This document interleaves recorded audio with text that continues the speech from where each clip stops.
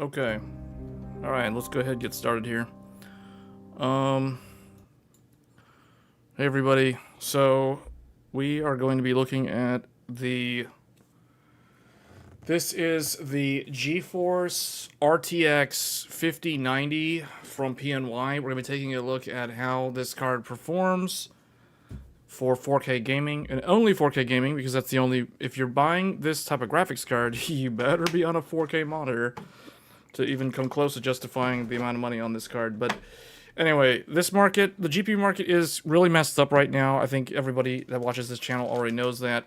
So we're going to take a look at this card. So just to kind of show people what this build looks like, let me make this camera larger. So there it is. You can see that is the PNY RTX 5090 OC edition. So this one is overclocked out of the box, which I don't know if I like that, because I personally think that this card, the 5090 in general, pulls too much electricity stock. So there's really no overclocking headroom, and PNY has overclocked it. So the power limit on this card supposedly is 600 watts instead of the default 575 watts. It does include this adapter here, which I did take it out. I did install this initially, but I noticed that it was very hard to plug the cable in on the GPU end, and also there was a little piece of white debris of plastic on one of these little pins, so I decided not to use this adapter. I may eventually go back to trying to use this adapter. The other thing too is this case is too narrow for the adapter without bending it a lot, and it's kind of disappointing because the case is a full tower case from Antec. This is the performance, what is it, P1 or F1 or something, and the fact that this case can't really fit the adapter, I had to use the native power cable. So you guys can see this is the infamous 12 volt high power cable. Yeah, this is the 12 volt high power, not the newer one. This is the old original one that came out in 2022 with the launch of the RTX 4090. So we're using the older cable design with the higher wattage GPU. So quite dangerous, and already I can feel the heat. Just putting my hand here, I can feel the heat coming off this card.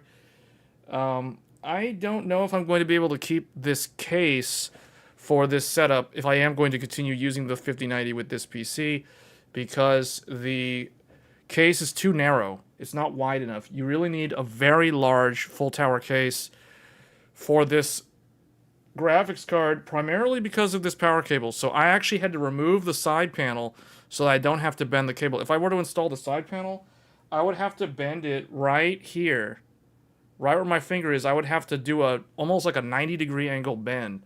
So not the ideal scenario, but a card like this requires too much babying, I guess. Like, you have to kind of watch it. You can't just let it do whatever. Now, we're going to run this stock. Basically, it's overclocked out of the factory. So we're going to see how this runs this game at 4K. So let's go. It ran the benchmark, so let's move this down here. So the system, you guys already know. You're very familiar with this computer. This is the 9950X3D with 96 gigabytes. Actually, let's go ahead and do something here. Hold on. Where is... There it is. Okay, so I guess I'll put this over here. Task Manager. There it is. Okay.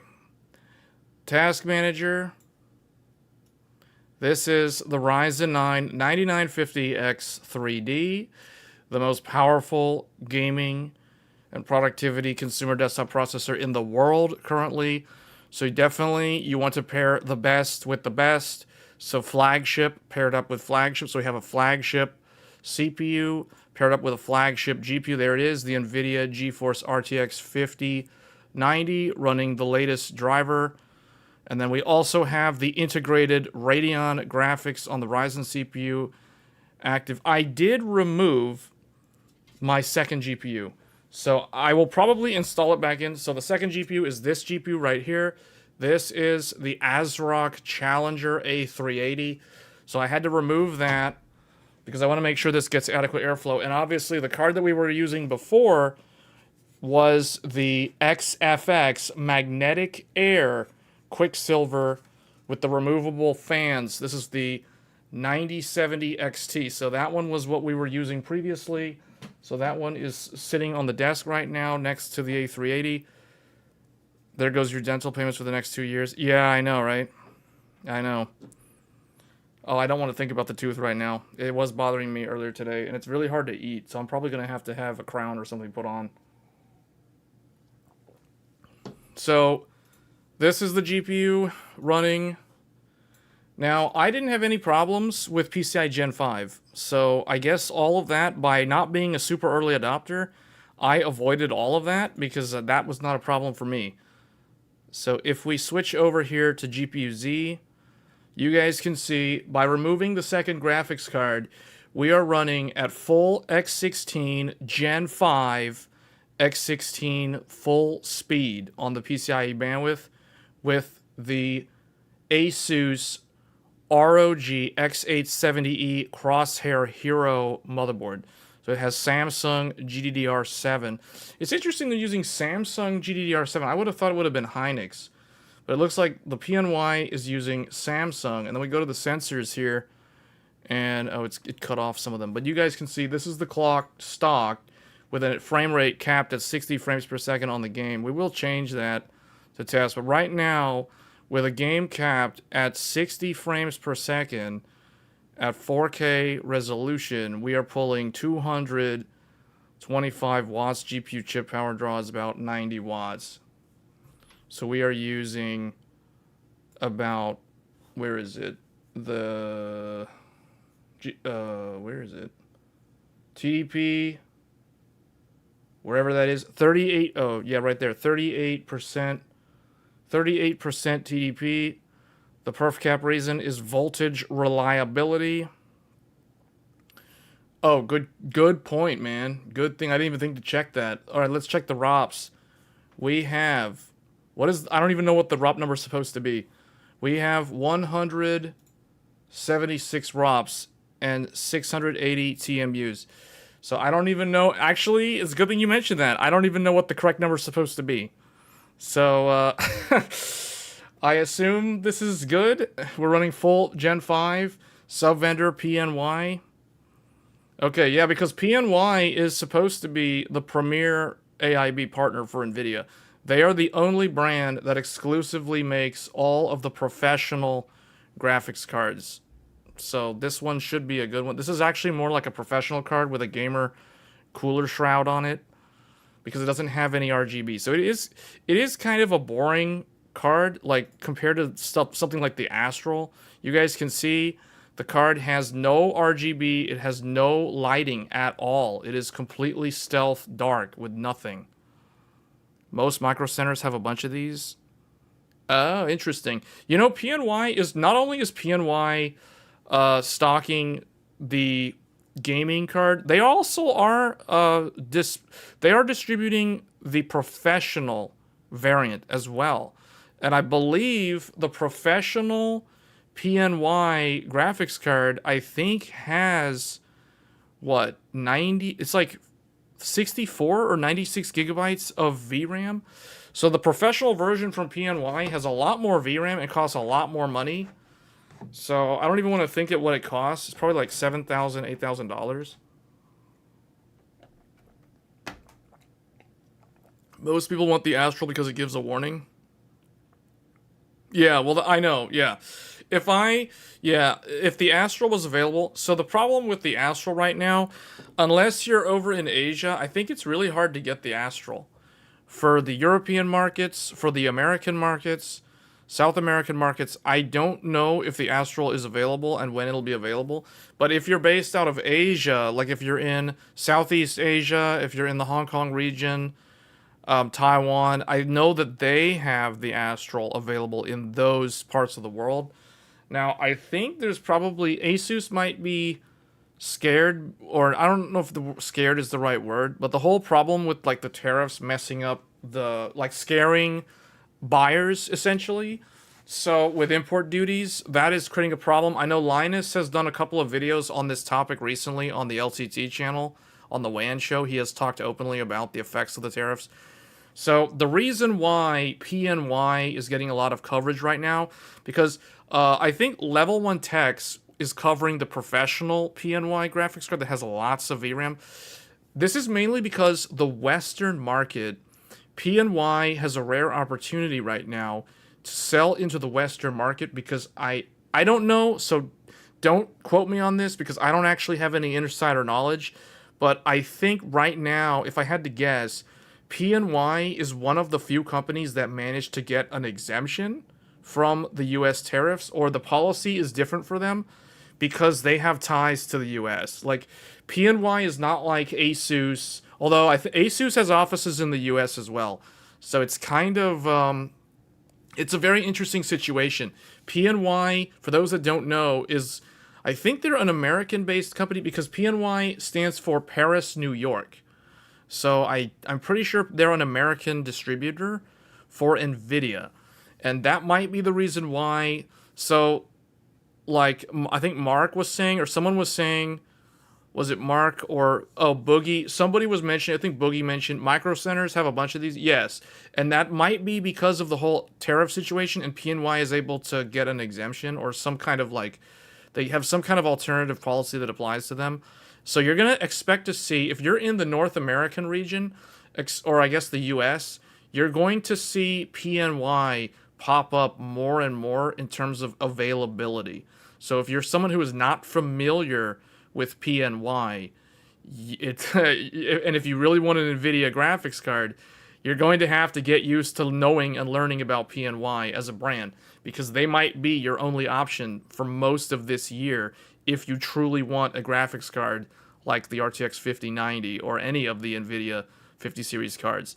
So PNY has a really, I guess, a window of opportunity, we'll say, to take advantage of the market exclusivity that they have in the West right now. So, I mean, good for them, I guess. But if you're somebody who really wants something like the Astral, because it has the voltage monitoring per pin, and you're in the North American market, you're going to be waiting for a pretty long time, unfortunately, or you're going to be paying an exorbitant amount of money, probably close to $4,000 to $5,000 if you can manage to find an Astral. And at those price points, I don't think it's worth it, So that's why I've been saying, for most people, the 50 series, and I say this as someone who's about to test a 50 series GPU, let alone the 5090, the 50 series for most gamers is going to be a complete skip of a generation. Like, this is a generation that you kind of forget about it, like you pretend it doesn't exist, until the prices stabilize, until we understand what's going to happen with the long-term network effects of the market and what's going on with the shipping and the duties, import duties in particular, and all that stuff, because there's a huge scare on the market right now, and it's kind of messing up the entire supply chain. Resellers are the ones upping the price. Yeah, because the supply is so short. It's because supply is so short. But PNY is going to be like one of the main options. All your ROPs are there. 176 ROPs. Okay, so this card's a good one. And this one has no problems. So far, well, we're about to test it with a game. But so far, installing this card was very easy. I literally just took out the 9070 XT. The 9070 XT, for those that...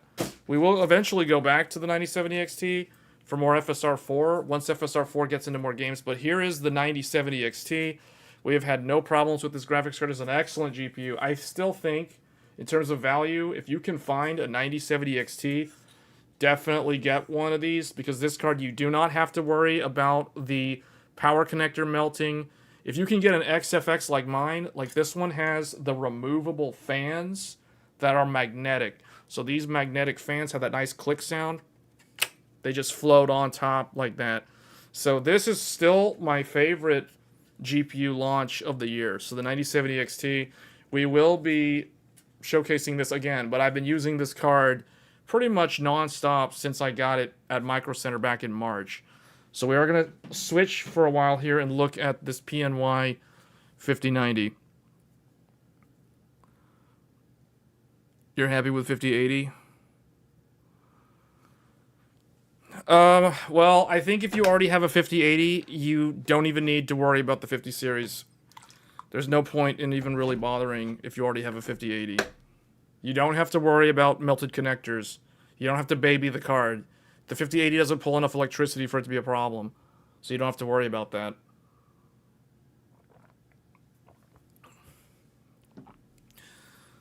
Okay, so let's... Here. Hold on, let me shrink this back down. So we were supposed to play this game yesterday, but we didn't get a chance. Let's hold on. Wait a minute. Before we do any of this, let's see. Is Afterburner updated to integrate with this?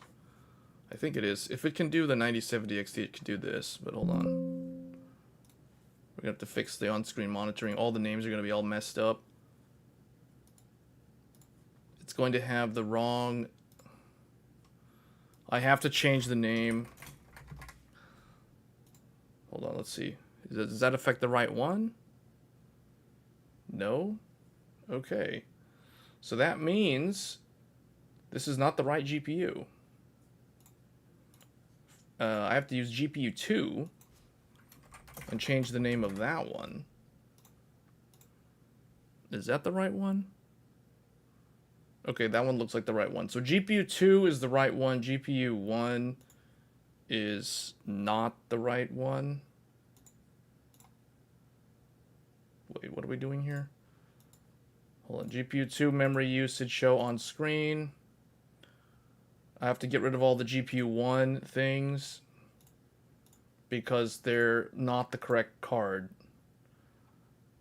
So I gotta fix all this stuff. Does that fix it? No. Okay, no, it still has 9070 XT in there. So I need to go find GPU 2.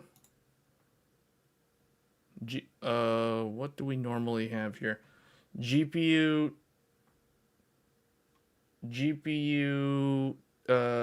temperature RTX 5090.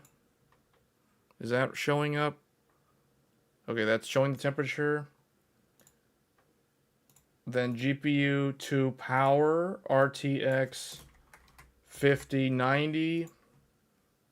Okay, 220 something watts. What I'm really curious to know, I know I watched Super Googly's videos on Monster Hunter. I really want to see how much electricity this card pulls in Monster Hunter and how this card performs in Monster Hunter. Because Monster Hunter, so far, for me, out of all the games that I play, Monster Hunter Wilds is the most challenging game to run by far. So we're going to test that game probably next. But I need to find... What else is missing here? Oh, the clock speed is missing. GPU... Where is it? GPU 2... I don't know where it is. Oh, there. No, that's memory clock. Oh, there it is. RTX 5090. So what is still on here that's not supposed to be here? Oh, the clock speed on GPU 1. This one. Okay. Okay.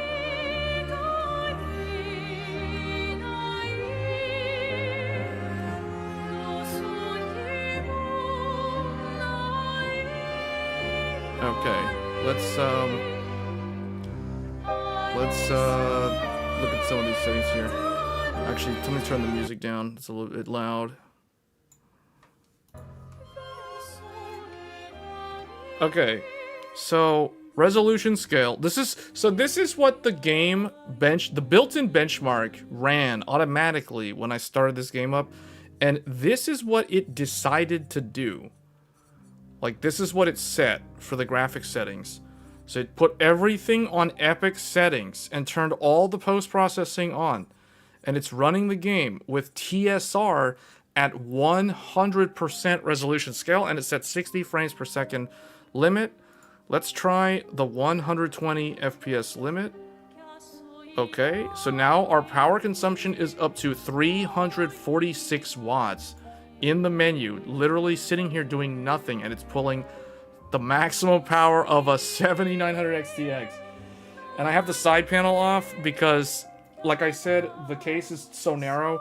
I don't know what I'm gonna do with this case. Eventually, this GPU might get moved to another case for further testing, but for this initial live stream, we're going to test it with this one. So here we go. Hold on. Do we want TSR or do we want DLSS?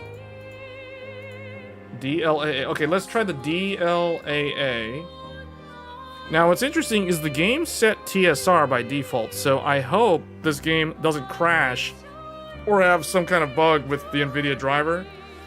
But it did want me to run with TSR instead of DLSS. We're going to go ahead and override that, set this to DLSS, and then load the save file. 53-hour playtime. And let's see how this card handles a potential Game of the Year contender. Alright, it's doing some background shader compile. I think that's what it's doing because the fans ramped up and you guys can see. Okay, here we are. This is how it looks. This is how it runs. 400 watts. This is scaring me. The power consumption is so high. 450 watts. 450 watts. Dude. I'm putting my hand near here to check. Whoa. Whoa, there's a lot of power coming near that cable. See, this is gonna make me nervous the whole time. This is why the Astral is like... Whoa, 450 watts. All we're doing is running on the world menu. It's gonna heat up my room, man. There's so much heat coming off the side of this case with the side panel off. I hope the RAM doesn't overheat because it's so close to the GPU and there's 4 sticks. Well, that will help.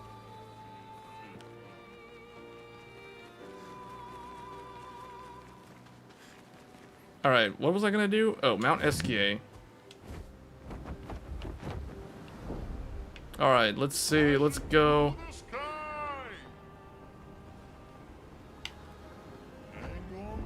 Let's go. Let's do one of the dungeons, I guess. Let's do this red place. Should be able to do this one. Crimson Forest.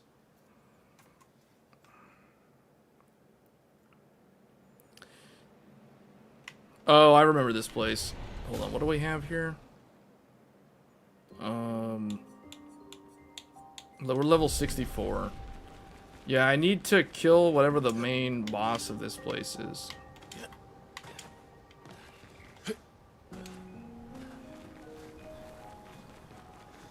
And these enemies shouldn't really pose that much of a threat anymore.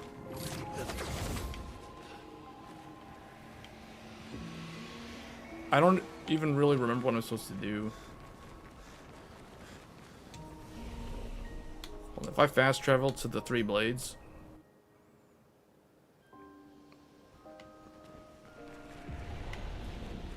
Can I go here?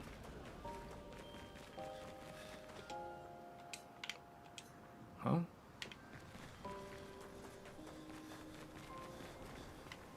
Oh, I think I have to make it... I have to activate, like, one more sword. Or something.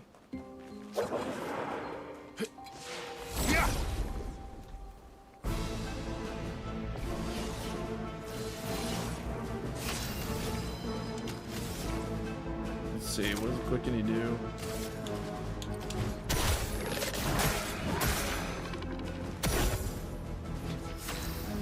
He can play immediately. Dude, it's using 450 watts of electricity for just this. I don't know how I feel about this. This is so much electricity. This is so much electricity. I'm sitting here playing a turn-based game, and it's like I can feel the heat coming off the case.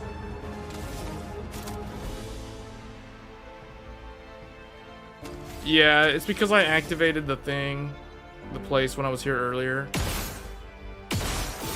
Oh, I missed that one. What should I do? Oh, she needs to switch. Oh well, whatever.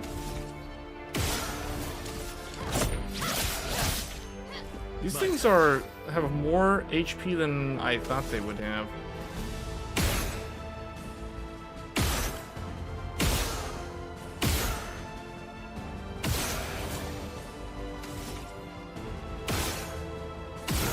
Oh, that one finally activated burn.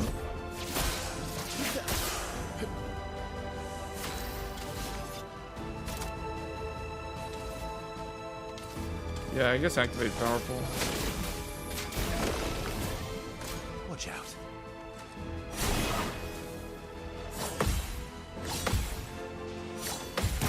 That guy's gonna get owned.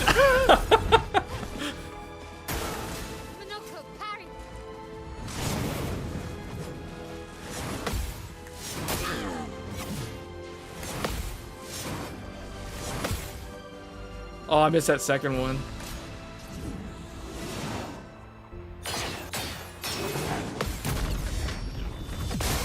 Oh man, get owned.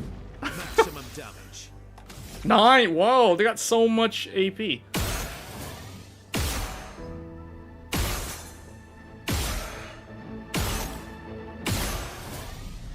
Have you beaten the painting workshop lamp master?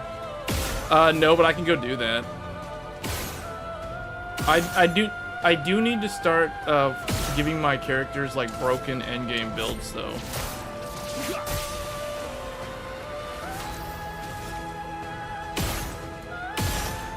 Oh, I think I should be able to do follow up on this guy. Actually, he can go all the way down to 2, or actually medium light damage increase for each aim shot. Yeah. This guy's dead. 83,000 damage. She can do very high void. I think that guy absorbs void though, so use Gustav's move.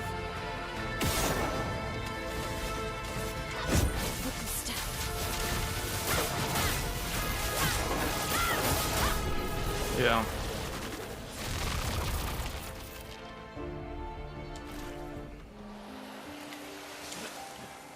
If I remember, there's supposed to be a sword somewhere. Is it this?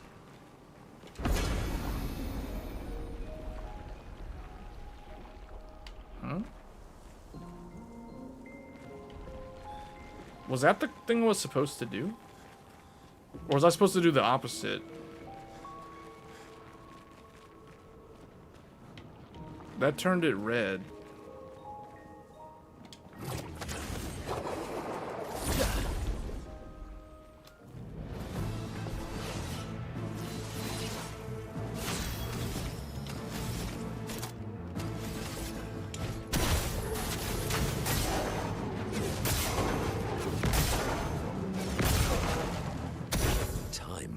We'll see how much electricity Monster Hunter uses in a little bit, and also Genshin Impact. Although I don't think Genshin Impact's gonna use that much power.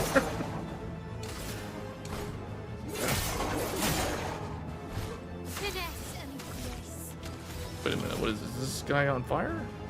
I can't tell if he's on fire or not. He's marked. No, he doesn't have fire status. Dude, that guy did not want to get hit with fire. I assume she can inflict fire. There, he can inflict fire. And mark status.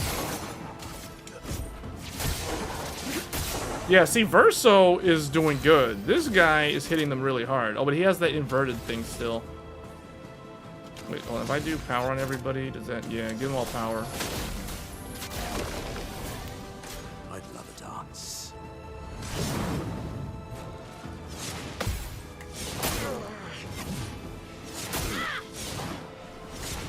I always do the second one wrong on that one. Minoko, get ready. Oh, I forgot that this guy buffs his allies. I should have gotten rid of him first. That's more like it.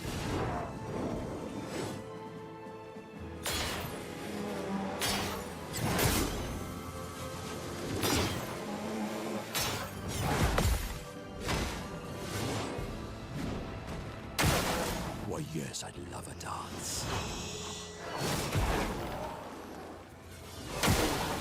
On me.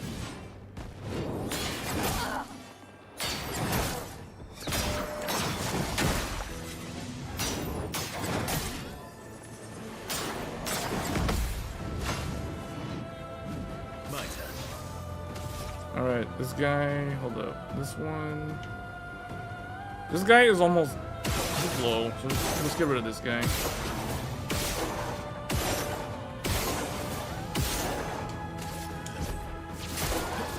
Yeah, see, Verso hits so hard and gets so many turns that he...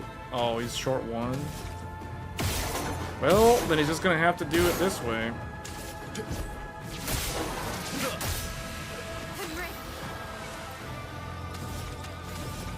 She can do the Gustav thing, which I think changes her into... Does this change her stance? Yeah, this puts her in... Okay. You can do... You can do the stab. He only needs 4 for that. Oh, that guy's nullified.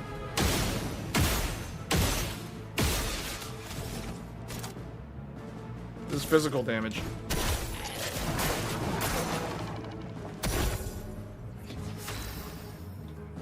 Graphics are not as good as 9070 XT. Yeah, when I saw the world map, I didn't like how it looked, so I might actually go to TSR. I mean, the game recommended TSR.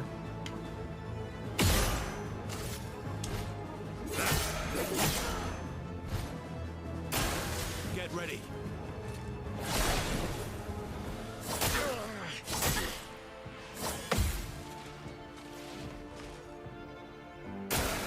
Why, yes, I'd love a dance.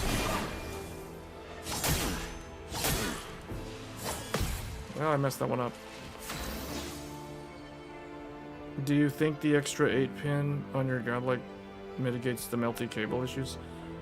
The extra 8-pin on the godlike? No, that has nothing to do... No, that has nothing to do with the GPU melting connector.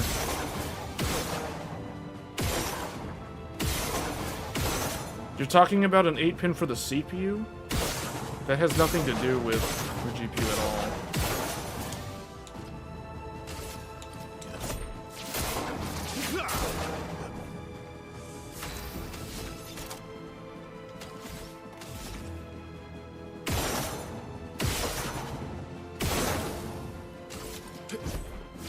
This should give me a gradient charge. Or not.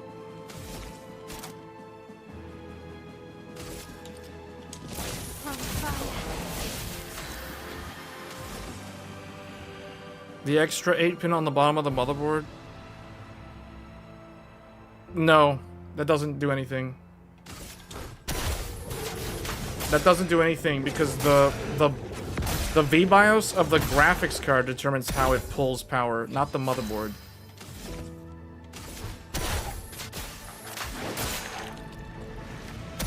Oh, that put him in Almighty. Oh wait, he can go down to 5. Actually, what he can do, he can just use up all of these and then do this. Then he can do the gradient attack, but I think his gradient attack is not as good as her gradient attack. So just do follow-up. Wow.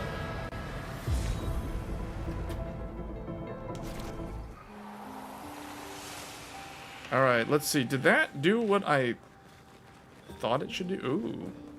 It changed something.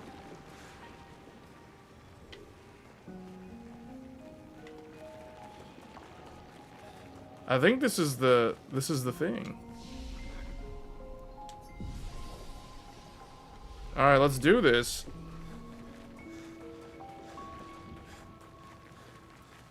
Yeah, I think I'm gonna have to. Wait, examine? Yes, no? What if I say no? Examine, yes. Something is coming.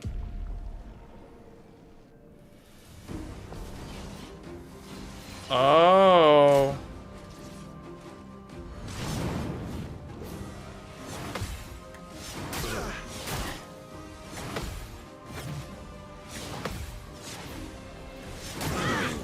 Oh wow, that thing hits pretty hard. We need to get rid of these boys quick, especially the one that buffs.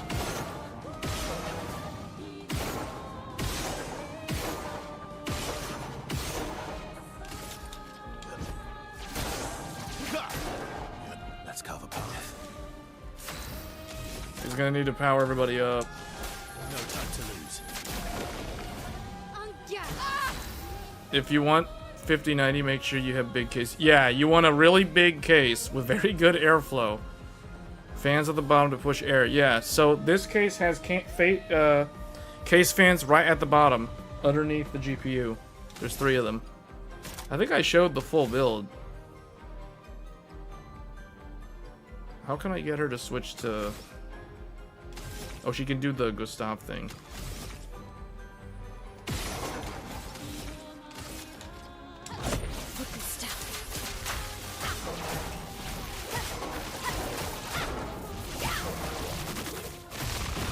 Well, that killed that guy.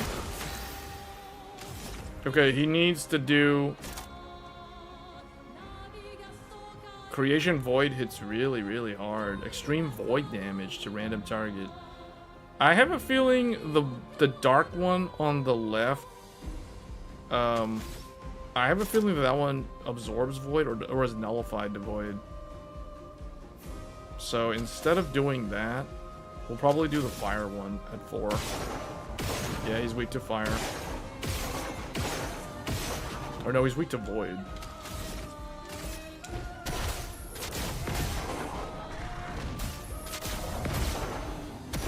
Violence. No. We're using DLAA, and this is at native 4K.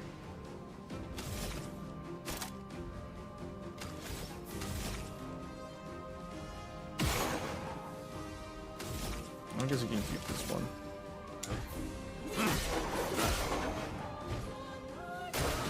I'd love a dance.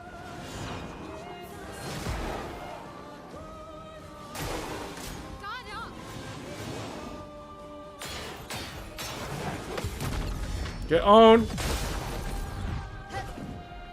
Minoko, get ready.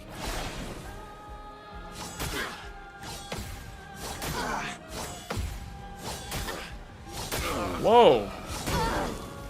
Wow. Thank Wow. you, dear. Your turn to dance. Maybe I should just dodge then. 1, 2, 3, 4, 5, 6, 7.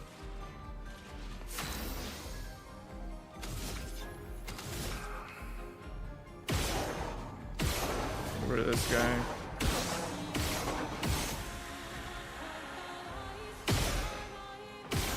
This guy's head moves too much. I'll miss the shot if I shoot him too fast.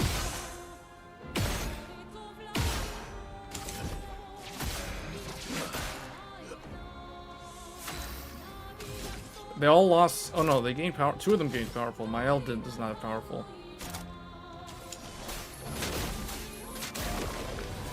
The dance begins. Alright, she needs to do Gustav's thing.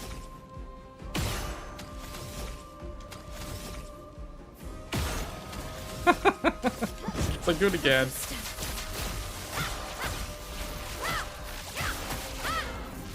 Okay, that's good damage. That was good damage. Just try it.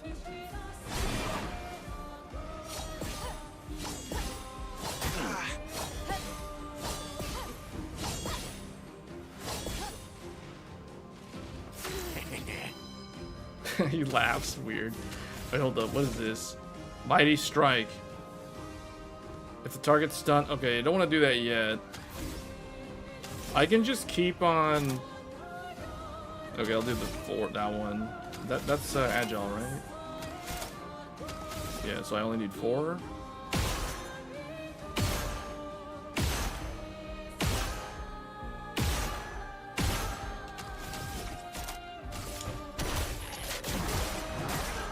Well, that was good. That hit him pretty hard. And he can go again. And he's on Almighty. Wow.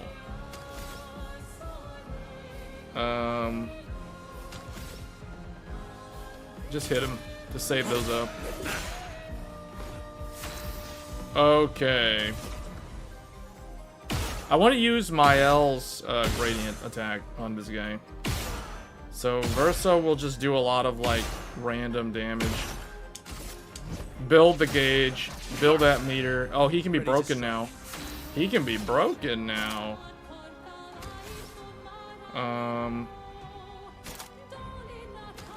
Just hit him. Got 3.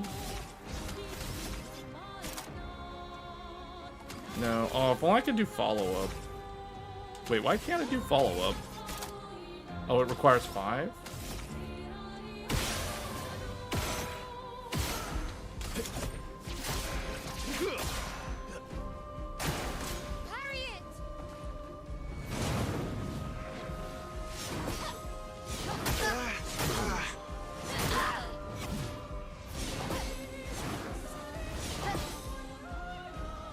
The guy hits pretty hard. Oh, I want her to do... Hold on, do like... one of these, and then do the gradient attack.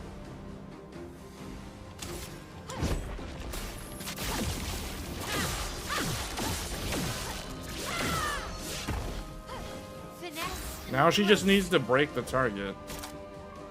Yeah. So do this.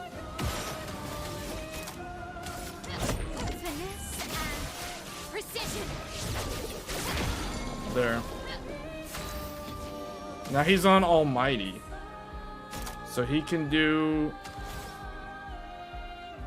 he can do high break, I guess. Ice hits 4 times.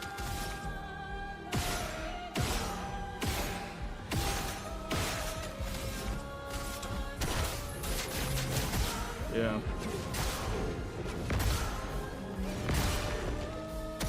Time to bleed.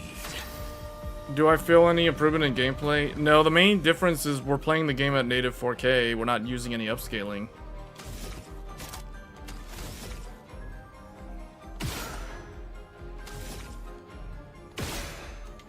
You know what? He can do his gradient.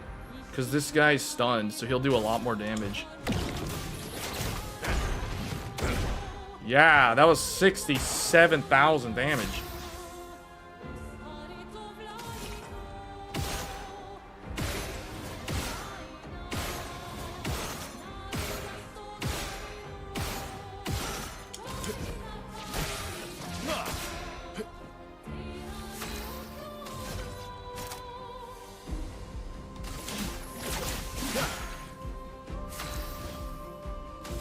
Alright. Oh, she's short one. Well, she can do... she can do this. That broke him again? That doesn't do that much damage, but it broke him again, though. So he doesn't get a turn. He's like, no, it's my turn again. That barely does anything. Except build the meter. Oh, no, that can break, though. He's weak to this.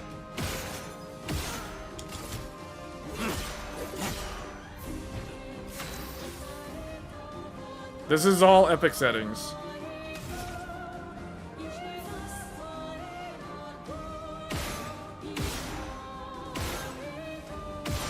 The break gauge is building up so fast. It's like you don't get a turn. Wow, that 346,000 Pillarous parry. +1 AP on parry, but damage received is doubled. And I think I had this already, but I guess it leveled it up to level 20. Yeah, it leveled it up. What is this?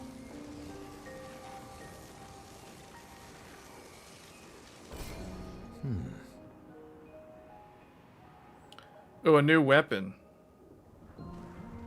Chevlum.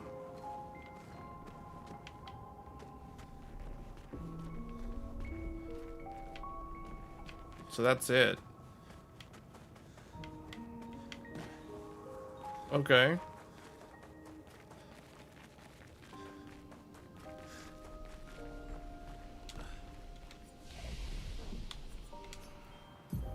Man, it's hot in here. I can tell you guys, it's really hot in here. I'll show you guys the graphic settings in a second. Hold on.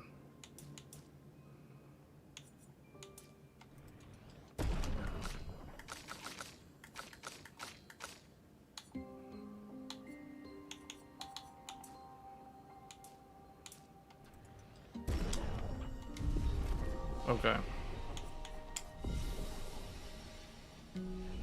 I guess after doing that, all the enemies are gone, and it's like back to the way it was originally.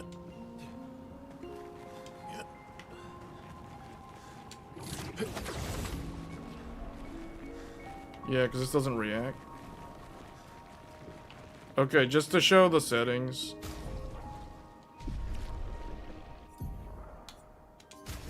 So here are the settings for those that are wondering. The preset is Epic Preset. We are running DLSS with DLAA, 100% resolution scale. The game doesn't ever go to 120 FPS at 4K, so there's no point in running it unlimited, and I would never run this unlimited because of the power consumption. That's probably how I'm going to have to run this card, like, for practical use. Like, you would never want to run this with an uncapped frame rate for safety reasons. So the resolution, if it showed it, this is the LG Ultra Gear, so it is 4K resolution. I don't know why it doesn't show the actual resolution here, but it is 4K. Now, for the live stream, for you guys, for the viewers, you're seeing it downscaled to 1440p for YouTube, but I'm playing the game at 4K. So this is 4K maxed out. Everything is like ultra or epic settings is what they call it in this game. Wait, is this new? Do they restock these? I could have sworn I've been through here before.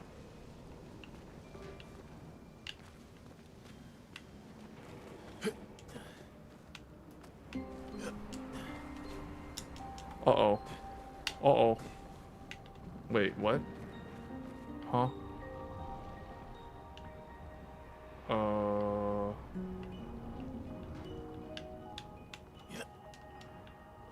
Okay.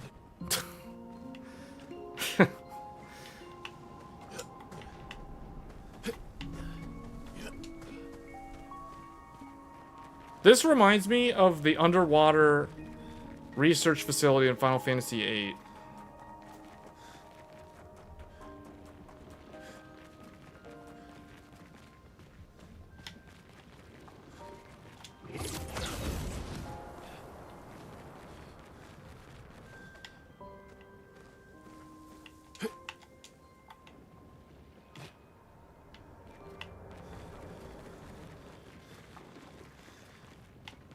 Okay, so we've done all of the stuff here. We can leave. I just have to find the way out.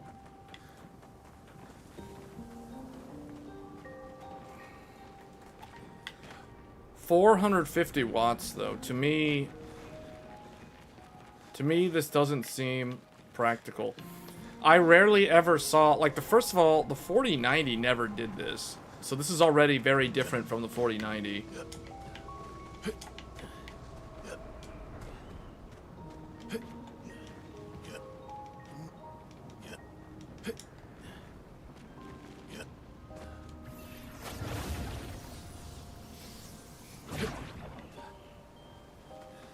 $400-something watts of electricity. And the thing that concerns me more than the connector that plugs into the GPU, I am using the native cable, which means it is the 12-volt connector on both the GPU side and the power supply side. And the power supply is down there. Now, there is a fan above it. You guys can't really see it. I'll have to bring it up here again. Actually, let's do that. Just to show the overall computer. Here, let me make this... What happened to this? Why is this like... Oh, there it is. Okay. So this is the computer. Again.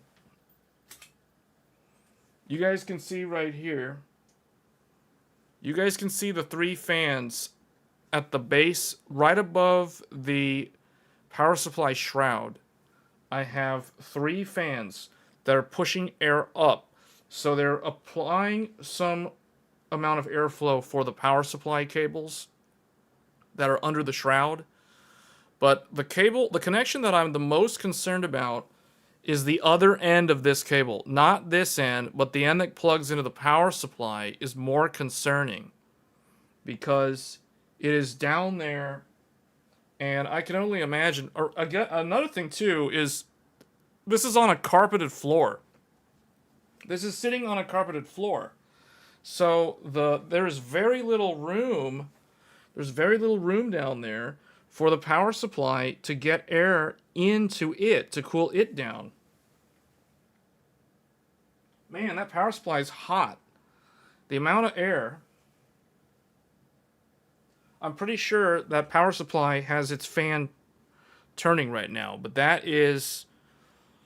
Man, that is starving for air, and this is a lot of wattage. So... the amount of hot air right here, just concentrated, the amount of hot air concentrated on the back of the die right here, this is an intense amount of heat. That's a lot of heat. I've got all these 8 pins from the 9070 XT and the Intel GPU just kind of sitting there. That is a lot of power. That's a lot of waste heat. The heat coming off there. Actually, now that I think about it, I want to measure the temperature. Check that out. 47 degrees on the heatsink. 46 degrees on the heatsink. Let's go right here.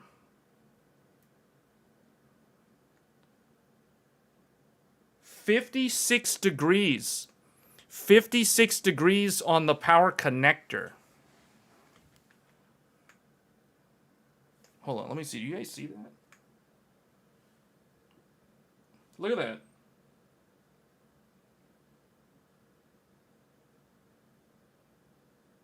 Look at that. 50-something degrees.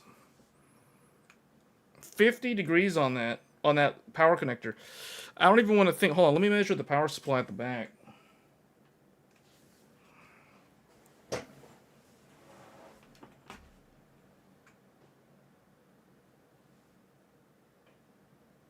It's like 60 degrees. 60 degrees on the power supply. Stuck down there with like barely any air. Can you imagine the heat? Remember the saying, heat kills electronics. Heat kills electronics. That is insane. This is so impractical. This GPU is so impractical. The amount of electricity. Look at the game. We are sitting in the game doing absolutely nothing, and it's pulling 470 watts of electricity. Doing absolutely nothing. Just sitting there idle in the game.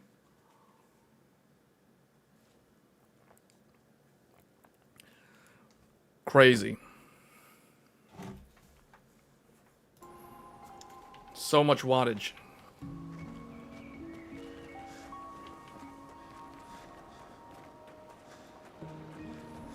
Man. It's on that carpeted floor. Wow. I can feel the heat. Dude, this is so uncomfortable. Like, there's so much heat. I can't even fit the side panel on. There's just so much heat coming off the side of the computer. Gosh, that's so... What is this?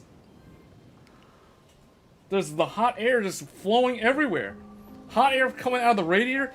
the radiator at the top of the case is blowing out all this hot air, that means the CPU is gonna run hotter because the radiator is like saturated with heat. So much heat.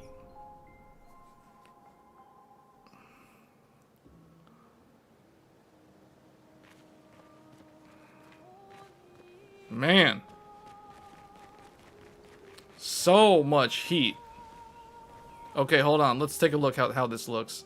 This is that DLAA look. Let's try the TSR. Recommended TSR was what they wanted me to do. And they wanted epic 100%. Yeah, TSR looks sharper. TSR looks sharper, but it looks like there's a little bit more aliasing. DLSS looks overly soft. So it depends on what you like. If you like sharper, crisper looking images, use TSR.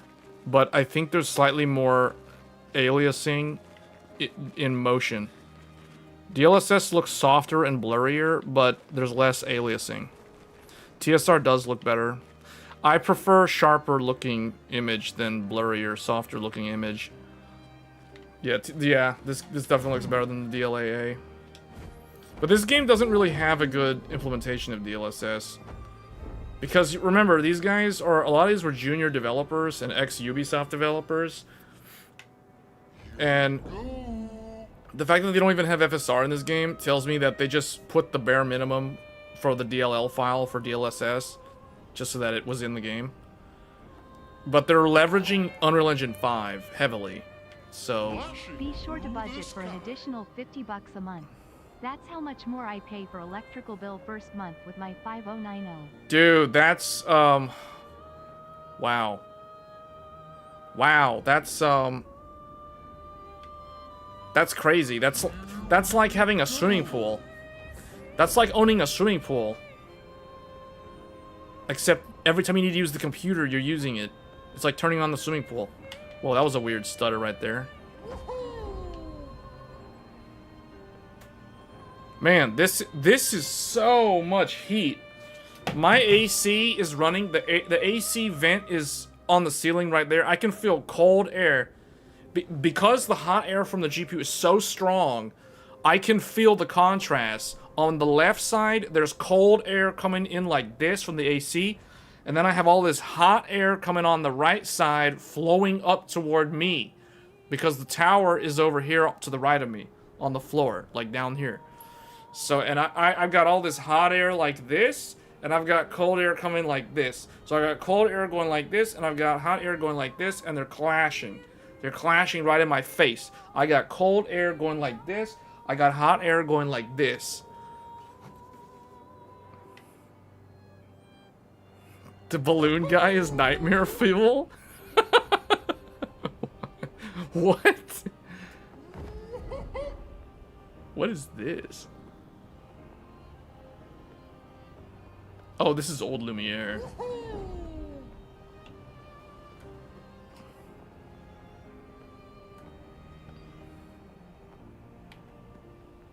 What is this? The Chosen Path?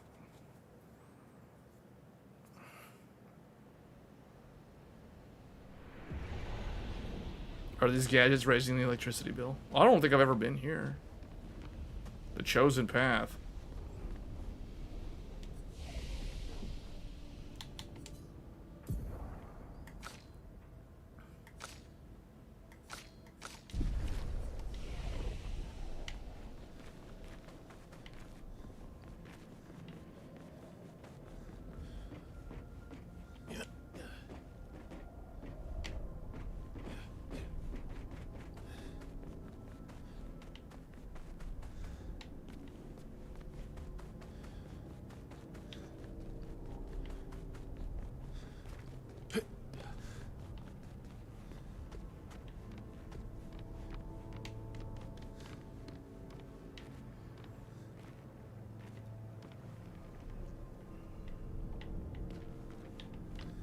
$500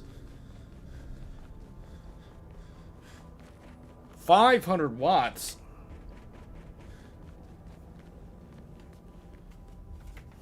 Hold on. What about GPU Z?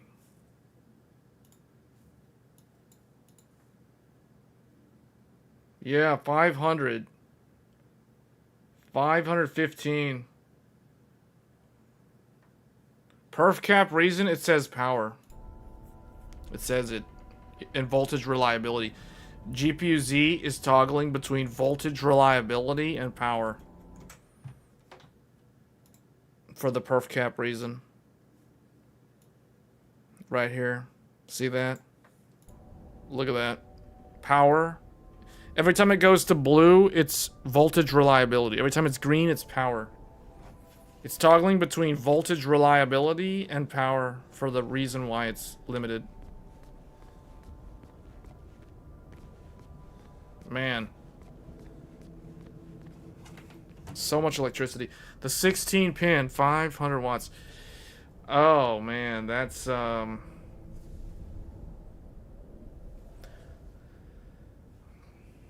that's concerning. I've done a lot of mathematical calculations in a couple of videos in the past on this subject of this connector cable. And that cable, the fact that there's so much heat right here.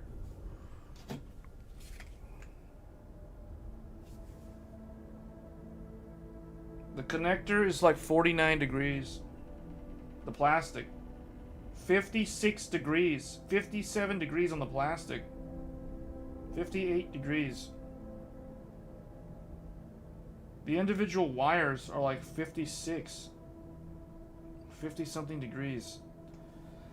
So I would guess that the power supply side is probably similar in temperature. Maybe it's a little bit better, or maybe even a little bit worse. I don't know. I won't be able to measure it on them because they're all in a big bundle. I would have to use the Corsair adapter cable to do that, like I did in the one video that I made about this subject.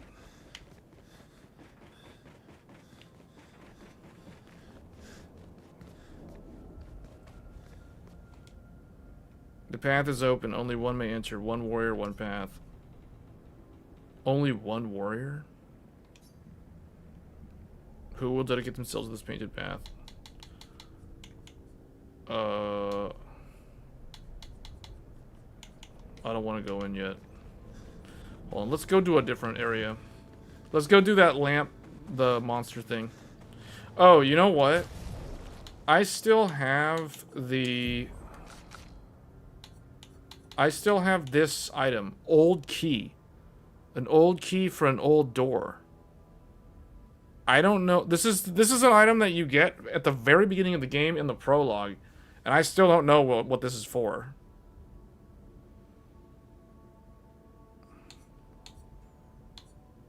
It's so much electricity right now. So much power, man. And then we're on a carpeted floor. We're on a carpeted floor, and the power supply is like just heating up so much. One thing though, I will say, the PNY graphics card is quiet. Oh, I realize this thing is still in the screen there. The power supply, the PNY graphics card is not loud. I don't hear it over the case fans. Yeah, it's not loud. That's good. It's not loud.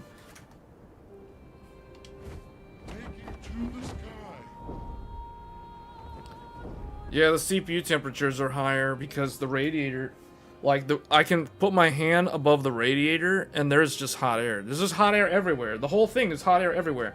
I guess it's better to have the side panel removed because at least all the hot air just jets out the side. It doesn't like flow into the RAM or anything. But even if I put my hand here, oh man. Whoa. Whoa. The radiator tubes. There's so much concentrated hot air right here because it's flow through. Man, so much heat.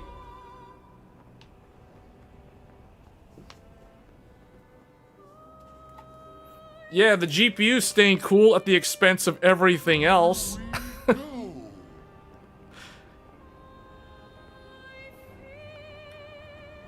Oh, actually, let's go to Dark Shores. Let's see if I can actually kill the things on Dark Shores. Is this Dark Shore? Flash through the sky. Blades Graveyard? Hold on, no, not there. Tight.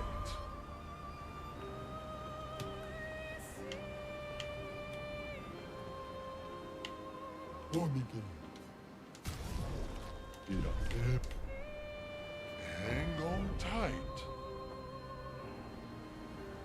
Yeah, I gotta run the AC, because what am I supposed to do? Like, it'll be so uncomfortable the whole time. Hang on tight.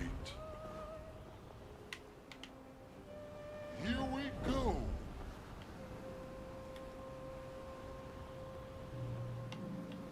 Flashing through the sky. I'm gonna see if I can do Dark Shore. What's this? Hidden Gestural? Oh, I've already been there. Here we go.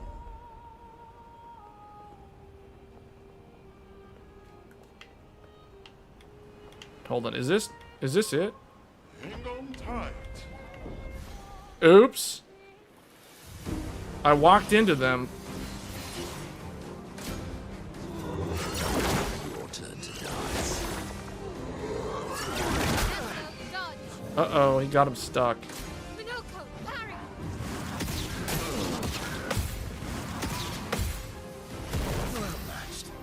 Okay, this guy... Hold up. I don't know what this guy does. Minako can learn something. She's the easiest one to dodge, though, because I had to learn all her moves. But she's probably also the weakest out of the three. You're outmatched. Just get rid of her.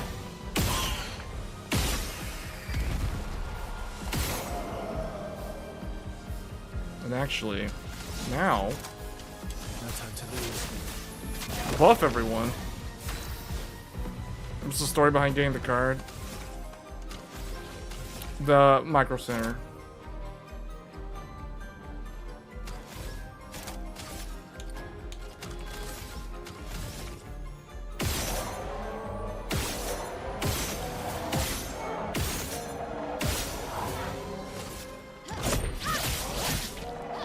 A bit of violence, yes. Should I get rid of this guy first?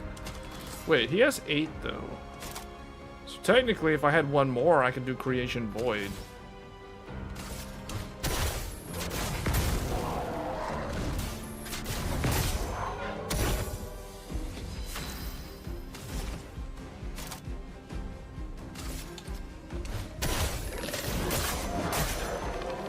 That thing hits pretty hard.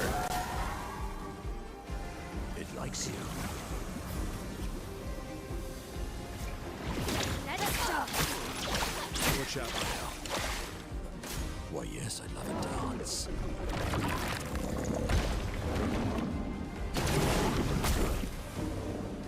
Oh, that's how much damage that did? I thought he would hit harder than that. For some reason, the thing with the hands is, I always thought was like really, really strong. But apparently, that's all he can do. Do you think there'll be a 70, 90... What do you mean by 70, 90 XTX? You mean 90, 70 XTX? No, I don't. I doubt it. I mean, I don't know. I could be wrong. Maybe there is one, but I don't know. I don't really expect one. Dude, this thing is like something else compared to the other enemies. This guy's got like way more...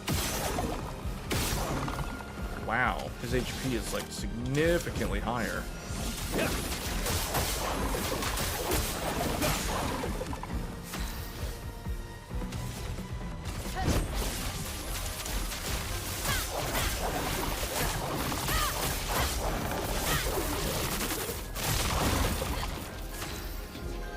So he needs to do the break status thing. Subdue, hit him a couple times. Do this, do that. What? He absorbed it? Oh, so he absorbs dark damage. So that means Monaco can't break him unless...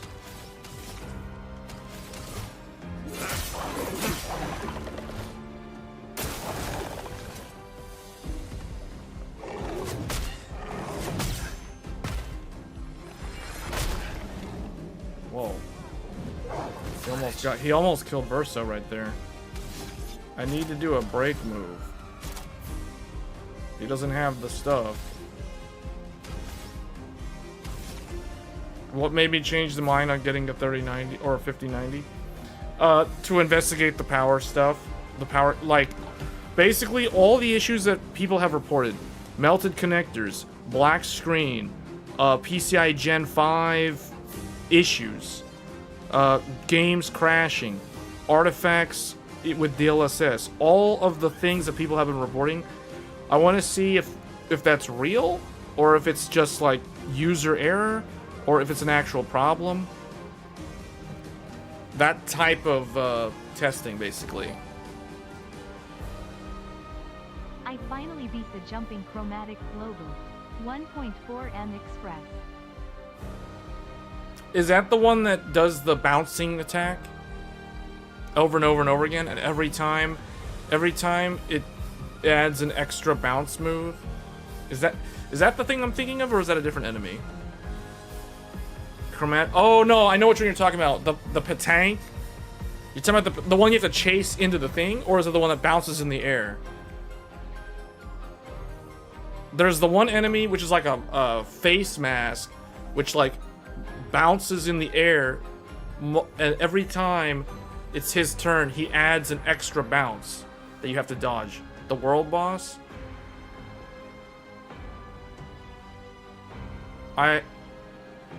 If it's the thing that I'm thinking of, I know which enemy you're talking about. But if it's the petanque, the one that you have to chase into the chromatic thing, and you gotta fight it, it's like a time attack thing.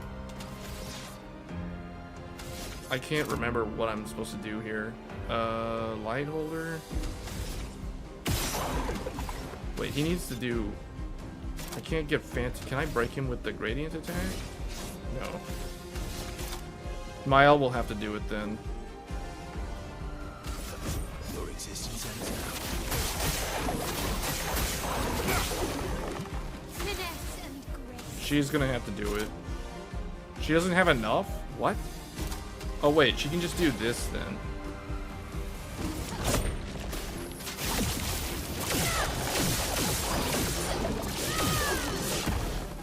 And now she still doesn't have enough for some weird reason. Okay.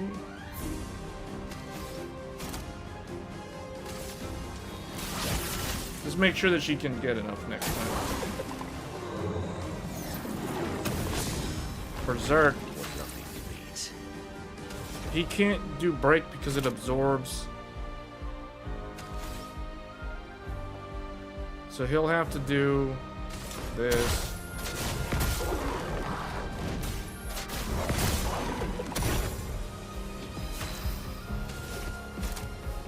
Still can't break it, so he'll just have to do this.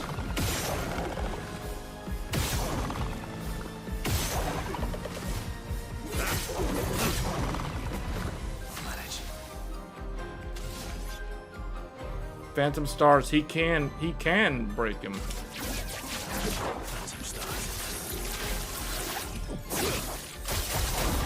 Oh wow.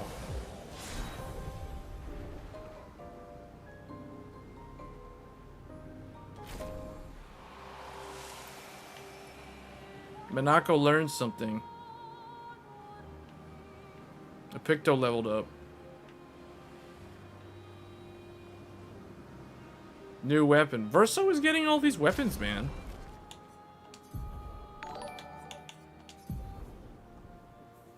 The problems you mentioned are real, but the other tech channels and Reddit are blowing them out of proportion to get views.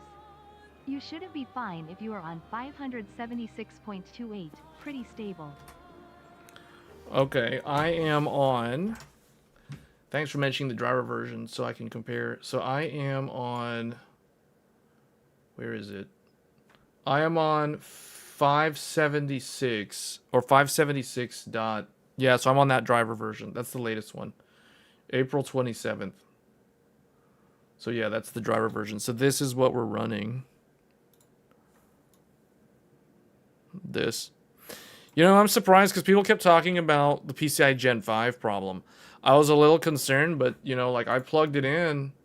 PCI Gen 5, X16, full bandwidth, came right up, no problem. So, I don't know. Now, when I installed it, there was no driver, and Windows didn't know what to do. So, you know, I had the low resolution Microsoft Basic display, so I had to download the driver and install it. But I literally just navigated to the GeForce.com and installed the latest one, and that's it. Like any other driver update. So didn't really have to do much of anything, really. So far, it seems, except for the high wattage, I don't like the power consumption. I'll be honest with you. This power consumption is just, this is an absurd amount of electricity. And it isn't so much the electricity, it's really just the amount of heat that it generates. It just makes the room uncomfortable to be in, sitting in here without the AC running. That's probably the biggest thing about it that is a negative. The biggest negative is the power, because it is not comfortable to sit next to this thing with the side panel off, and it's just exhausting. It's constantly just blowing out all this hot air. It's like a space heater just sitting there, just running all that heat. So I honestly, I think for most people, if they don't want to worry about, or I don't even know if it's worrying about the connector more so than it is like just dropping the power. Like frame rate limiters are going to be a thing. I feel like you got to run frame rate limiters with this card. Like 120 FPS cap.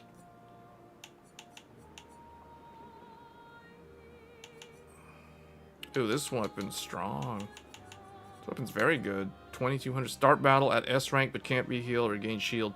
Apply rush on rank S. So he automatically has rush. 20% increased damage for each consecutive turn without taking damage, can stack up to 5 times. That is quite good. +1 perfection on critical hit. Self-heal by 2% health. Self-heal by 2% of health on dealing a critical hit. Counterattack is always a critical hit. That's good for parrying. That's a really interesting looking weapon also. This one doesn't hit very hard, but it allows him 2 turns. That's why I like it. You get dries because the heat being pumped into my room with 5090. Yeah, see, that's the thing. Like, I feel like this card is more like you want to use it for AI stuff. I mean, I don't know. Like even running AI stuff, it's gonna do 600 watts. It's crazy.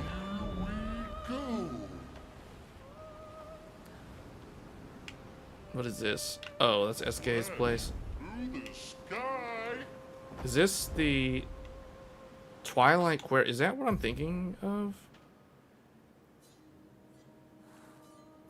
Wait a minute. Have I been here?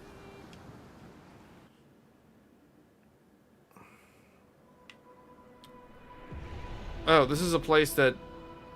What I don't understand is is this supposed to be like a New Game Plus thing? Or like, why are there like these unfinished areas? There's nothing here. It's like fixed camera angle, very much like the original Nier.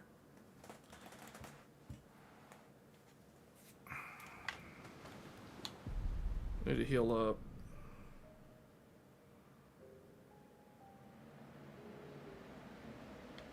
Okay.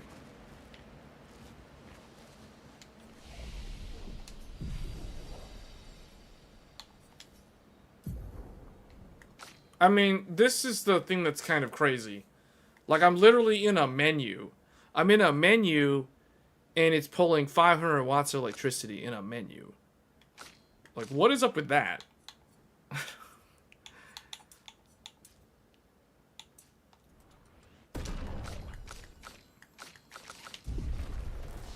If you power limit it to the same power as 9070, how different are they? That's a really good question. I might actually attempt it at some point. Because a lot of people say that 50 series is basically overclocked 40 series. Like, this is a super overclocked 4090. Now, that is definitely oversimplifying things. But can you imagine how the 4090 would perform if it was running at 500, 600 watts? If the 4090 was 600 watt power draw, it would probably be within 10% of the 5090, the stock 5090. Your team is now level 70 average. Should you go beat... Well, your team is higher level than mine, so it's like... I beat Renoir around level 50, like 55. So somewhere around there, like low 50s, I think. So you're way over leveled for that, but yeah, you can go ahead and do it.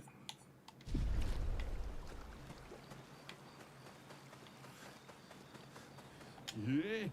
I still only found 4 out of the 9.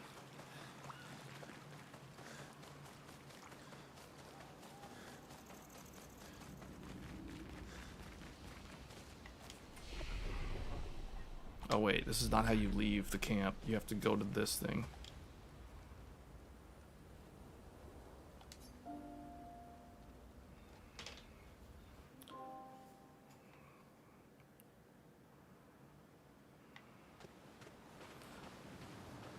The wattage is what scares me with this, because this old cable that I'm using from 2022, this old cable, it never ever experienced this kind of power draw. Because the 4090 Founders Edition never pulled that much power. It pulled like 425 at most. Interesting. In the way that I used it.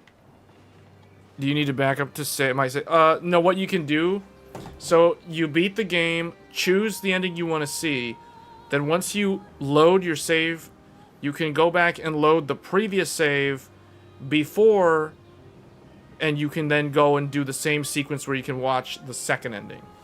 But if you go too far out and it oversaves, it overrides like however many saves it does, then you can't go back and watch it. You'll see. You'll see the list. You'll just do like load previous save, and you'll just load the one from, you know, like when you last. You'll know. Just take note of your time, like your timestamp of when you activate the final boss fight, so you'll know. You don't have to do the final boss fight again. You can load the one before it, and then you'll be able to walk up, and then you'll go. It'll start the. Well, you'll know. You'll just figure it out when you see it. Here I come. I wanted to go to Dark Shore. I want to see if I'm strong enough to fight the things here. Wait, that thing respawned? These 3 respawn? How do I get in here? Is this even it? Oh, it's... Oh. Hang on tight. Dark Shores. This is the place where you go. This is the place where you go, where you land at the very beginning of the game, like right after the prologue, when they encounter Renoir for the first time and he slaughters their entire group. These are the monsters that you end up fighting that basically kills off the entire group. The Expedition 33, like here they all are. So let's see, let's go and fight them, see if we can actually kill them.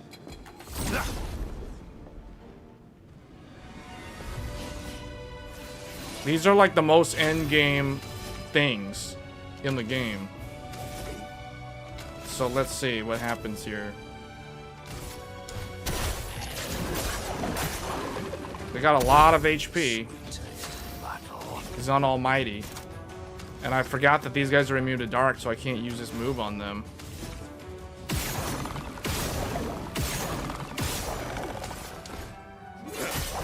They're weak to light. Let's spill some ink. I barely even did any damage to this guy. Look at that. So do save up 3. 1, 2, 3, 4, 5. And now we switch.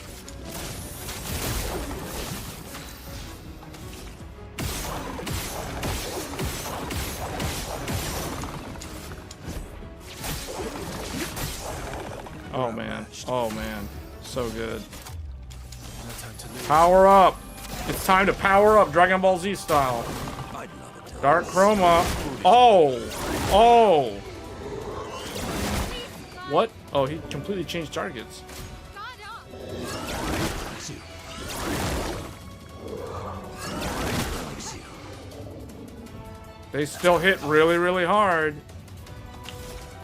And they have lots of HP.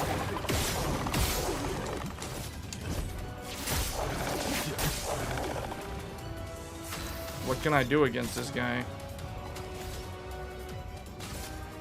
Heal up.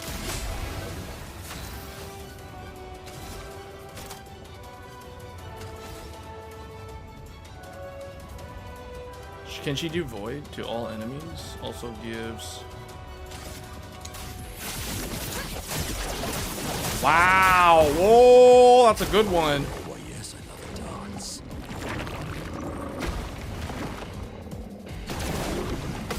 Oh! Ready to parry.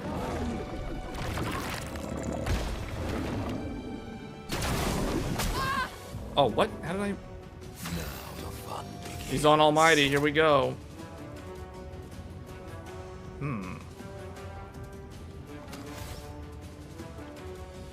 How many hits? High break damage, 4 hits. I kind of want to do this one, just do high break. Oh no, he can't break them though, but he can get...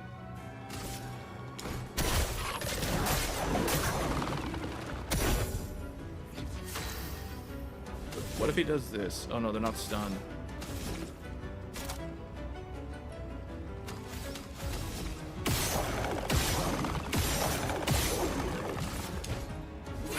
I think he's got so much HP. It's like after all that, it's like 50%. Strange combo.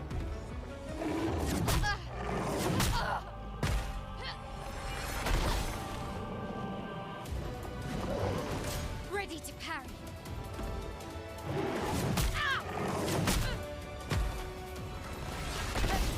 That's a weird combo. That is a strange combo.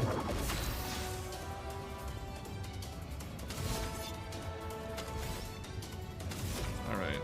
Hold on a second. So this is, he doesn't have enough to cause break status, so he's just gonna have to hit him.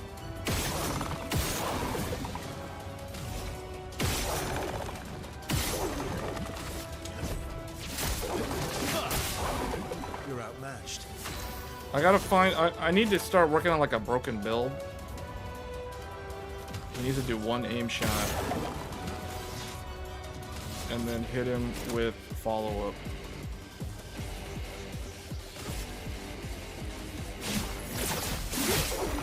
$77,000 damage. She can do swift, or she can do this. You can't escape.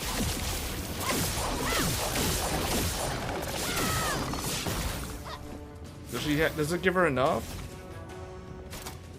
Oh yes. Okay. Wait, she only needs. There. Now she can cause break status on this guy. Finesse and precision. A proper challenge. He needs more. He needs to get more for the heal. He needs to do this.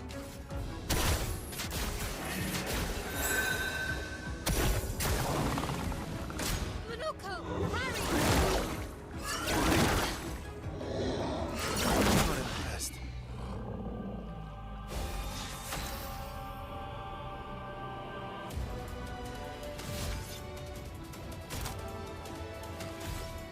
Wait, Monako can do his. So in that case, we'll just keep doing this.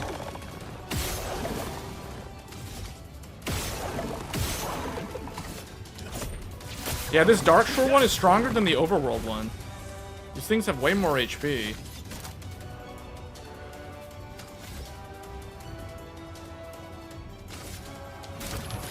would have lived. On guard. Okay, she's in for 2, so she can do... Oh, she just doesn't have enough. But she can do her gradient attack, which will probably finish that guy off.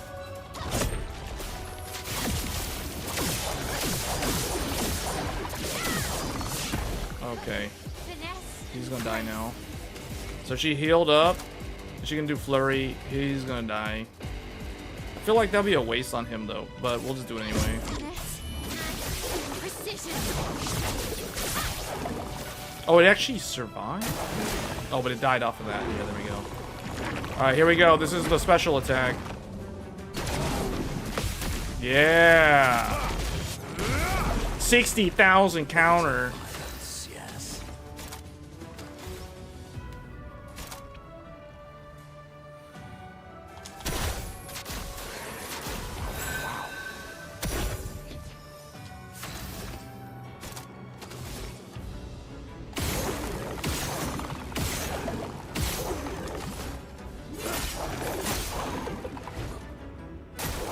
Watch out.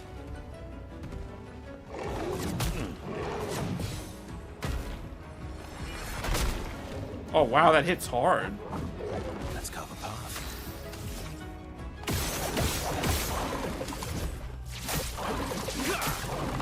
Let's carve a path. You can tell this thing's high level because it has it's like a huge meat shield. It has so much HP. You can take so many hits.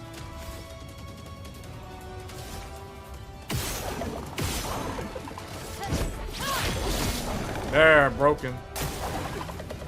He loses his turn. Is he stunned? Oh no, he's not stunned anymore.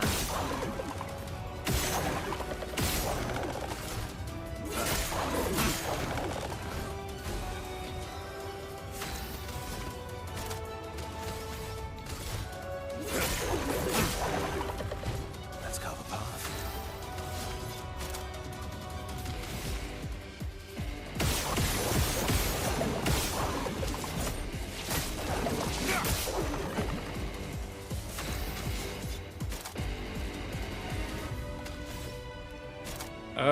We'll do a follow-up off of one.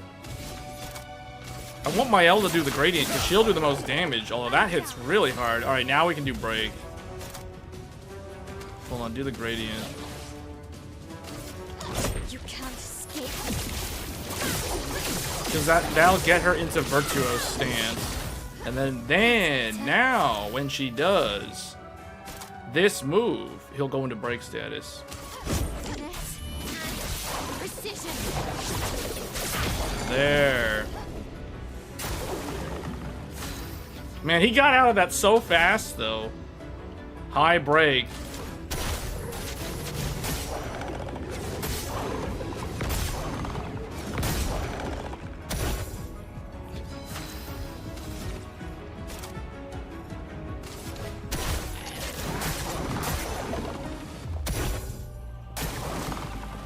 Oh, he's getting increasingly strong. It doesn't matter. He's gonna die on the next. On Versal's gonna kill him. Versal's like, this is the end for you.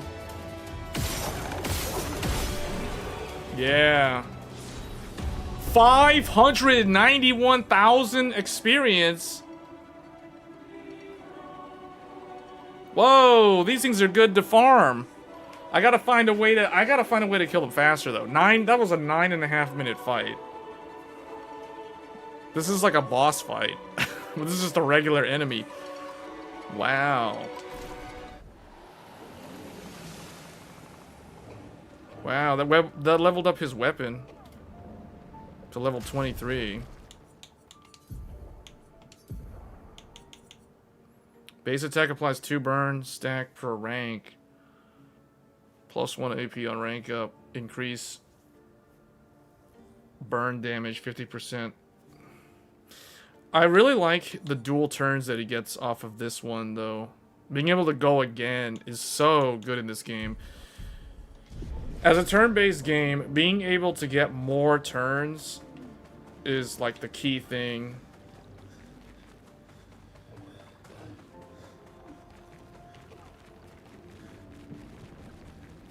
Well, it looks like that's pretty much all that's here. It's just like you can farm these guys. These are probably one of the best things to farm in the late game for EXP.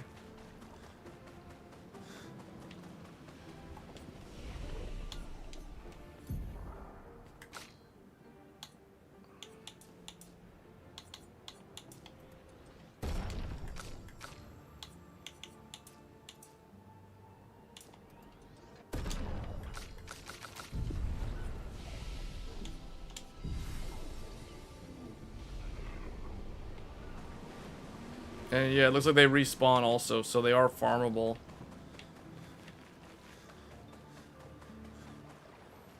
Alright, let's go try that lamp guy in the painting. Although, I kind of want to change Monaco's moves. I'm going to give him some new moves. The bonk is good, but he doesn't really need to rely on it. Deals high single target fire damage 3 hits. That requires so much AP. Extreme void damage to random targets, 3 hits, more damage if the same target is hit multiple times. Hold on, what's his? Does he have a new agility move? That's low single target.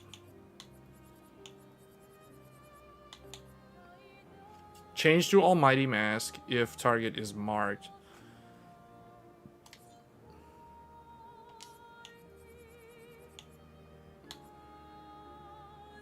That is... See, I like being able to build the break gauge, though. Deal medium fire, applies 3 burns, 2 hits, increase. Yeah, this one can be upgraded to something else. Deals medium, single target physical. That one looks like it's a useful one, but then I have to change some of his other ones. Deal medium, target single, physical 2 hits, second hit applies mark to target. That's... Okay, those are good. I wish he had like another...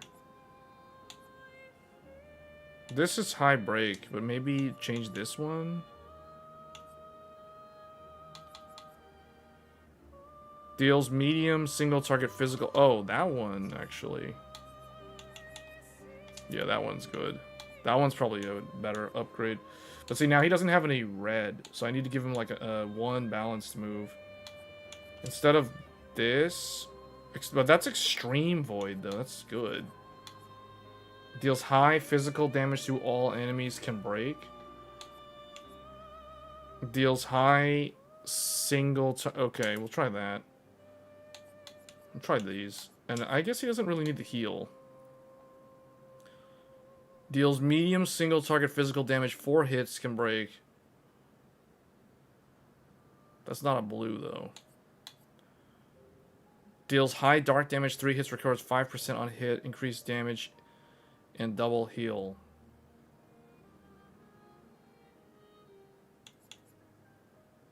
Gives 1 to 3 AP to all allies caster. That's good. I might actually switch to that one, actually.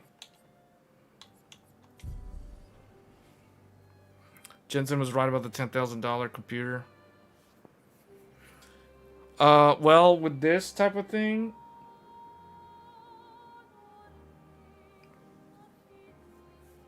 Well, if we're talking like one computer, I don't know about that. But if you're talking about like Threadripper plus the 5090 and those type of things, that, yeah, I can see that. But I think that's what he was talking about, man. I think he's probably thinking like somebody with some kind of AI computer or something. Or it's like they're doing AI workloads. Yeah. Dude, this is like 500 something watts flying around. This is scary. The power consumption just makes me so uncomfortable. The power consumption is just so... It's like, why? It shows you stagnation of technology, though. If you need that much electricity to achieve this performance level, that's kind of... It shows that we're reaching the limits of the silicon technology. And software is scaling faster than hardware is able to keep up. Oh, I don't want to fly to that guy. Hold on, I need to find... Let's go find the painting. Was it Sky Island? Oh, wait, no, there's one here. Is there like a one down here? Oh, wait, there's one right here. Yeah, okay, let's go here.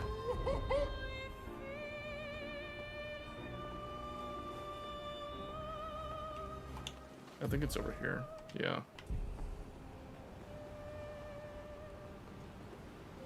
Yeah, let's see. It says danger. Are all of them dangerous? Let's fly to one of the other ones. Well, okay, this one doesn't require flight. Hold on.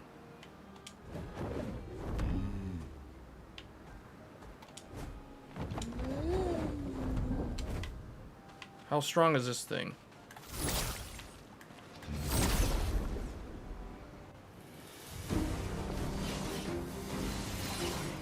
Violence, yes.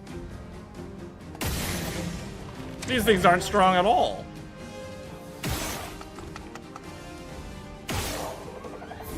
You just shoot the little orb.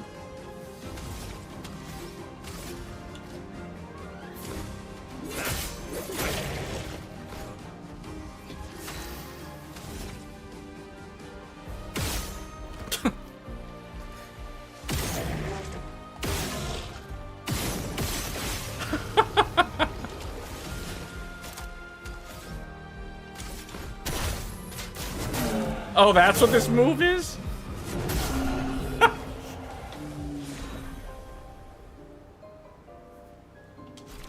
The Asus Hero had another BIOS update to fix the RAM. Dude, why is Verso getting all the weapons? Where are the weapons for the other party members? Why does he get all of them? Do I need to switch to somebody else? I don't even want to change his weapon, and they keep giving me all these new ones.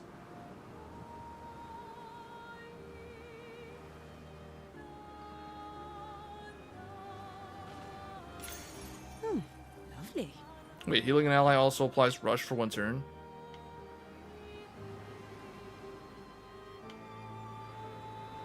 I'm trying to find the Gestrel. You like with Asus you can save your BIOS settings on USB before update. Can't you do it with all of them?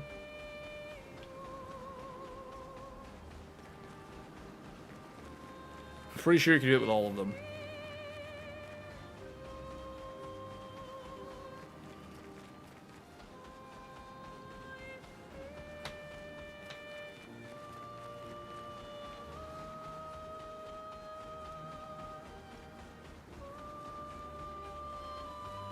Well, let me temperature check. Let me see. 56 degrees on that power connector, on the plastic part of it. That means the... Hold on. What will the metal be then? Like, what's the metal temperature?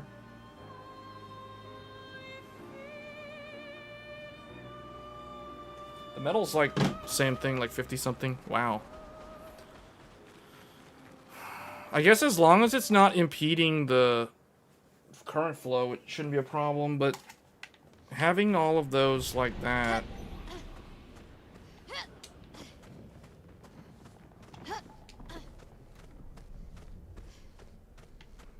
Oh, man.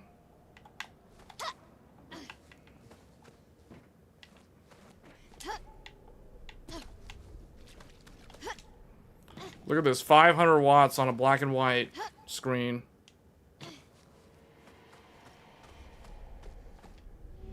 Farewell. Okay. Do these all lead to the same place?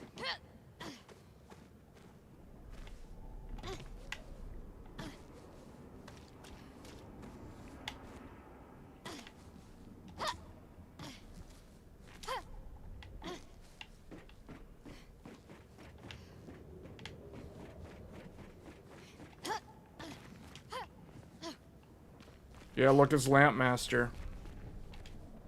A statue of a beast. Do you want to use the color of the beast? Story of the beast is written. In the depths where shadows sigh, lurks a beast beneath the sky. Still incomplete, its lair closed off. Do you want to use the light of the beast? Story of the beast is written. In the depths where shadows sigh, lurks a beast beneath the sky. Still incomplete. Its lair is closed off? Wait, what? It remains incomplete, for it needs 3 parts.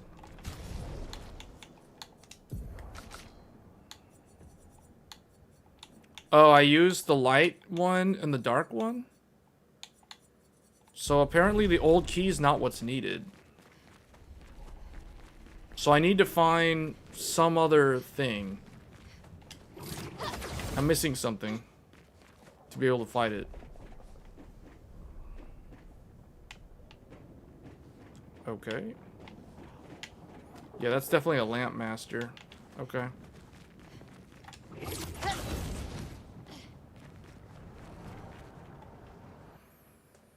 What 5090?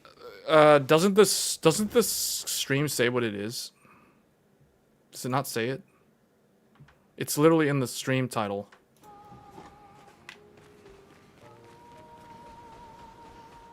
The game is streaming. I think I'm pretty sure it's SDR.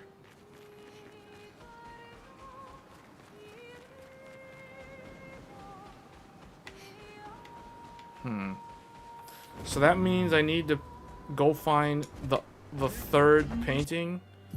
So I was in this one. I guess I need to go to the other two. There's like one here and there's one there.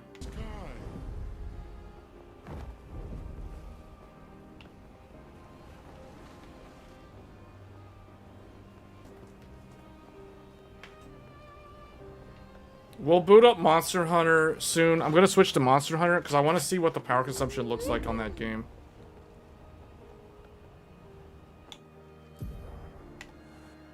Oh, that's way up there. Here we go.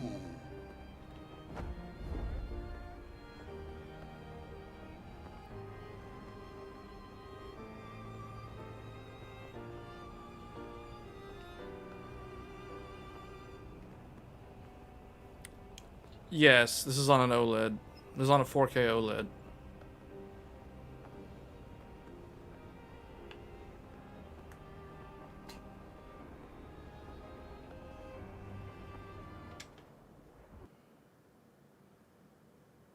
Oh, this is definitely new.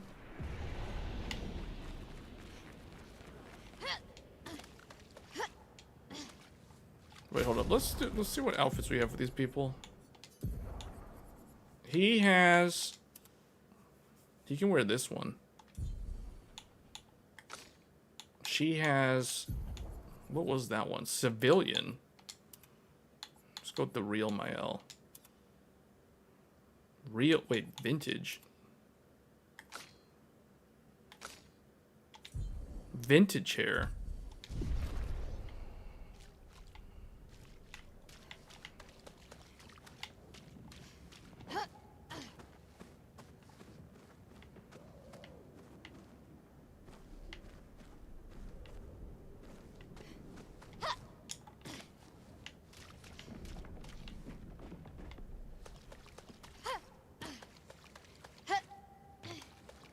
It's like they're walking in paint. You can hear the noise.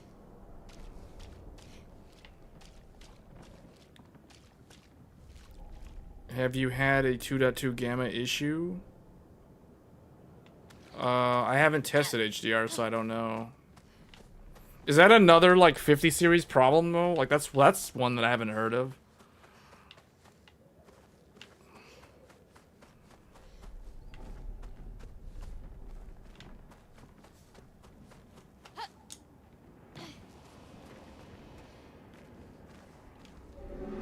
Faceless boy, sister's brush, a stroke of fear. The monster she painted, it lives in my night. Jealousy, twist, and love blinds. Her canvas conjured a nightmare, a creature to keep me awake. We must unmake what she created, for it does not belong here. What do you mean? When you can't sleep at night, how will you fight back against what she is? We will seek the light within the dark.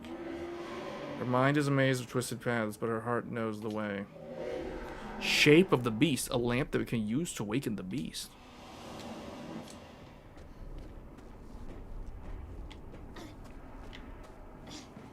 Okay.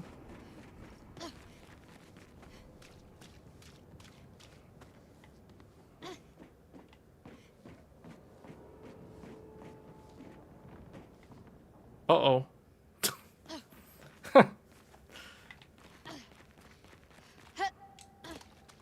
Oh, you gotta do the whole platforming puzzle correctly. They send you all the way back.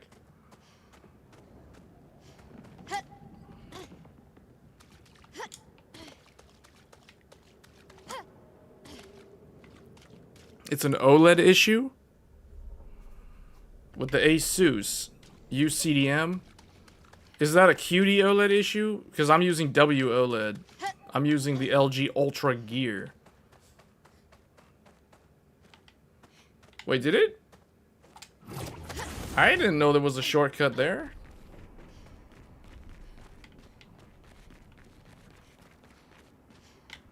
I can feel the heat. There's so much heat from this GPU.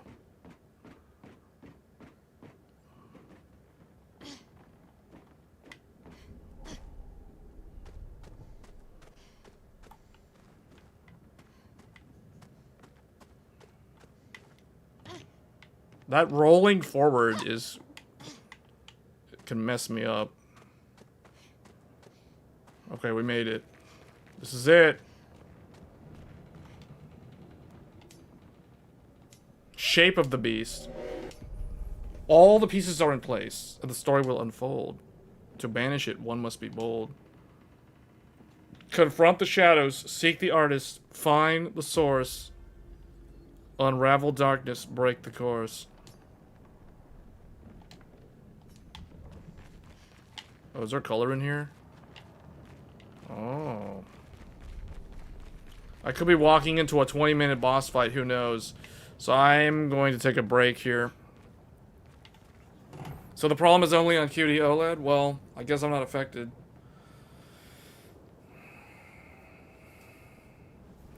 Alright. But this is a lot of electricity. So hold on a second. I want to do one thing. What happens if we... What if we frame cap this to like 60 frames per second? Then what? What does the power draw look like? Man, at 60 FPS, it still pulls over 400 watts? At 60 FPS cap? Wow. Yeah, the side panel's off because if I put the side panel on, I have to bend the connector. Here, let me show you guys. So, for those who joined, this is the computer that we're using. And you can see, well, maybe you can't see, so hold on, let me check this out. So this goes to about here. About there. I would have to bend the cable there just to be able to close the side panel. Which I probably could, but man, there's a lot of hot air coming off of this. This is so much hot air, especially like right here. Right around here is the VRM. There is a ton of heat exhausting straight into that power cable. So much heat. All my other 8 pins are literally dangling right here. Those are the 8 pins that were going into the 9070 XT. You guys can see, here is the 9070 XT. The Radeon XFX magnetic air. You can see with these really nice removable fans. You can take the fans off. So you can see how it looks like that. So this was the card that I was using since I bought this one. Whoops. Back in March. So this is the XFX. XFX 9070 XT Quicksilver Magnetic Air Edition. And then we have the PNY. You guys can see it. PNY GeForce. Here's the box. PNY. There will be an unboxing video on the channel sometime later next week. So I've already filmed the unboxing just to give people an overview of what comes in the box with the card. There's some stuff that it does include. This has a flow-through design right there, if you haven't noticed. But most of the heat is literally from around like here, this section of it. So, right around the cable. And if we measure the power, the heat, it's like 50... It's like 50 degrees. Man, capping at 60 frames per second does drop the temperature a lot, but still it's 400 watts, so it's 60 FPS, which is terrible. The back plate is 60 degrees. I don't know, does that show up on the camera? I guess you guys can't see the... Yeah, the reading doesn't show up for some... I can see it's 58 degrees. That's hot, though. The back plate is literally 58 degrees Celsius. So, that is a lot of electricity. Okay, so I'm going to take a quick break. No, we're using TSR. TSR looks better than DLSS in this game. So I will be back in a second, and then we're going to do this boss fight.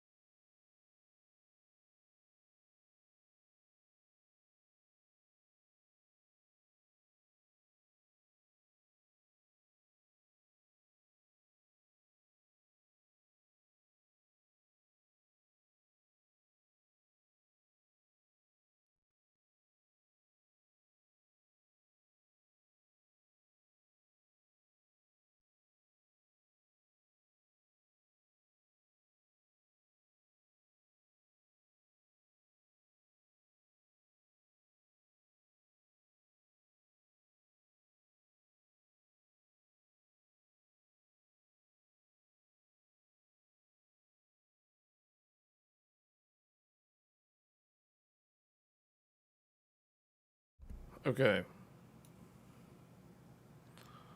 Alright. So let's go and do this fight against the Lamp Master. Oh, wait. Was this always here?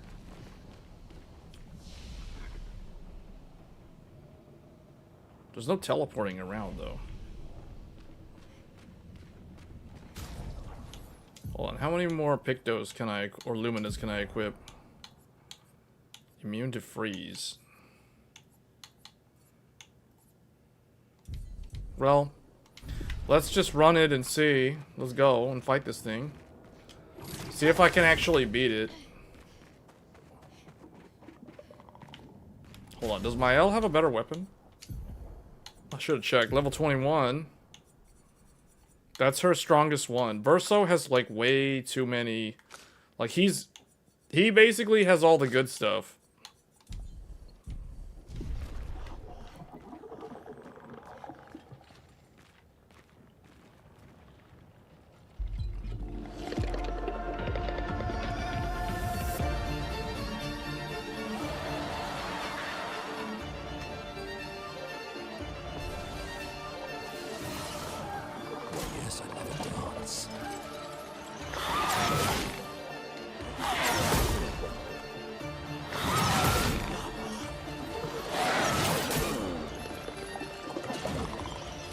It's interesting. CL, Verso, and Mael were the ones shown there.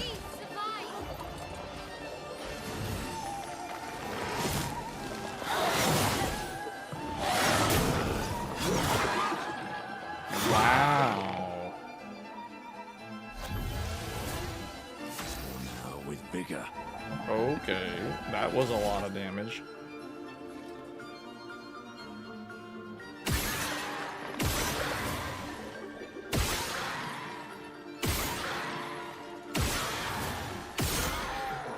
This thing has so much HP.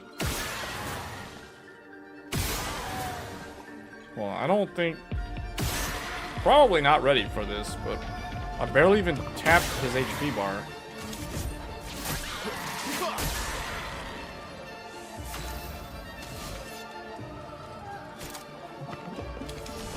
No time to lose.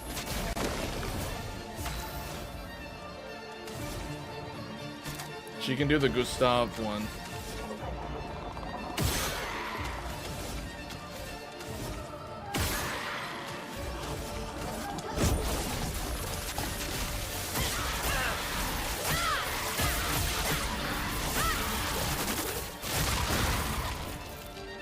You always want to dance.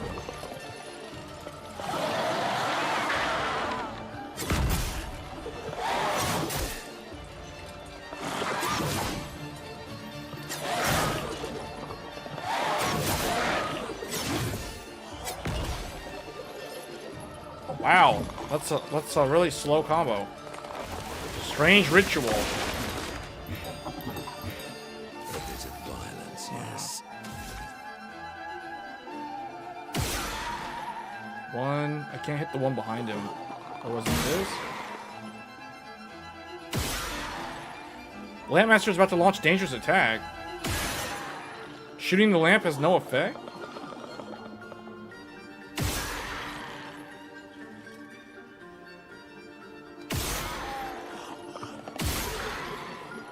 I'm supposed to shoot this thing? Or wait, I'm supposed to shoot his... Shooting the lamp has no effect. Huh.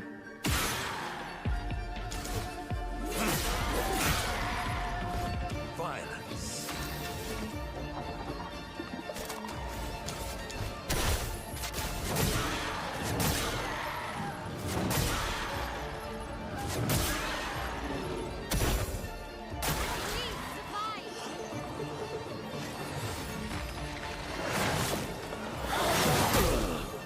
Okay, yeah.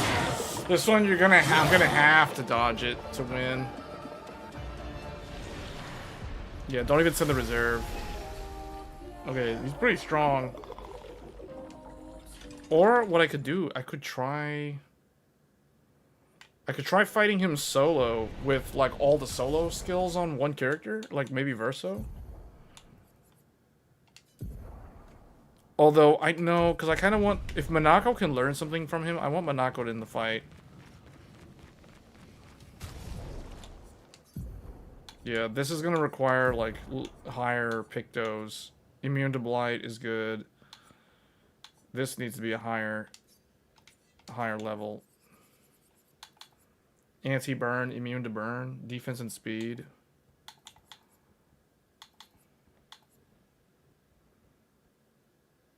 This is better. Applies defenseless on break. That gives him higher stats.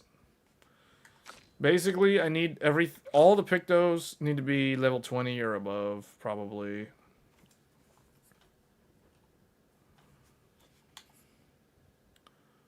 I just realized that I capped the game to 60 FPS, and I noticed that the heat temperature went way down. So maybe we need to bring it back up to 120. Let's do that. So, this is the sort of GPU though. It's like if you want it to have higher frame rates, man, you're gonna suffer with the high wattage and the insane heat. But I quickly forgot about that because it was capped at 60, and it was like, whoa! It's like I can't tell the difference. It's like normal now. Yeah, he needs to use something higher level than this. Always play twice in a row, but deal 50%. Oh, that's why he was dealing less damage.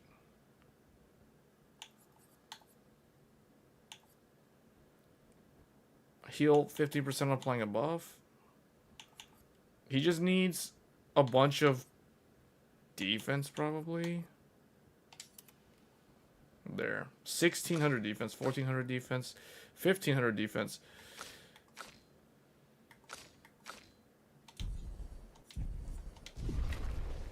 Let's see if this helps. Oh, also, the weapons.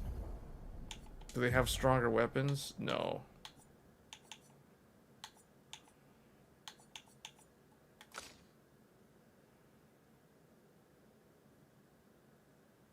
Gain shell when switching out of Virtuoso stance. 1 AP on stance switch.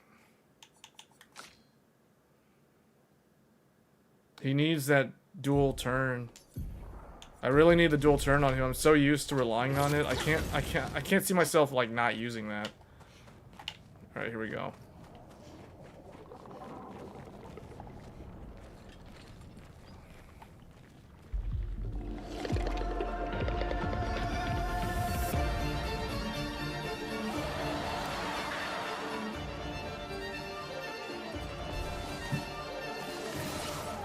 Please survive.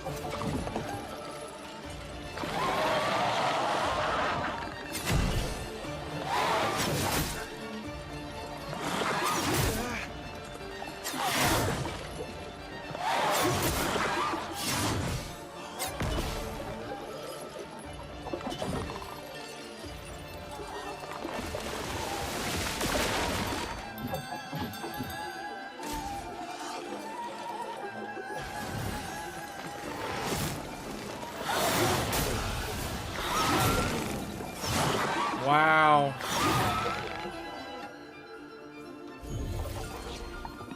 Go again. Does it matter if I hit this? Yeah, he doesn't have anything.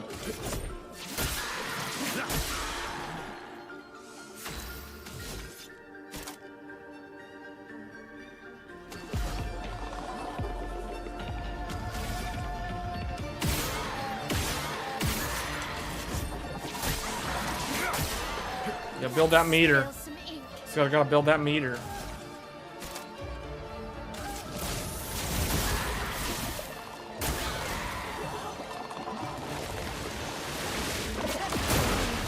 Okay. Okay, maybe we're not gonna do this one right now.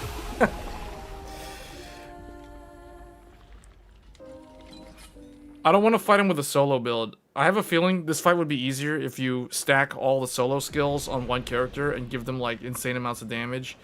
But then, if I want to do that with any of them, I would go Monaco. But let me see, does he have something that I can learn? If he doesn't have anything to learn from Monaco, there's no point in doing this. I never even bothered to look at his icon.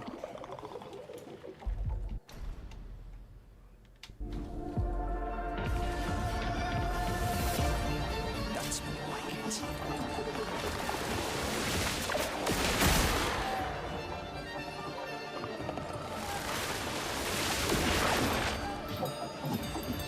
Monaco, get ready.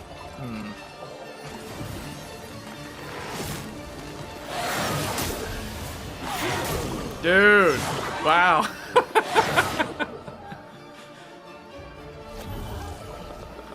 a bit too much fun, eh? Okay, he has 4 lanterns. 1. Do I have to hit them in the reverse order?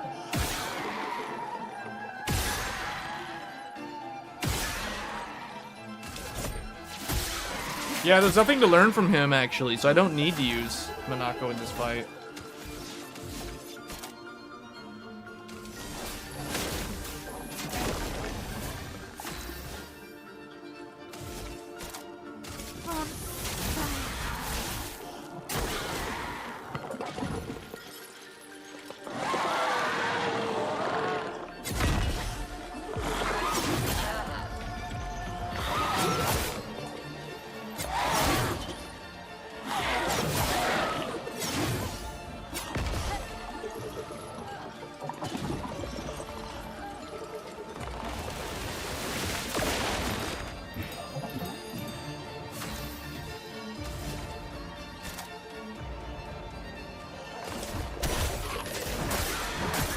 That hits really hard. That move hits really hard.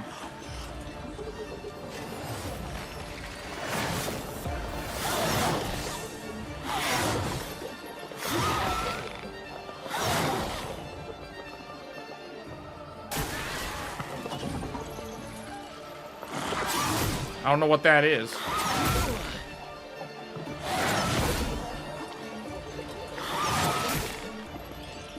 Okay. Alright, here we go. Strange ritual. Strange ritual. My turn. Are we not able to interrupt the strange ritual? You failed the lamp trial. Huh? He's about to launch a dangerous attack.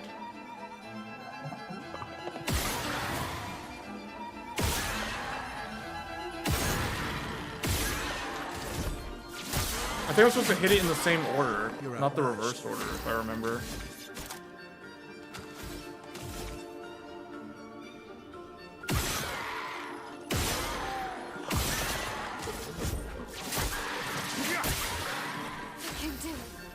Man, his break meter is so high, it's like impossible to break him.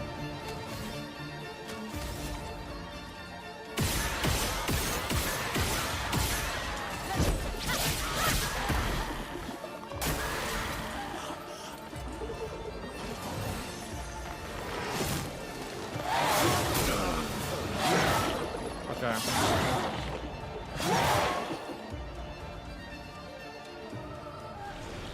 Yeah, okay. I'll have to fight him later. If they can't survive the first hit of that combo without dodging or parrying, that's a sign that we're not supposed to be here.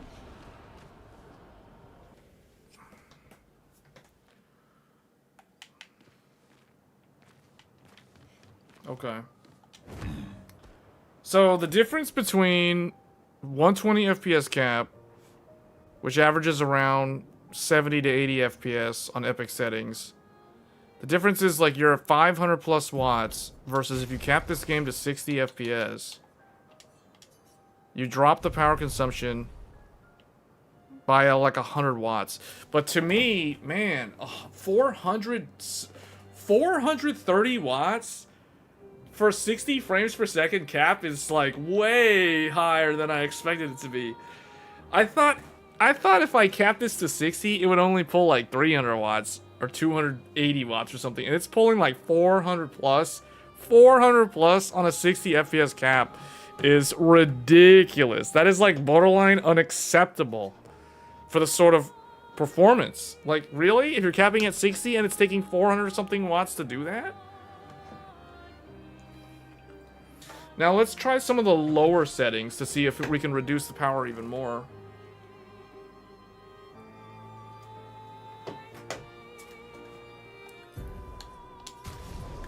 So if I change this, to high,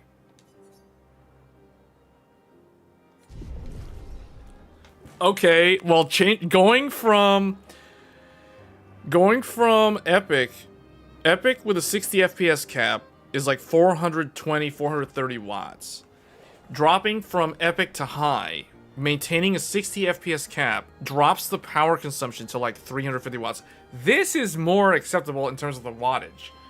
But still, to me, 60 FPS cap doing 300 something watts is like, I don't know, to me that doesn't look good.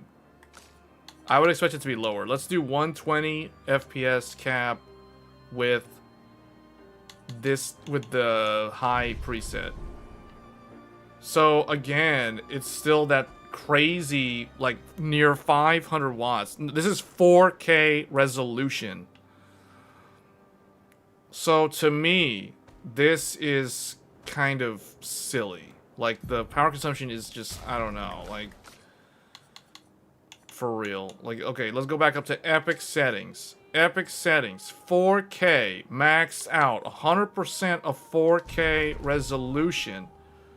512 watts of power. That is insane. Here we go. Here we go, alright. That is so much electricity. The fact that it's pulling this much. This GPU pulls more power than the 3090 Ti. The 3090 Ti was the last graphics card that I had that pulled 450 watts to 500 watts. But this card is pulling even more than that. It's pulling so much electricity. At 4K. If you're not playing at 4K with this GPU, you shouldn't have this GPU. Like, this is meant to be used at 4K resolution, but the amount of electricity required for this GPU is incredible.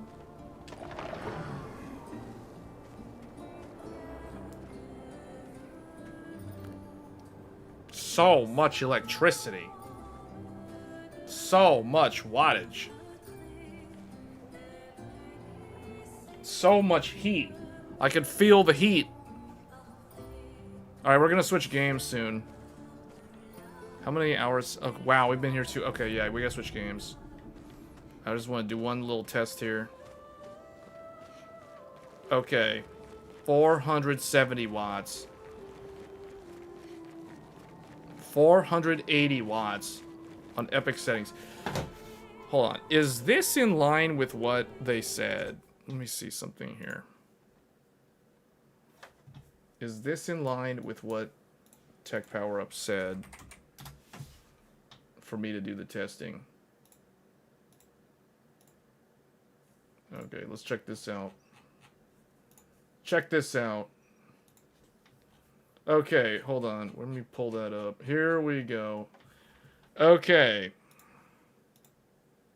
Clair Obscur. Expedition 33. Here it is. Expedition 33. 4K. Epic settings. 5090. 78 frames per second. This is their custom scene. So I don't know exactly where they're testing. But they say 78 frames per second. Meaning the RTX 5090 is the only graphics card that can handle this game at native 4K above 60 frames per second on epic settings. No other graphics card can maintain an above 60 frames per second average. So, we go back to the game. We are getting 85 frames per second in this area. So I don't know exactly where they're testing. But we are testing... Hold on, do I need to heal up?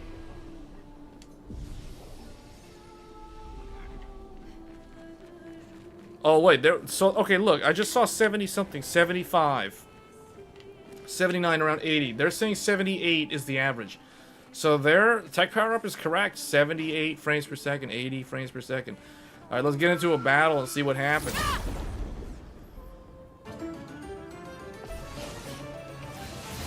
Alright, in the battle, we are getting 60 to okay, right around 71 frames per second with Monaco. We're getting 70 frames per second in battle. 476 watts. 4K native. Alright, what can he do? Oh, wait, this is a move I've never seen him do. Is this a bash thing?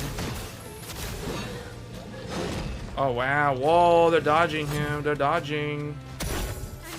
Good dodge. But this is crazy. Look at this. Mael is getting 73 frames per second in free aim mode.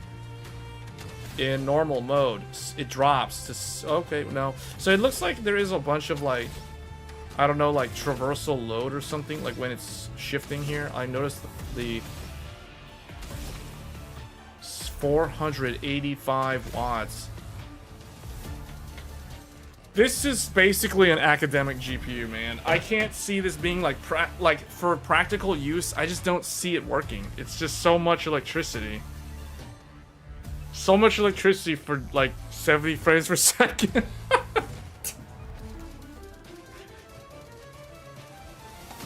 All right.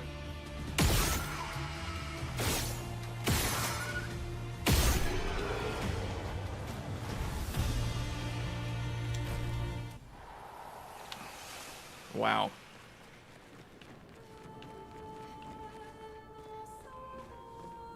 Yeah, Tech Power Up's about right. I'm getting their numbers. I'm getting the same numbers as Tech Power Up.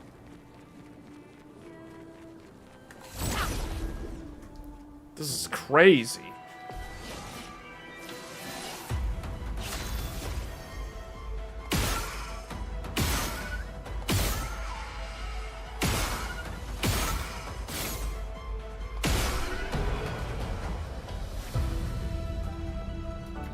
in the menu, in the victory menu screen, doing nothing, 75 frames per second, 474 watts. The fact that it's pulling 470 something watts in a victory screen menu, insane amounts of power. Although the GPU temperature is surprisingly low for that kind of wattage. That is surprisingly low.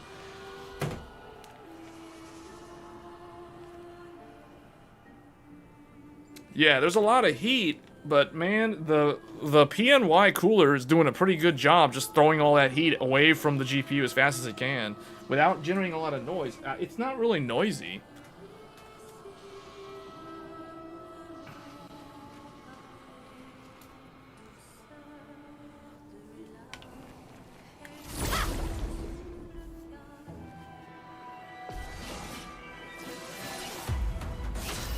All right, here we go.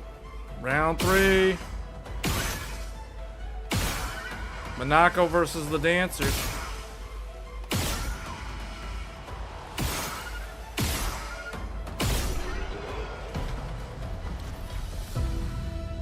This is a good farming area. It's still pretty good to farm to like level 70. It's super chill area.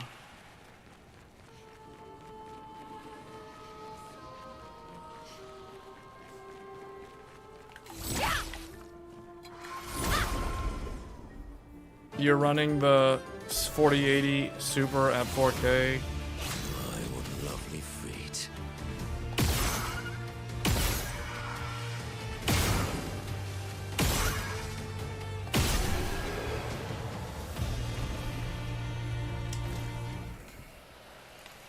Anti-burn is learned.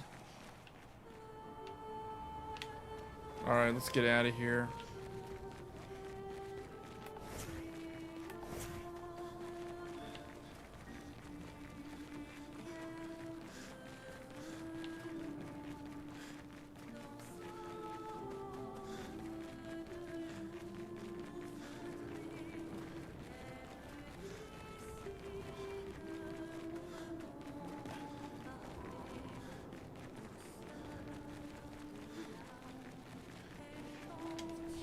Alright, now we're just gonna return to the continent and we're gonna switch games.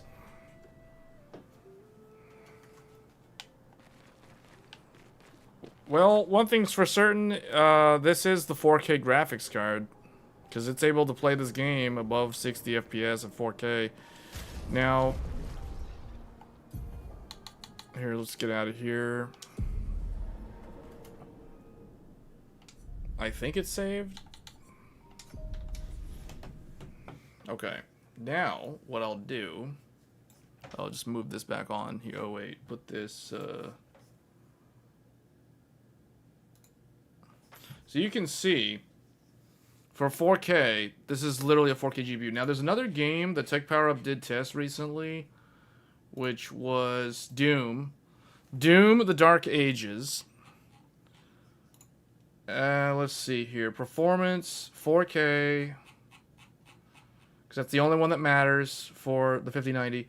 So right here, 85, about 86 frames per second with the RTX 5090 at 4K on ultra nightmare settings in Doom: The Dark Ages. So again, so the only other graphics card that can sustain above 60 FPS at 4K is the previous 4K GPU, the RTX 4090 at 67.6 frames per second. None of the other GPUs can maintain above 60 FPS at 4K. So this is the reason why, like, the 5090 is actually it's really the only, currently it's the only real 4K GPU. The 4090, I would still consider it a 4K GPU, but it's starting to show its age. Like, you're starting to see it now, where it is showing some signs of struggling. So if we go to 1440p, at 1440p, there's a lot of GPUs that can handle this game. So we can go up to like 5080, for example. So 96 FPS at 1440p, 5090 can do like more than good enough.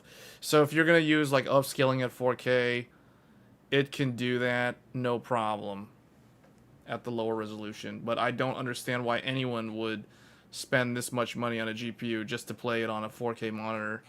Like, that, to me, that doesn't make any sense. That's like buying a sports car and putting, like, I don't know, snow tires on it or something. You know, like, it doesn't make any sense.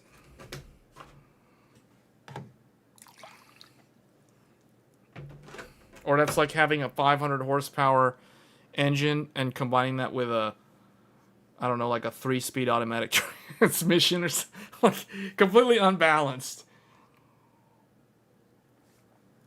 Or a 500 watt horsepower sports car with, but you're putting it with, you're pairing it up with like 15-inch steel wheels instead of actual like 18-inch, 19-inch rims. Like, you know what I'm saying? Like, it doesn't make any sense. Like, so it kind of has to be paired up with a high-end setup. Let's see if we do. I'm surprised they have these results out already. So Doom 1080p, where's the AMD 9070? Wow, 9070 does 115 at 1080p. So 1080p is basically, you don't even need a new card for 1080p. Like, if someone's on 1080p, they can be using a RTX 3080 from like 4 years ago, and it will still be working pretty good. 1440p is actually the one that I'm curious, like, how older graphics cards handle this game. So the 3080 at 1440p, the 3080 can kind of handle like above 60. Now keep in mind, this is the highest preset in Doom. So it's like if you were to drop the settings by like one tier, an old card like a 3080 or a 6800 XT. Well, the 6800 XT surprisingly is not doing as good as the 3080, which is its rival in this game. So what's interesting about this game is AMD's new cards, like the 9070 XT, do better than their NVIDIA counterparts. Like, for example, the 9070 XT beats the 5070 Ti in Doom. It even beats the 7900 XTX. But the older AMD cards, like RDNA 2, the RDNA 2 cards are like underperforming their NVIDIA counterparts. So like Radeon 6000's rival is the RTX 30 series. And the 3080 at 62 versus the 6800 XT at 50, the NVIDIA, the Ampere is winning against RDNA 2. RDNA 3, the 7800 XT, its rival is the RTX 4070, and the 4070 is also winning against it. So AMD's older cards are not doing so great in this. Well, I shouldn't say all of them, because the 7900 XT is still able to stay right up next to the 3090 Ti, which is technically that's not a direct rival because there's a generational difference there. But if you compare it to like 4070 Ti, it's literally right in the same ballpark as 4070 Ti.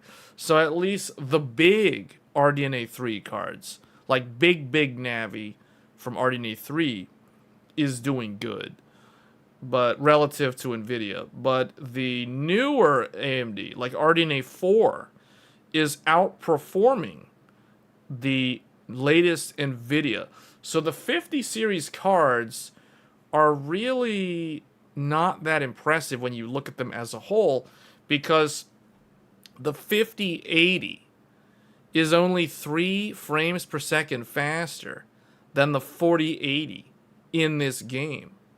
The 5070 Ti can't even beat the 4080 in this game. It even loses to its rival.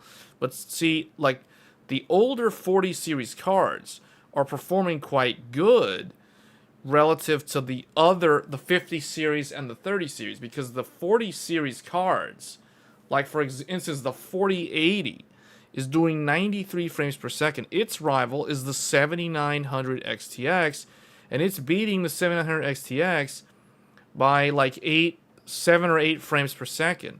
Whereas the 9070 XT, the newest AMD card, is beating the 7900 XTX. So the 5090, because it's like in a class of its own, it doesn't really show, you know, like it's hard to like look at it with all these others and compare like how it actually looks on paper. Like, is this a good result or is it a bad result? Because there's really nothing to compare it to. The 4090, 120, the 4090 continues to stay a relatively strong card.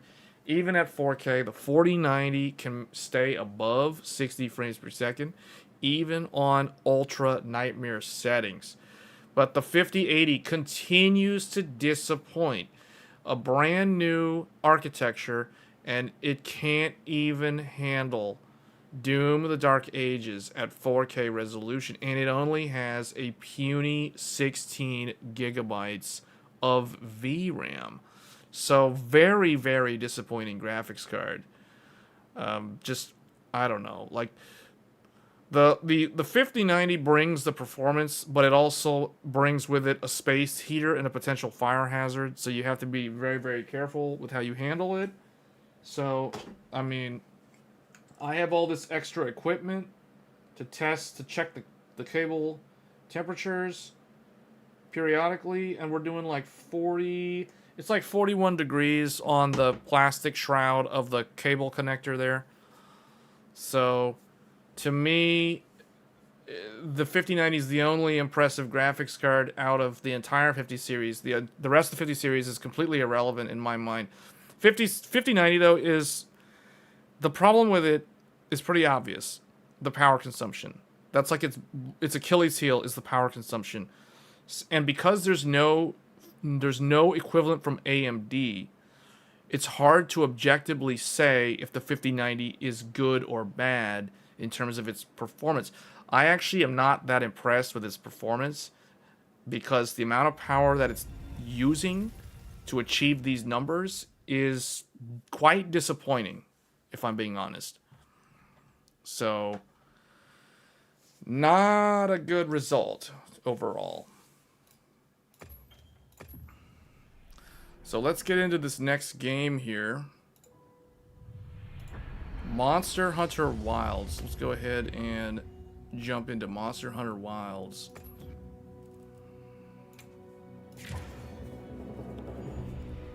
Use DLSS or play mid settings. Is that a good thing? Like if you have this type of GPU, you really want to be running games on mid settings? Or are you referring to a lower class graphics card, like a lower end graphics card? Okay, let's do this. Hold on.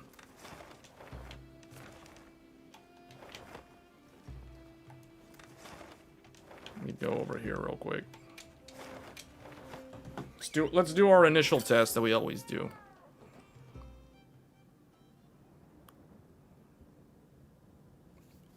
It's exactly what it is, a less pricey A5000. You can get an A5000 on a 256 bus, but at 512 takes twice the power. Okay, so let's hold on. Claim the login bonus. So the festival's over with.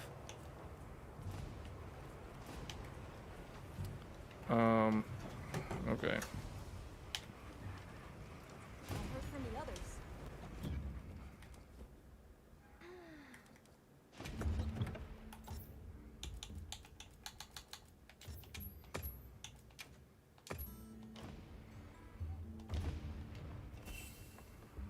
Okay. Oh wait, hold on.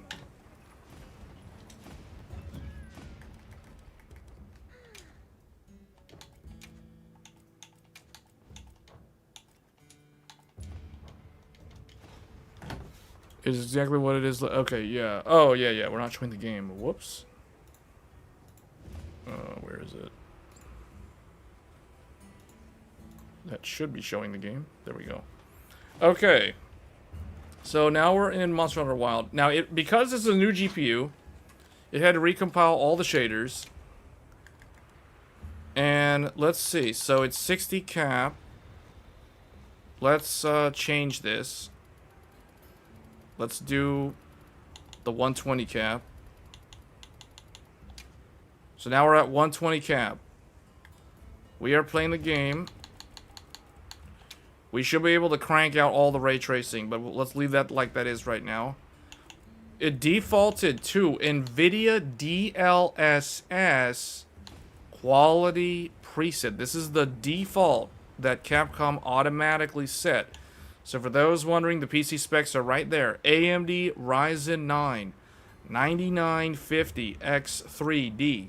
The RAM 96 gigabytes of G-Skill DDR5 at 6400 megatransfers. The GPU, NVIDIA GeForce RTX 5090 VRAM, 32 gigabytes of VRAM. The GPU driver version is 576.28, and the direct storage is using the CPU. Now, we are playing the game. Oh, actually, no, we are not. We are not playing. So let's do NVIDIA D... Actually, no. Let's do this. Let's turn off all of the upscaling. Let's reveal the true power of the RTX 50... Okay. Okay, we should be back, and the game crashed. Wonderful. The game crashed when trying to turn on the RT. So, let's see what ends up happening. The true power just crashed the rig? No, well, yeah, well, what do you mean by the true power? Trying to turn on ray tracing crashed it. I don't know what happened. I think it's because ray tracing plus the afterburner messed it up or something. I don't know. All I know is trying to turn ray tracing on messed it up. So, and then OBS was still running in the background, and I had to like kill that process and then have to redo it. So hold on, is this okay?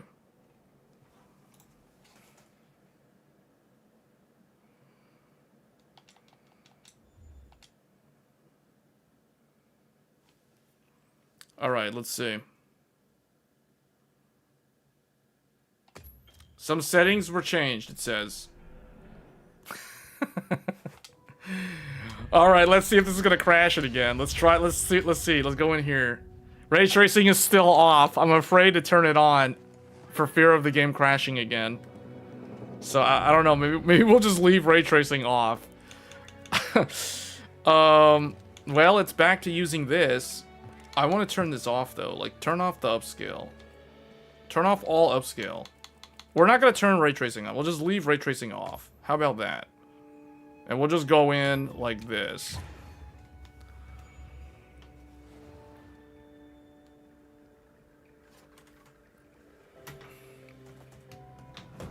No, because the OBS process got messed up because of what happened with... Actually, I don't even know. Is it using the correct settings? Okay, so it saved that at least. Okay.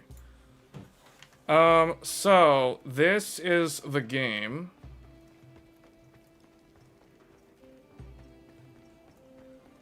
Is the festival gone? I guess the festival's over.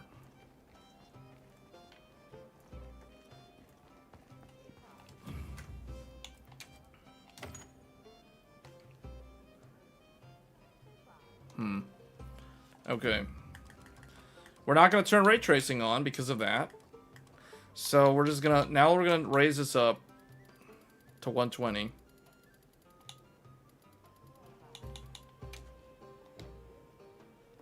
And we should be running the game... Yeah, 4K resolution. Everything is maxed out except ray tracing is off. Yeah, everything is maxed out. Every single thing is turned on. Full power, native 4K, everything maxed out. The game is as sharp as possible at native 4K resolution. This is it. This is the power of the RTX 5090 and the Ryzen 9 9950X3D. 400 plus watts of electricity. 100 plus watts of electricity on the CPU. This game is pushing the hardware to its limits. Wow. Be sure to budget for an additional $50 a month.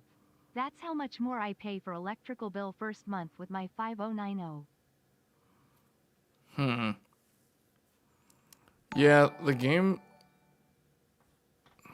I finally beat the jumping chromatic Globo 1.4M Express.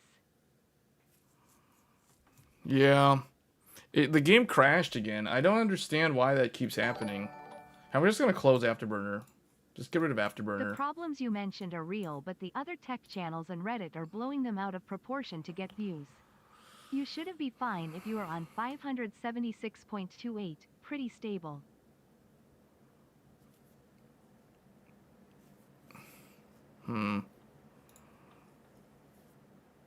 Okay, well, I'm going to keep Afterburner, like, off. Because I think Afterburner's not liking this game, or this game doesn't like Afterburner, or something. I don't know. That's weird because it worked fine with the 9070 XT. So yeah, the game crashed again. And there was an NVIDIA API error in OBS when the game crashed. So I had to close out of the thing. So I wonder if there's some kind of problem with... It might not even be Afterburner related, but I'm not sure. So I just shut off Afterburner just to rule that out.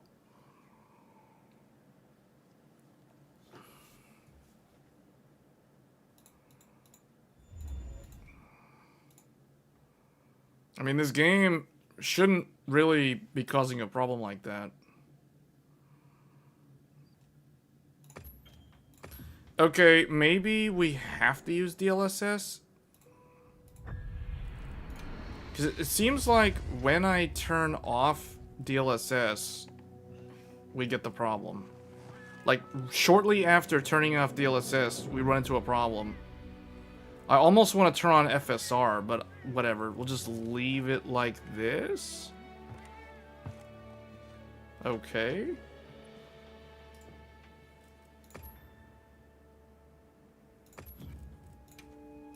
See if that works. It could be a driver problem. I wouldn't be surprised, considering all the noise online about NVIDIA's driver issues.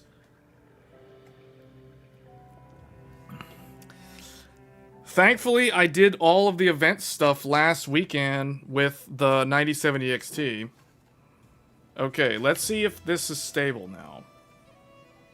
Please don't crash again.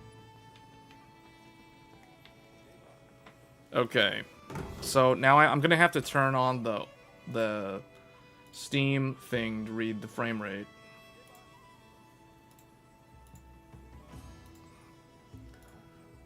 Oh, it's capped at 60. See, I'm afraid to even try to uncap it because I don't know if the uncap or like raising this is what made it crash.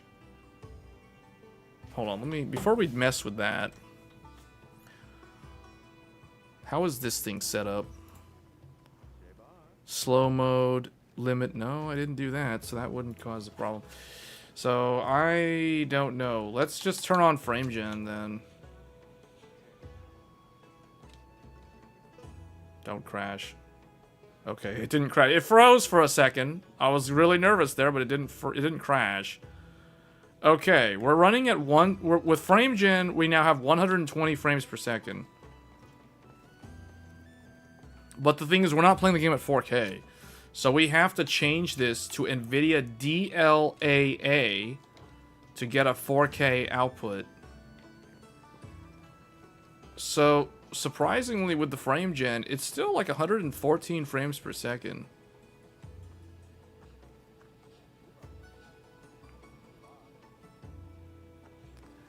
There shouldn't be any bugs, though.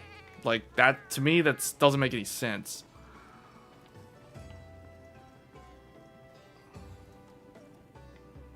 So we had to, like, not run it natively. I'm having to use DLSS so that it doesn't seem like it crashes with the DLSS. With the frame gen turned on. I don't know. It could just be... that's weird. We're getting about 115 frames per second with frame gen. So let me turn off the frame gen. Okay. Okay, with no frame gen, now I'm getting... Well, because of the cap, it's capped to 60. Yeah, it's capped to 60. So this game, the... Alright, I'm gonna have to open up GPU Z so I can see the power numbers.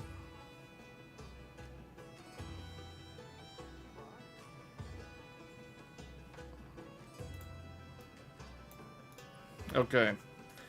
This game, right now the GPU power draw is 386 watts with a 60 frames per second cap. So let's turn on the frame gen. DLAA. Everything is maxed out. 400 watts. 432 watts. So it's not using as much power as Expedition 33. But remember, this is a different engine. This is Capcom's RE engine. But this is 4K native with frame gen turned.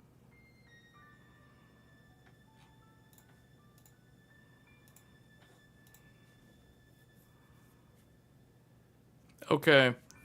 So that game, it crashed again in Monster Hunter. Every time that happens, the game crashes, guys. So that, I'm switching it to a different game now. So now we're going to test Dynasty Warriors. Haven't played this in a while.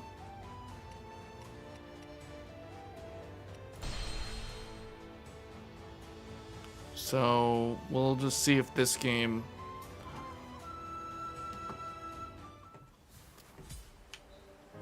YouTube has nothing to do with it, dude. It's the game.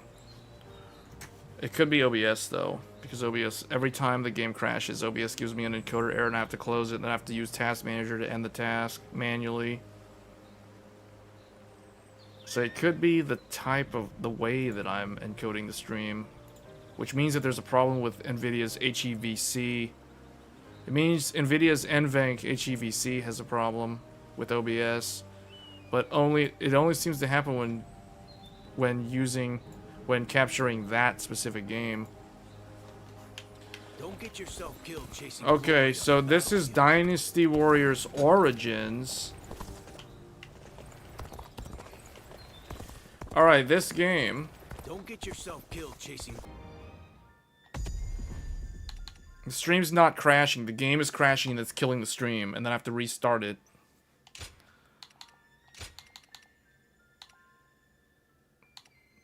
Okay.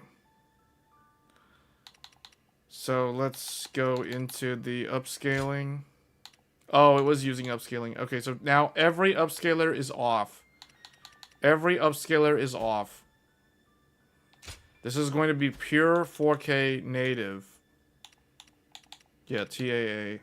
Alright, keep all this frames. Oh, what is frame skip? Keeps the frame rate stable by skipping frames when rendering load is high. Turning this off when using VRR may make graphics smoother. I don't know what that does. We're just going to leave it on. Okay. Here we go.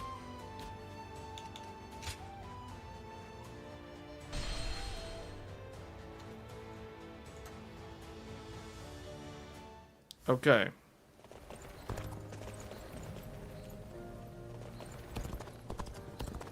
This is not a beta driver. This is a Wickle driver, guys. This is the official latest driver.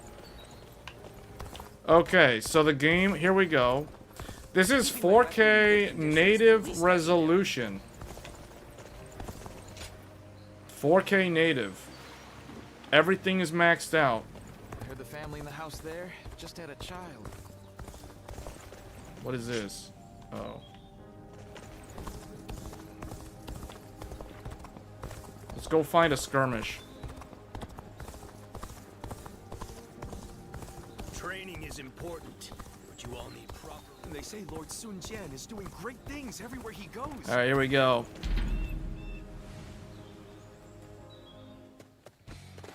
Alright, this is it.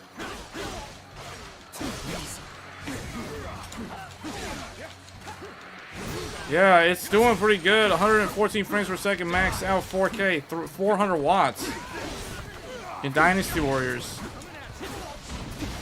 I forgot how to play. I must stay sharp. I can see it all.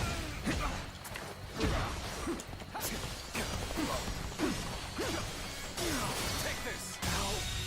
Good eye. The enemy officer has been I defeated. have to defeat all the bandit officers.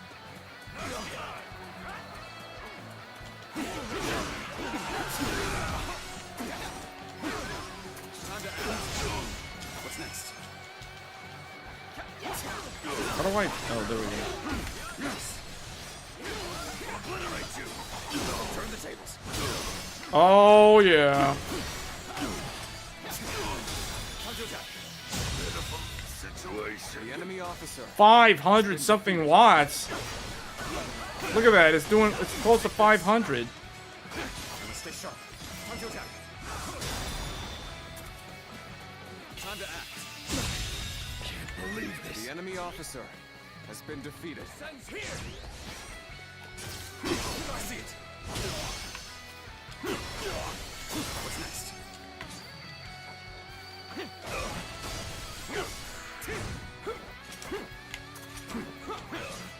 Time to attack.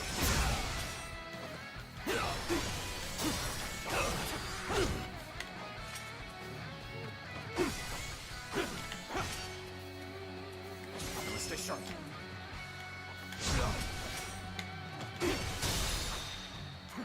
All my might. Descends here. What's next? Now. I see it. I must stay sharp.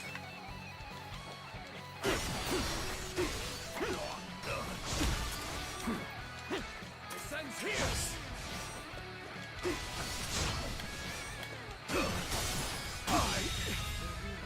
The enemy officer has been Okay. Yeah, I don't know what's up with the Capcom game. I need to go back and figure out why that's crashing. Because that shouldn't be happening.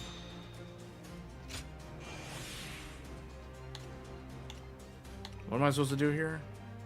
Oh, just... Okay. This is the 4K native. I heard there was someone who saw right through the Yellow Turban's tricks. I'm no coward. I vow to you that I won't kowtow to Joe. You ready for the battle? You'll see over time for yourself, but I don't recommend using that driver or the patches that came out. At one point, your PC wouldn't boot into the PC. Wait, what? You're currently on 576. That's the exact same driver that I'm on. No matter how powerful his spells. Yeah. No, we didn't crash. Bring him low and deal him. And they say Lord Sun Jian is doing great things everywhere he goes. Yeah, this game. So this one works. So I've capped it at 120 frames per second for sanity reasons.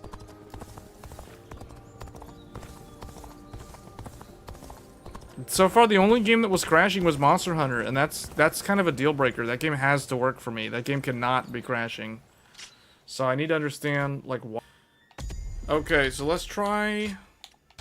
I kind of want to try Monster Hunter again, but I'm afraid that it's going to end up crashing again. And I don't understand why. Like, what is the deal with that?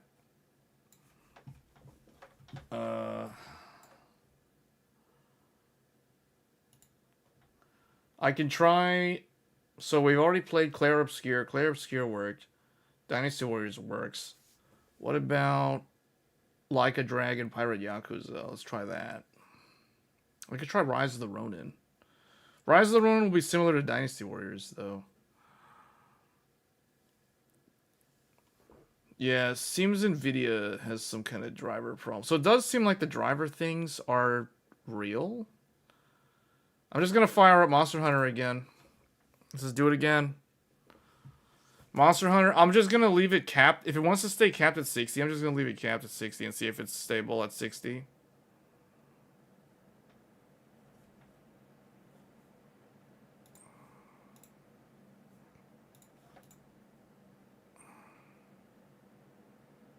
290-watt native versus 500-ish with DLAA. I don't know what you're talking about. DLAA doesn't change the power consumption. If it's 4K, it's 4K power consumption.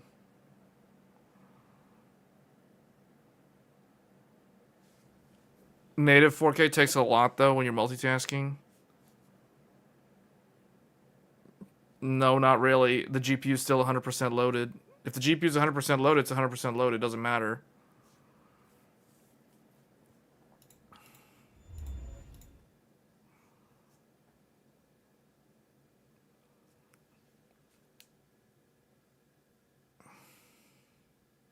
Keep saying some settings have been reconfigured to match detected hardware. See, this error message is concerning.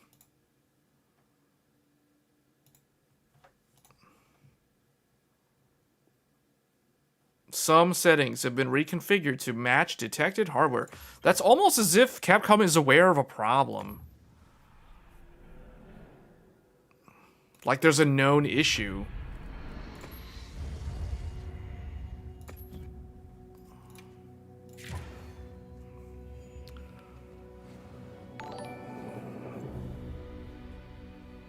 If you crash in WH Wilds, also try Wukong. If it crashes, then try setting PBO to auto first. The 576 drivers seem to be sensitive to PBO undervolting. It can't be PBO because I'm not even running PBO custom overclock. The BIOS is set to stock. The only thing that's loaded is Expo. So it cannot be PBO. Because we're literally just running auto. Let me see. Really the only thing... So Capcom likes to run it at 60. Okay, we'll just leave it at 60 for a while. Just let it run like this for a few minutes. Just leave it like the way Capcom wants it to run. And see if that works.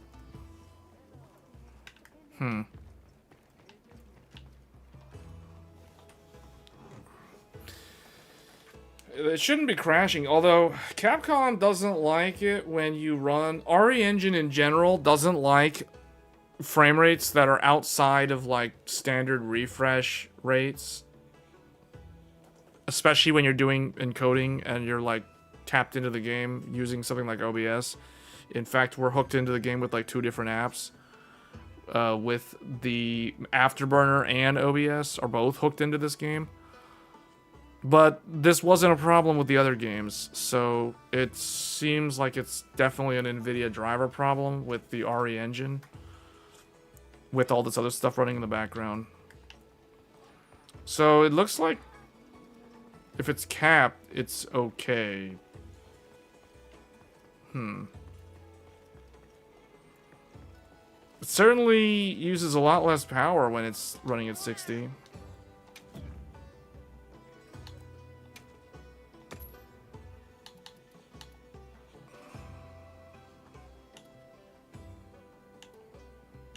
I guess we can do this stuff. 3 planes, 5 quests, 1 star or higher. 3 planes, 5 large, high-rank flying wyvern. 3 hunters. So basically, fight 5-star flying wyverns in the plains.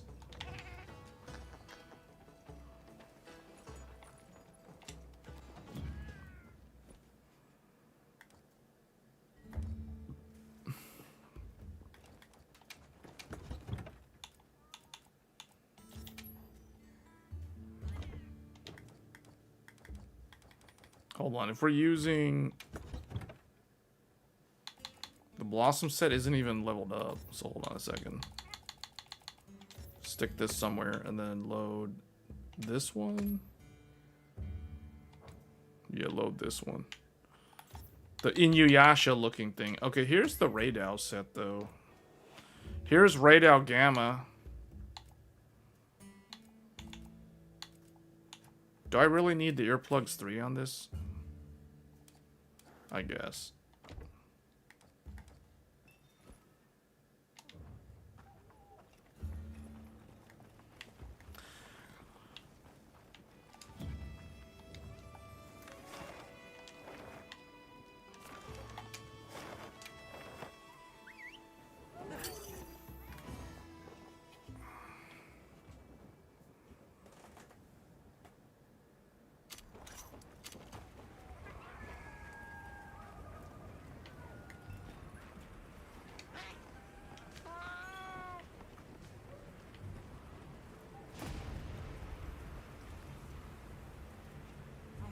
others.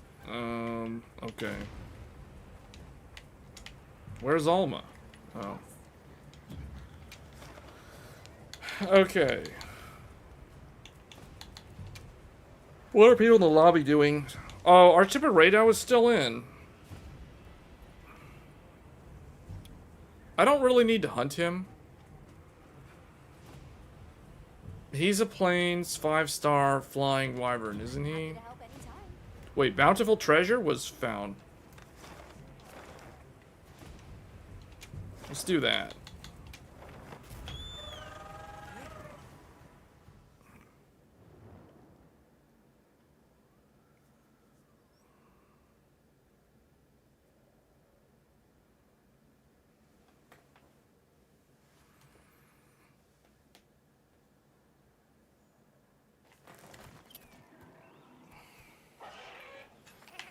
$350 is a lot for a 60 FPS. 325 watts or so is... That's... Yeah, this is a lot of power for a 60 FPS cap. I'm afraid to try to enable, like, frame gen to double it just to see what would happen. Anyway, we need to find this thing.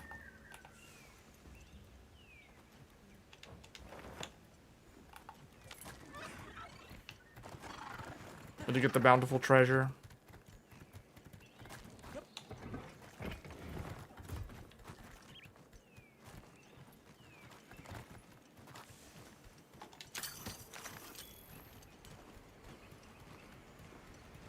place is a massive reservoir of water.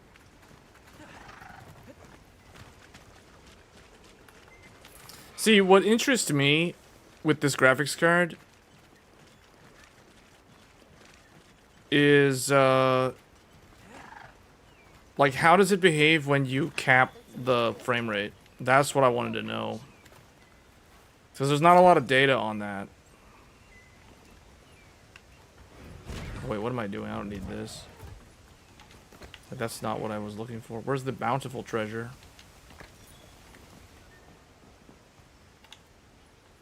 Potential target has appeared. Check your map when you're ready.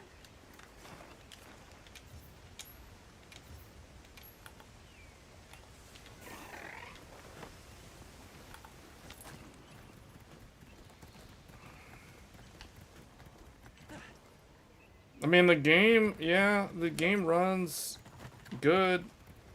I need to understand what's causing the crash, though, when the frame rate is, like, not aligned with the stream for this particular game.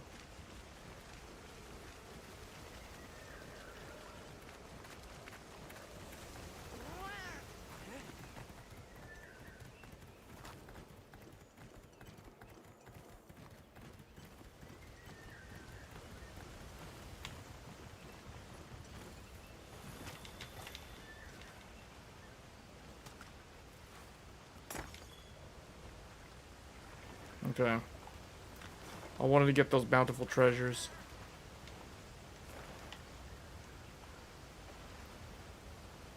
Tempered radeon. Arkveld.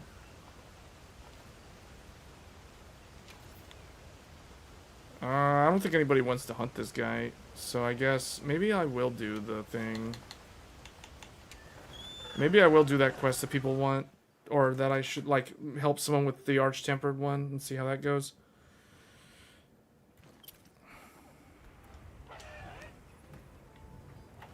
Well, let me see something here.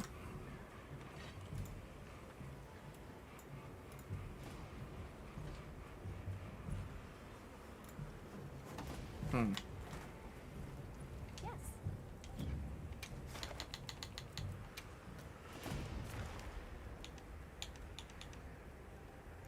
Is this, where is this? Hunt Tempered Arkveld? In the cliffs, though.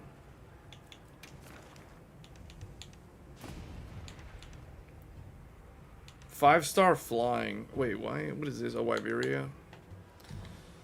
Yeah, I don't really feel like fighting that guy. I don't need to fight that guy. I don't really feel like doing the weeklies. Alright, we're gonna try. Let's get out here so we're away from the other players just to see what happens. So I want to try to... Here, let's save first.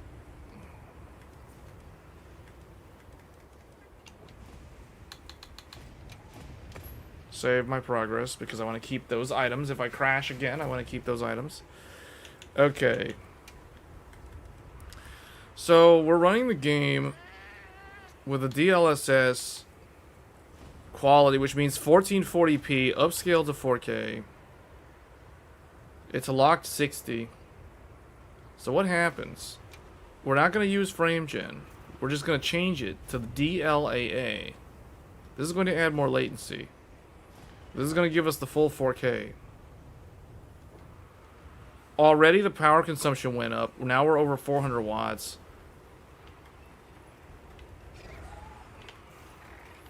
But this game, so this graphics card can actually handle this game with NVIDIA's DLAA at 4K. Ultimate crash test is to run around in Grand Hub.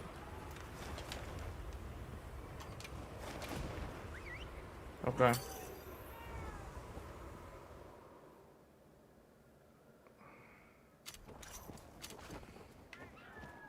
Hold on, let's see. You said running around here will make it crash? Okay. We're running around with NVIDIA DLAA, so it's 4K native. 4K native. 60 FPS cap.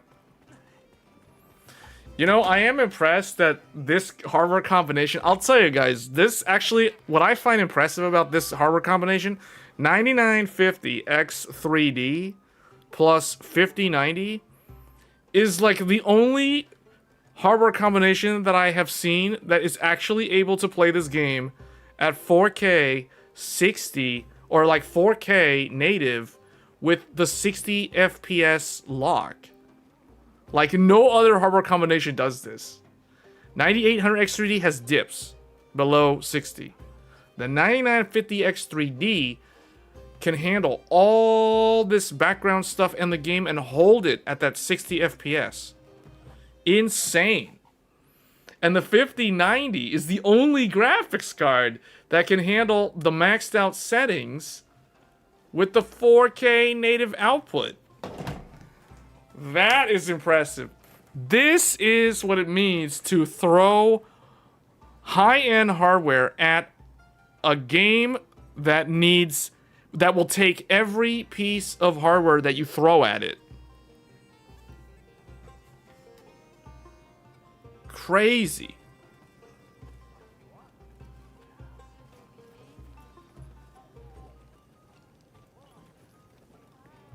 Wow.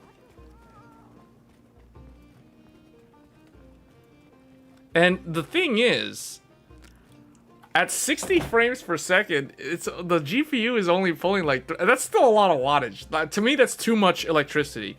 380 watts is too much electricity for 60 frames per second cap. I was expecting it to be more like 300 watts or like 280 to 300 watts. Basically, the sort of power consumption that a 4080 does in this game. But I guess Big Blackwell has just too many transistors that need to be powered up. That's the reason why the power consumption is as high as it is. Very similar to Ampere. This 50 series, now that I actually have it on hand to test, it reminds me of the 30 series from NVIDIA. People say that it feels like an overclocked 40 series. To me, I can see why they say that, but it feels more like a 30 series. Because 30 series ran a lot of electricity through the silicon to get the performance numbers. Mainly because of the Samsung 8 nanometer node. But this is still TSMC, but this is the same node that the 40 series was built on.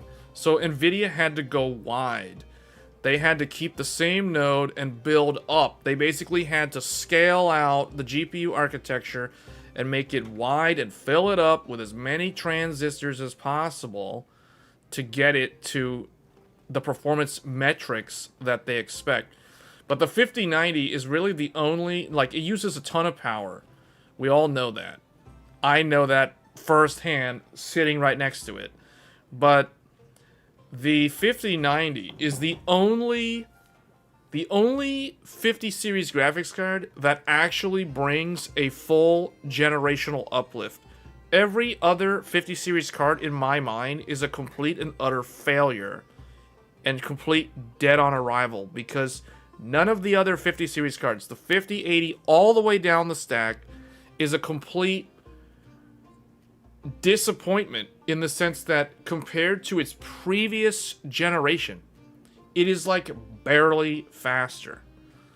Like 5070 versus 4070, you're barely any difference between the two cards. They're so similar at the end of the day. And you go all the way up to the 5080, it's the same deal. 5080 is barely faster than the 4080 and 4080 Super. So it's like you can't even, like, those cards are so... It's like NVIDIA did to an outsider who doesn't know what NVIDIA had to do, but they understand, like, oh, this is a 40 series, oh, this is a 50 series.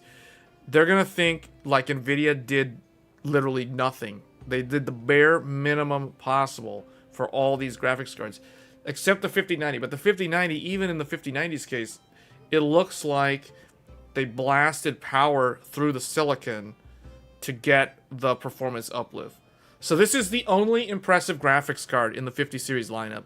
However, it is, unfortunately, it's way too expensive for even the most enthusiast type gamers. It's just super expensive. So it's kind of one of those things where it's like it becomes an extreme hobbyist type item. Like, I think of photographers who spend thousands of dollars on their cameras and the lenses. The lenses and the cameras together is like, that's several $1,000s worth of equipment as a hobby. So I feel like the 5090 has moved GPUs and PC gaming into that sort of class of hobby. It's a down payment on a car. Dude, yeah, I know. It's crazy. Like, it's like, to me, it's like a photographer who spends, $3,000 on like one of the full frame cameras. And even now, I think that's like on the low end for full frame. But you know what I'm saying? So it's like NVIDIA's pricing structure has gotten to the point where high-end graphics cards are almost rivaling photography. So it's like PC gaming and photography are like starting to rival each other in terms of how much money you have to invest in the hobby. That is scary. That is a very scary thought to think about. So, yeah. Pretty crazy. Pretty crazy stuff. But yeah, the thing that impresses me the most right now is the fact that we have a locked 60. It's 60 frames per second. In the Gathering Hub of all places. The Gathering Hub, and it's maxed out 4K DLAA, and it's 60 FPS. That is insane. Because not only does that show that the 5090 is the only graphics card that can bring out the full graphical fidelity of Monster Hunter Wilds, the Ryzen 9 9950 X3D is the only CPU that can push this GPU to hold that 60 FPS line without the dips. That is crazy. All the Intel CPUs dip. All the Ryzen non-X3D CPUs dip. Maybe the 9800X3D can handle it, but the 9800X3D, if you're trying to live stream the game and have all the other apps running in the background and try to maintain feeding a 5090 all the frames to hold the line at 60, I don't even know if the 9800X3D can do that. But the 9950X3D, because it is that 16 core, 32 thread, it's got that big cache and the extra on the CCD. Like, it has what it takes. So very, very impressive stuff. This is in line with the video I did back when Monster Hunter Wilds came out. I did a CPU benchmark comparison video, and in that video, the 7950X3D outperformed the 9800X3D because of the extra cores and cache. It's that simple. And this game is the type of game that it'll take every piece of hardware you throw at it.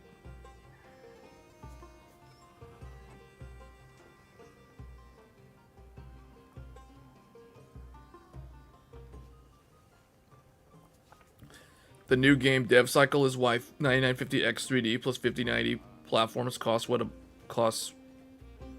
bundle. You know, it's funny. I'm seeing a lot of like pre-builds. So you understand supply chain. So I got a question on the supply chain for the CPU and the GPU combos. So in pre-builds, I'm starting to notice the NVIDIA cards, the 50 series cards are starting to get into pre-builds. And I'm seeing a lot of system integrators pair them up with Intel Core Ultra. Not Intel 14th gen, not AMD Zen 5, but instead I'm seeing them pair them up with Intel Core Ultra, which is interesting because it makes me wonder, is Intel offering a good enough rebate program or volume discount on their Core Ultra 200 series? Because I would imagine that Intel's not very profitable on doing that because they're having to leverage TSMC for manufacturing. So because Arrow Lake is not manufactured by Intel, I would imagine that the profit margin and just even like overall revenue per unit is much, much lower than Raptor Lake. And I would assume I'm correct. So you let me know, because I'm starting to see pre-builds pop up that offer, like from MSI and HP. I was looking at some, and they have 5090s in them. They're OEM 5090s for like HP Omens and stuff.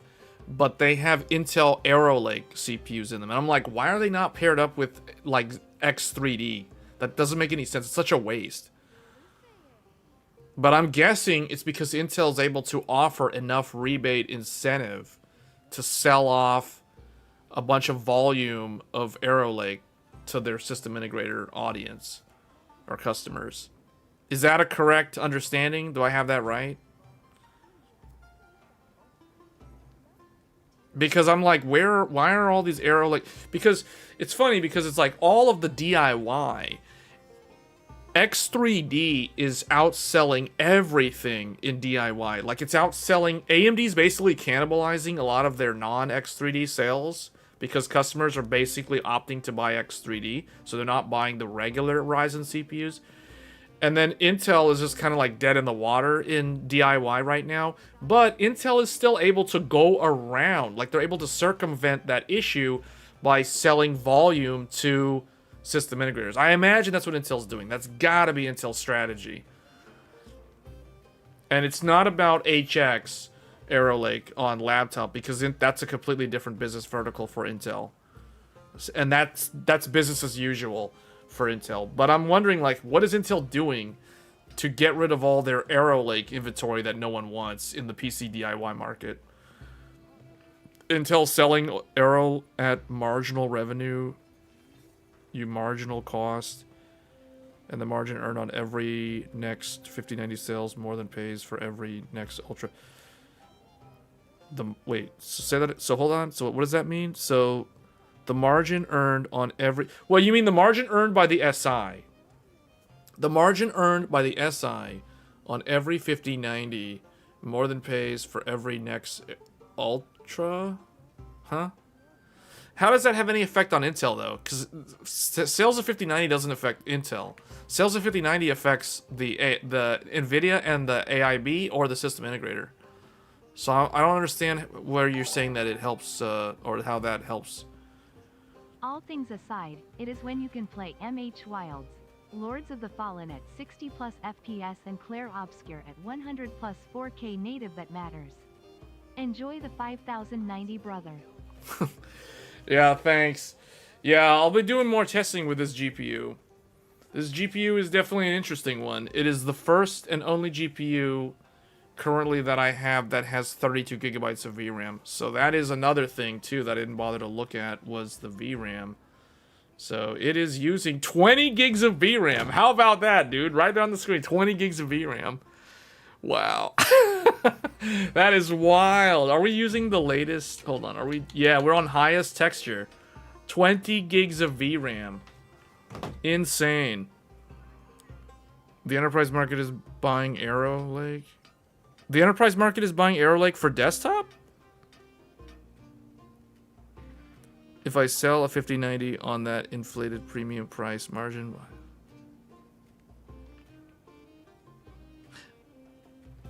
Oh, I see what you're saying. I see what you're saying. So if I'm, let's say I'm Lenovo. Let's just use Lenovo as an example. It could be any of them. It doesn't matter. Let's just say I'm Lenovo. And if Lenovo buys a 5090 chip from NVIDIA, then they make their own discrete graphics card, you know, their OEM graphics card that's going to go in a PC, in a motherboard, or whatever, in a PC that they sell, a full system, like a pre-built. They buy an Arrow Lake from Intel. So you're saying that, let's say it costs Lenovo $180 or like $170 for an Arrow Lake Ultra 9 285K. They pay Intel or the disty, whoever it is, they buying a large number of Arrow Lake, so the unit sale is like $150 to $180, depending on the discount percentage that they're getting. So you see what I'm saying? So if let's just use $150 because it's an easy number.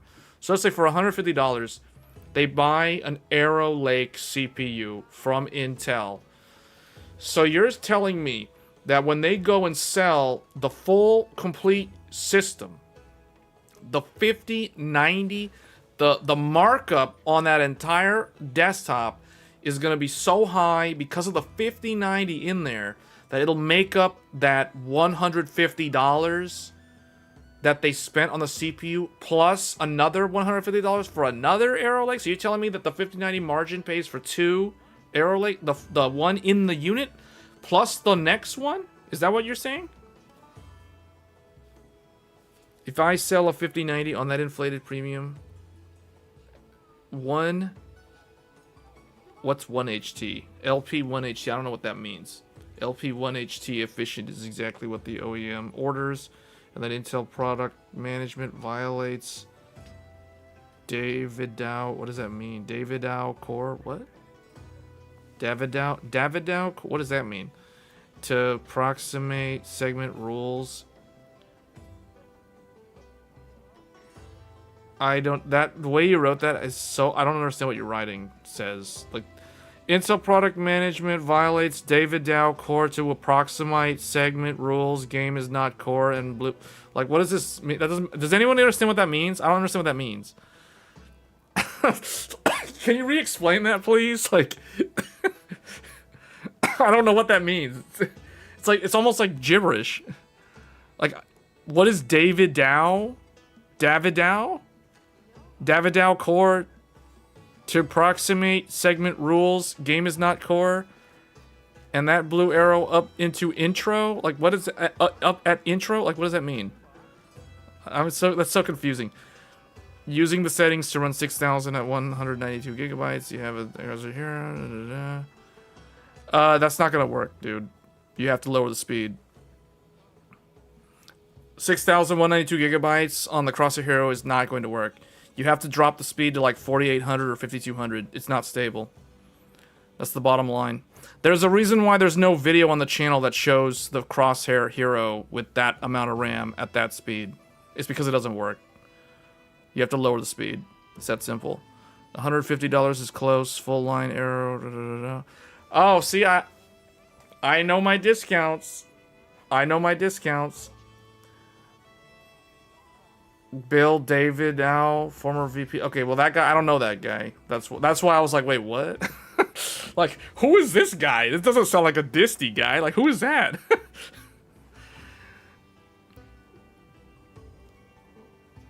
Spotting outliers based on historical data can be great for identifying suspicious values right away. You might also try leveraging.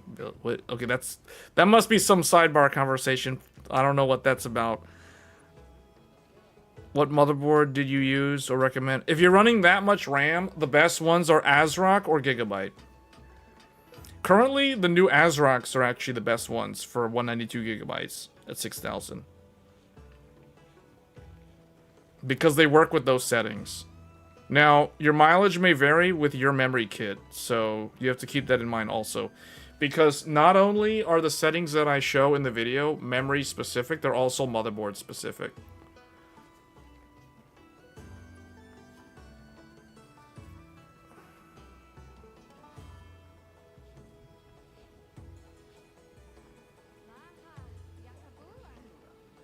AMD does not like to participate in this because AMD...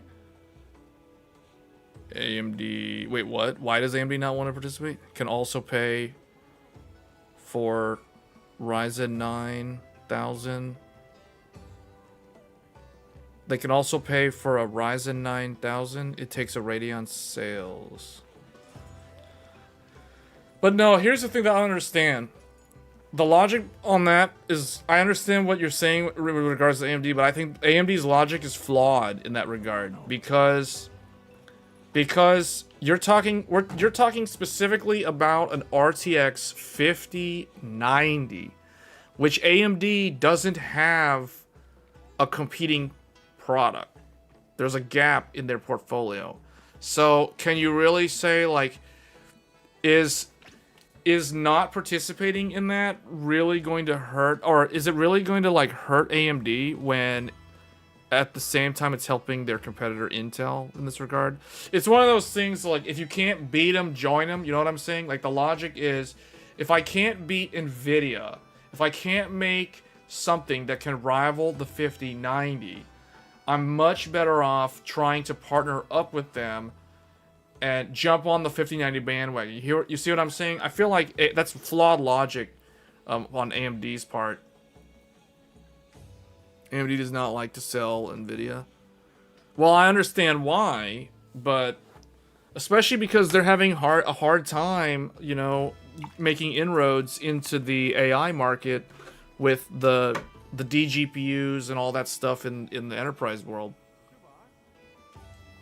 Like, MI300X is such good value compared to Nvidia, but the problem is the software ecosystem is not well developed and it's not mature, and that's the reason why people are still going to opt for the Nvidia platform for the AI stuff. So it's, yeah, man, it's the same. Nothing has changed. Well, okay, AMD has made a lot of progress on the software side, but man, Nvidia is always like one step ahead of them when it comes to both hardware and software. At least that's what it looks like to somebody looking from the outside in.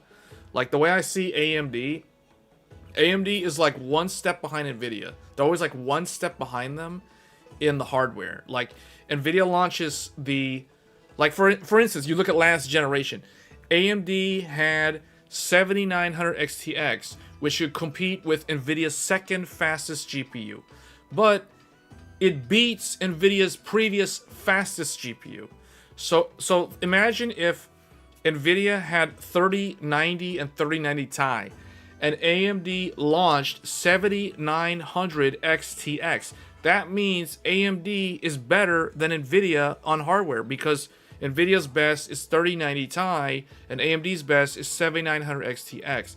But that's not the reality. Nvidia launches 4080, which is equal to AMD's best card, and then they have 4090, which is better than AMD's card. So now AMD is in a situation where they're behind Nvidia because they don't have a direct competitor at the front of the product stack.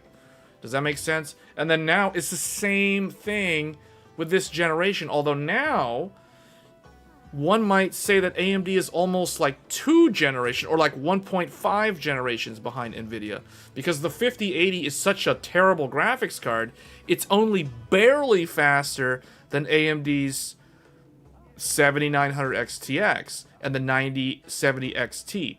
So Nvidia's like slightly ahead of them by like a half generation, but then they have the 5090, which is again ahead of AMD, and they don't have an answer. So it's like that is the sort of situation where AMD is always like one generation behind Nvidia. So it's like when AMD launches the next thing, RDNA 5 or whatever, you know, like obviously they're going to have something that can compete with the RTX 5090. They might even have something that's faster than the 5090, but Nvidia will still be one step ahead of them with the 6090. So it's like AMD's stuck in this unwinnable race when it comes to the hardware. And then on the software, oh boy, it's like software is even worse. Like Nvidia is so far ahead with CUDA and CUDIN and all this stuff and all these frameworks. And AMD has made a lot of progress in the last 5 years, but it's like, you know, it's the same deal. They're still like 1 or 2 generations behind in the software. So it's like this never-ending race where they're always trying to play catch up to Nvidia.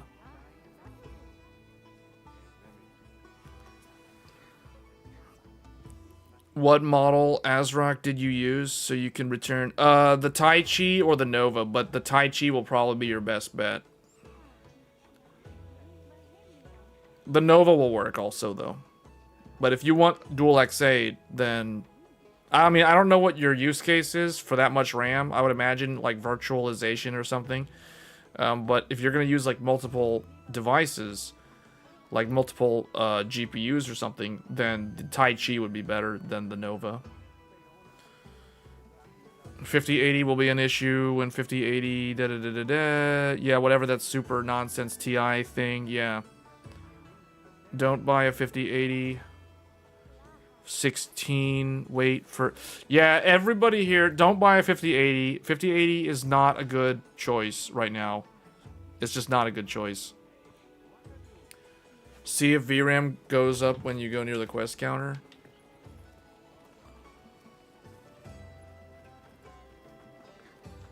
$21 gigs of VRAM. Yeah. 21, wait, hold on. 21 gigs. No, it's still kind of holding around 21 gigs of VRAM. Huh.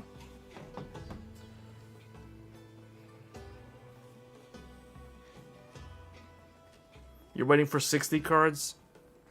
Yeah, the 50 series, you're not... I'll be honest, guys. I mean, as someone who's literally using the 5090 right now, you're not missing out on much. It uses a lot of electricity. You get bragging rights because you got the fastest GPU. If you had the 5090, you're kind of like in this elite club. But to be honest, it's one of those things where it's like... if you don't have it, you're not really missing out on much. Like, let's put it another way. If you don't have a 4K OLED, or at the very least, a high refresh 4K monitor, you shouldn't even bother. Like, it's not worth it. It's not worth spending that much money on a graphics card that's going to be replaced by another graphics card next year if you don't already have a 4K display. Because if you're on a 1440p monitor and you're thinking of getting a 5090, you're not going to be impressed, all things considered, with the amount of power consumption that it uses and how it compares at the lower resolution. At lower resolutions, it doesn't get a chance to stand out in front of the pack the way it does at 4K. So if you're not at 4K, don't even bother considering the 5090. Like, it is totally not worth it. It's very, very hard and very questionable to justify even at 4K. But if you're not at 4K, it is completely unjustified. Like, for real. Like, if... yeah, yeah. You're skipping the 50 series altogether, the 7900 XTX.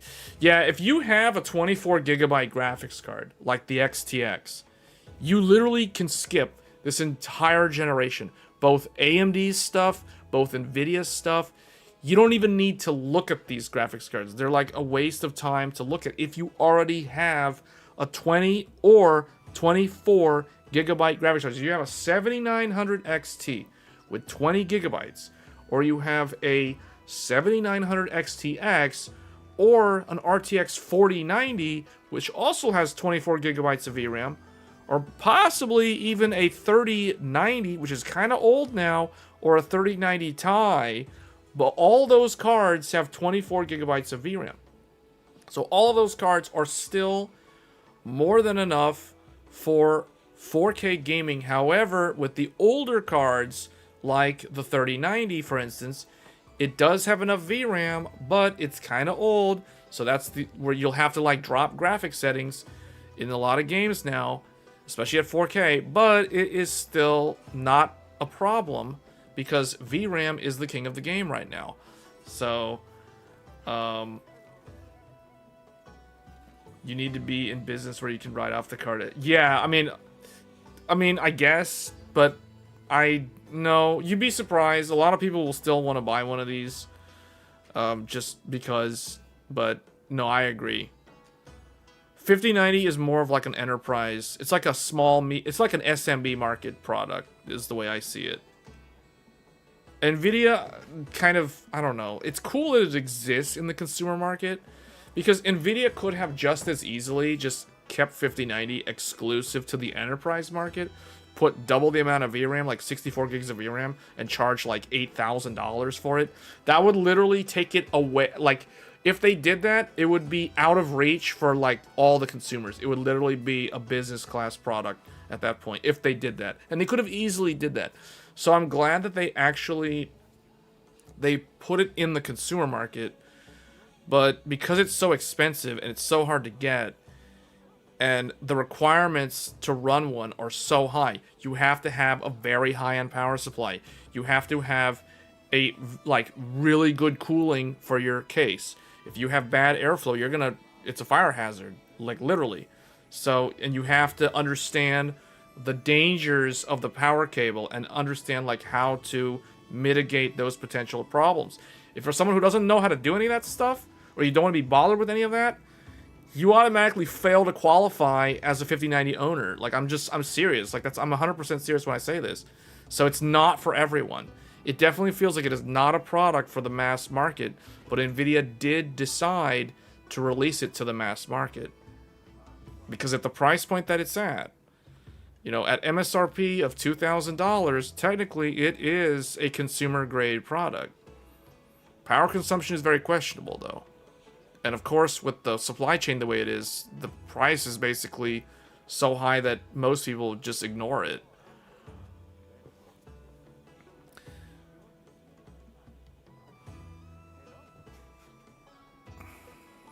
Yeah, I would like to know what the 5090 costs the AIB.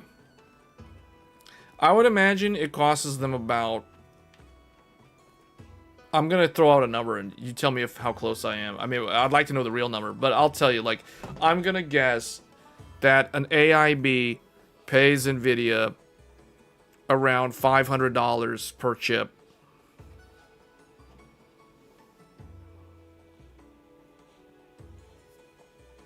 On average. The median, or I guess the mean value will be like $500 US for a 5090 die. That's per unit. So you tell me if that's good or if I'm accurate or not. That's just me guessing.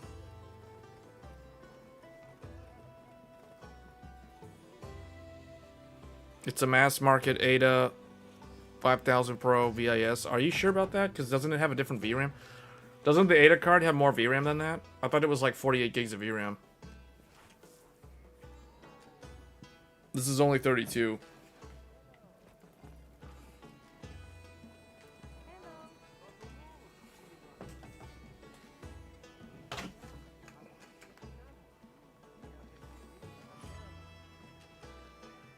See, the plastic, this 600 watt cable, the temperature, even with the game capped at 60 FPS, we're only pulling like 350 watts.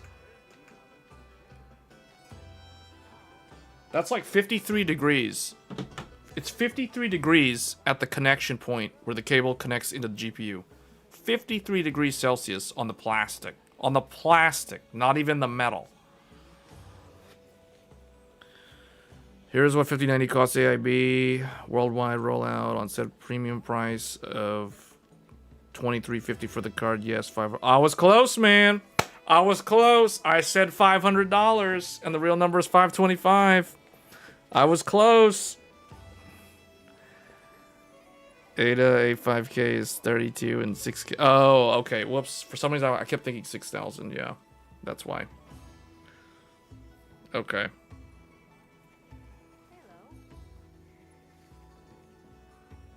That is good to know. That means that retailers right now are making a killing on these. Dude, that means Newegg, Micro Center, Walmart, Mind Factory, Overclockers UK, Canada Computers. Dude, the retailers are making so much money right now, unless the AIBs themselves have marked it up tremendously over what the MSRP was for each of their cards, which I don't know if they did that. Like, for example, now I know Best Buy can't do this for the Founders Edition, but like let's say okay, Asus Astral, when it first came out, what was Super Googly got the Asus Astral on launch day.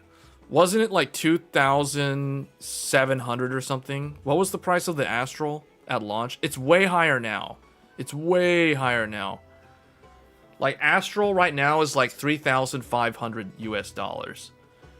But when it came out, I think it was like $2,800 or $2,700. It was somewhere around. It was like $2,799 US or something like that. Which is funny because when it first came out, everybody was saying that the Astral's way too expensive. It's way overpriced. Now it's even higher. Now people would welcome $2,800 for an Astral now.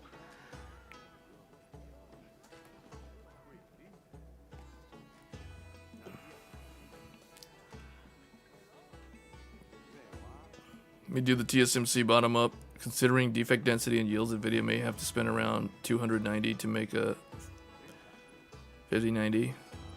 5090 price at run and like the last quarter of sales will fall to $446. The average price of the card over full run is $1,127.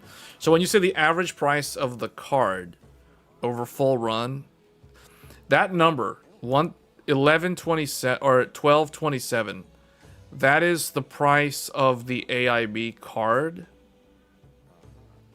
Is that the BOM cost of the AIB card? Or is that the AIB card sell to the retailer? That is really low if that's to the retailer.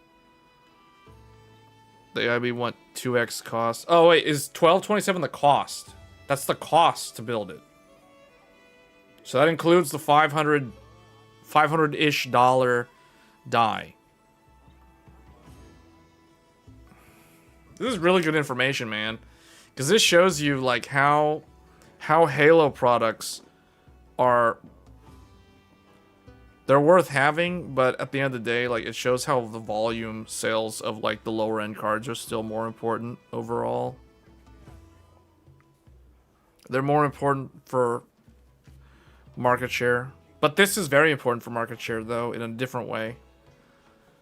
Because having a product like this that you can charge so much money for is what gets consumers to pay attention to you. Look at how Apple has just run away with the smartphone market in that regard over the years. AIB wants 100%, and yes, that includes NVIDIA price to AIB. Yeah, okay. That sounds about right. So, wow, man. The Astral. Oh, man, I wish I had an Astral. Just thinking about this. The Astral is just out of reach for everybody. It's like so impossible to find. Unless you're in Asia, there's no way to buy an Astral right now. Unless you live in like Southeast Asia. I I think they still have the Astral. Well, okay, if you live in Taiwan, you can probably get one. But man, the Astral is the best 5090 because of the monitoring circuitry, and it's the only one that I would feel 100% safe using without thinking about it. Like, the fact that I have to use this thing, the fact that I have to have this on the table so I can periodically measure the temperature of the 5090 power connector, I wouldn't need to do that if I had an Astral. It's ridiculous. It's a ridiculous reality. I have to use the infrared gun to read the temperature of my power connector. That's my way of keeping it safe. See? Ridiculous. But see, the average consumer doesn't want to deal with that, or they don't even know they have to do that for safety reasons.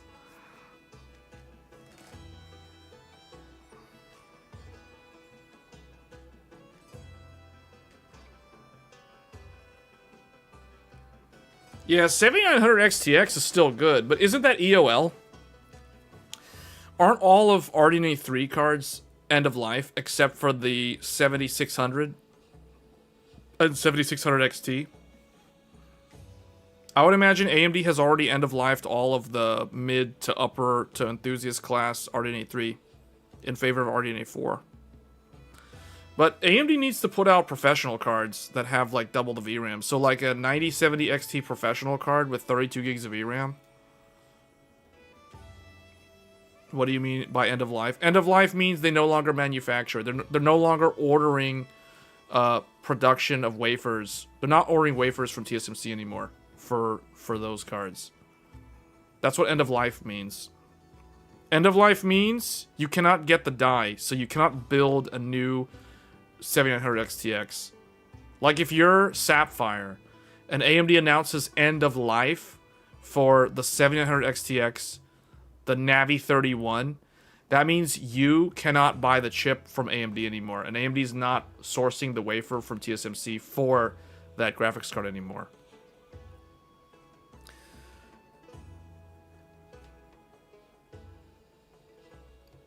No, you can still buy them, but I'm saying they're end of life. Like, they're still in the stores, but you're, like, behind the scenes, no one's manufacturing them anymore.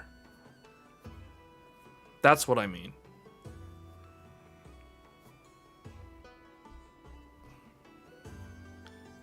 They will support end of life. I thought means end of support. No. End of support is different. End of support is when your warranty runs out. Oh, end of support also means a different thing. Like if we're talking software, end of support software means no more drivers. That's completely different. That's way out. That's a long time from now. That's years from now. AIB's price is 2x cost after OpEx. That is.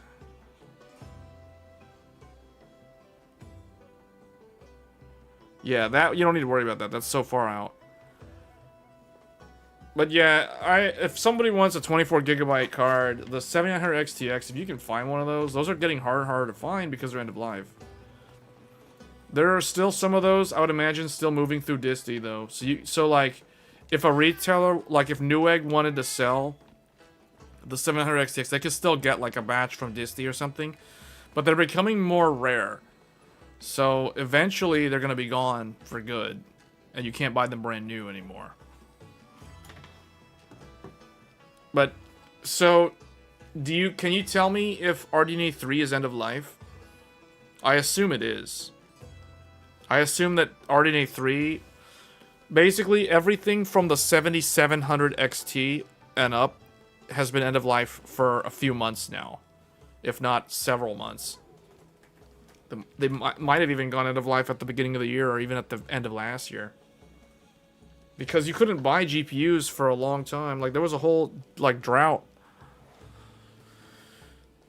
You would say it is? I would assume it is.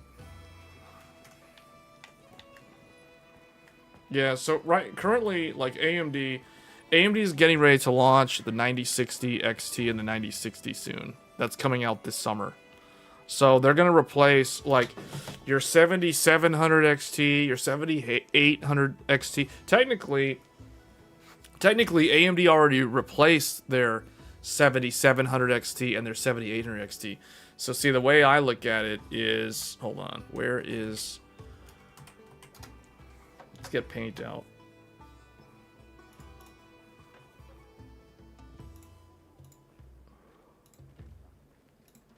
The way I look at it is AMD had 7700 XT. 7700 XT has already been replaced. The replacement is called the 9070. And the 7800 XT has already been replaced with the 9070 XT. Now, because of the way Nvidia has screwed up the market, and you can't really, and AMD doesn't get off scotch-free. They're implicated in this as well. Because of the market being screwed up by Nvidia with the pricing and stuff, AMD is basically charging more money for what would have been these cards. Like the MSRP of this was what?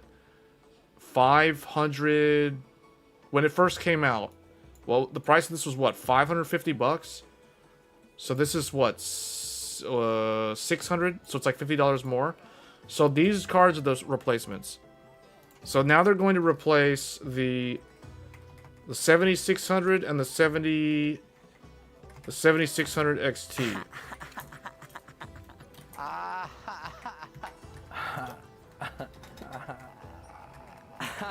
These cards. These cards are going to be replaced by these cards. So, but the problem is AMD end of life all of these. So this is gone. This is gone. So it's like, okay, this is nothing right now. Like, they have a huge gap, man. This goes back to what I was saying about AMD being behind by like one generation. Now it's like they're kind of like 1.5 generations behind. Because, you see what I'm saying? It's like, oh, there's a gap now. But you look at Nvidia's stack. Nvidia had 4070 Ti. This is now 5070 Ti. This is now 5070. So you look at the pricing. The pricing, the MSRPs didn't really change overall. Like, they're basically flat on Nvidia's side for those cards. And then they had the lower end 4060 Ti, or no, 4060, 4060 Ti. Again, this is 5060 Ti. This is 5060. So these are the new Nvidia cards. But then up here, you have the 4080 and 40. Well, you can see Nvidia did refresh the stack. These aren't one for one with AMD. Just keep that in mind, because they're different segment, or different price performance segment. So this is 5080 or 5080, yeah, 5080 now. And this one is 5090 now. But you can see like what happened. The price is all screwed up. This was $615.99 becomes $19.99. This is $11.99 becomes $9.99. Like, okay, good. That shows you how they're not really. Nvidia themselves are not impressed with the 5080 that they're giving you a $100 discount from gen on gen. Now, this one is still, what is the MSRP of this? $299? I don't even know what the MSRP of that is, because I don't even care about this card. But it's like, this is flat. This is, what is the price of this? I don't even know. Like, I have no idea what the price of these cards are supposed to be. And these cards just came out, and I have no idea. The 5090, the 5060 Ti. So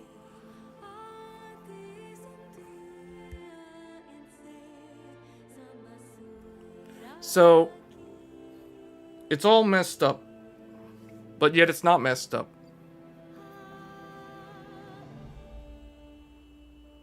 Hold on. So what were you saying? AMD did, but stopped RDNA 4, and in reality is. Hold on. The chat's like way ahead of where I was. When AIB's price is 2x. AMD did, but stopped at RDNA 4, and the reality is NVIDIA at the 80 million unit of GeForce annually needs a support network, and AMD will do 20 million units this year. XTX being replaced with RDNA 5. Yes, that's correct, but that won't be out for more than a year. Here's the story on the AMD. When Ampere in the Q4 of 2022 what are you talking about? Q4 2022 was Raptor Lake, not Alder Lake. Intro came out. Global availability was way overpriced, and so was RDNA 2. The inflated margin from GV. What is GV? From GV and RDNA 2. Oh, what is GV? GeForce? What is GV? And RDNA 2 was paying for Alder channel. Oh, you're talking about last gen Intel, because the Q4 2022 was Raptor Lake. That was 13900K and Zen 4. I really want to see a flagship for AMD. I think everybody does, dude. Like, you're not the only one. You and me both, but probably like a whole bunch of people watching this chat or watching this stream. Buys and AMD said we will not fund Intel CPU channel purchases from RDNA 2 inflated second half 2020 margin, but now 5090 margin buys Ultra or Granite Ridge. Wait, 5090 margin buys Ultra Granite Ridge, and that channel has actually tied. Wait, has actually tied 9950 X3D plus 5090 for sale to devs. Hold up. This dude, hold on, there's some rando. What is this guy? Tashin would like to offer you a meal. Okay, hold up. Let's fly over there.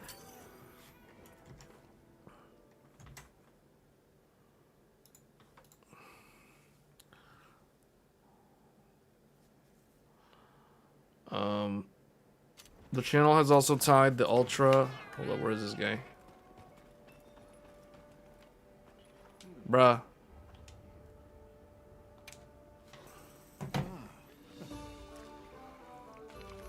Eat the wonderful food. Help yourself. Oh, I gotta take my medicine for my tooth. I have a feeling that I gotta get a crown, man. Just talking, my jaw is like hurting where that tooth is. And every time I eat, it hurts.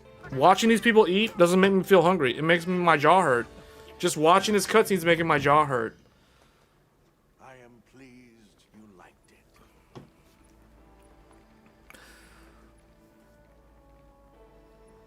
$429 MSRP, the 60 tie, and it is a ruin end price. What does ruin end price mean? AMD and NVIDIA MSRP on the price floor, sales exit price at last quarter sales. If prices keep going crazy at this pace, I'm gonna end up back with console. For real, I'm sticking my rig for a while. Yeah, you know what's funny? The people on 3080s and stuff, they're still on 3080s. It's like they see all this crazy stuff with the pricing, and they're like, there's no reason. I'm good. And you can't really blame them either. It's like, if you're on a 1440p monitor, you can still get by with a 3080 GPU in 2025. It is starting to struggle, but you can still get by. But NVIDIA screws you over because they lock out their DLSS frame gen stuff. So it's like you're stuck using FSR like everybody else.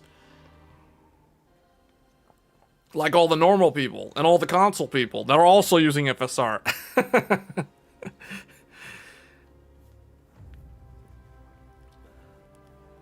It was... What is 20,000 to... What? Alder Lake when inflated crypto prices. The crypto stuff was all 2021 and the first half of 2022. Because the whole, like, proof of stake thing didn't happen until like toward the end of the summer, or like summer of 2022. Yeah, that's right. Inflated Ampere was paying for every next Alder Lake sold with 3090. The thing is, a lot of the gamers weren't buying 3090s though. The 90 class Nvidia card didn't really get popular until 4090. Like 3080 was the popular card up until 40 series. When 40 series came out, for some reason Nvidia was able to psychologically brainwash everyone into thinking that $1,600 for a GPU is a good deal.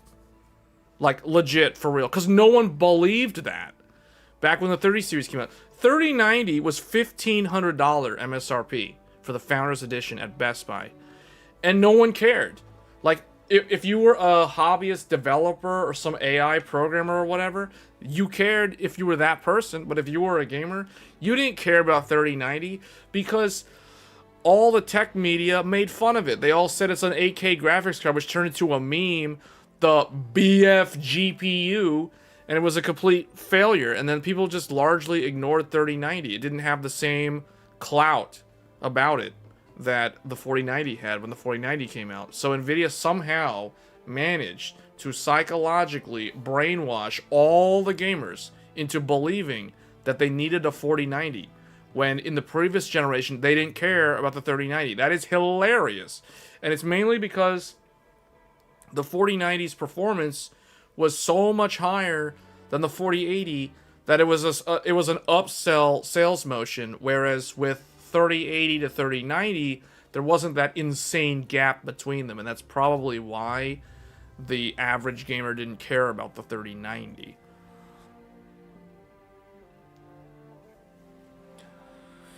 You built the rig last year, spent $3,000. You had 980 Ti on 1080p until you couldn't run Alan Wake 2. You have 3070 price.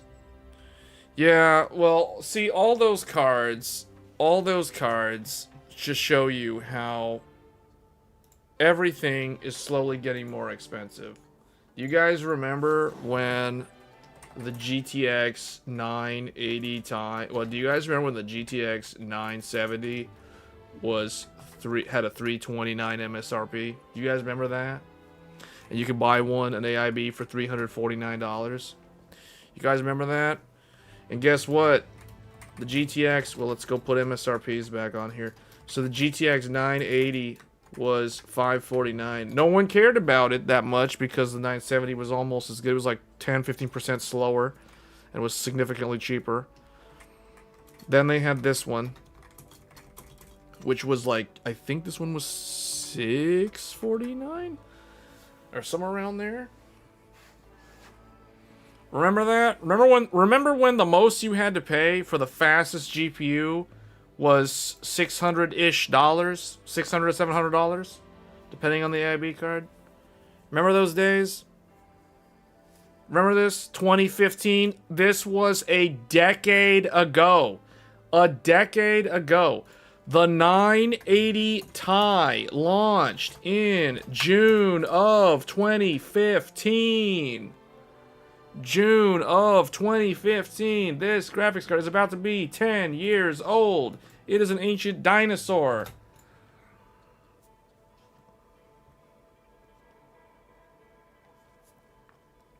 Does inflation account for this? Hold up, let me calculate that real quick. Can somebody calculate the inflation on that? $649. Inflation calculate. Can someone beat me to it? Inflation calculator. Inflation calculator. Find the US dollar value. Okay, if we were in 2015 and then 2025. So hold up. If it was $650.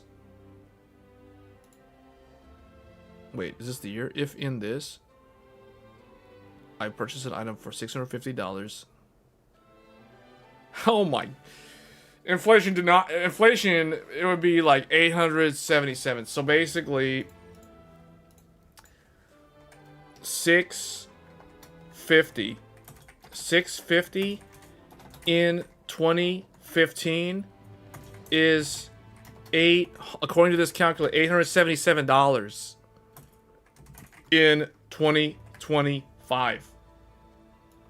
So that means the RTX 5090 should be around $900 if they were using just inflation alone. Think about that. So you can't really blame inflation. Anyone making the argument that the 5090 costs what it is because of inflation has no idea what they're talking about.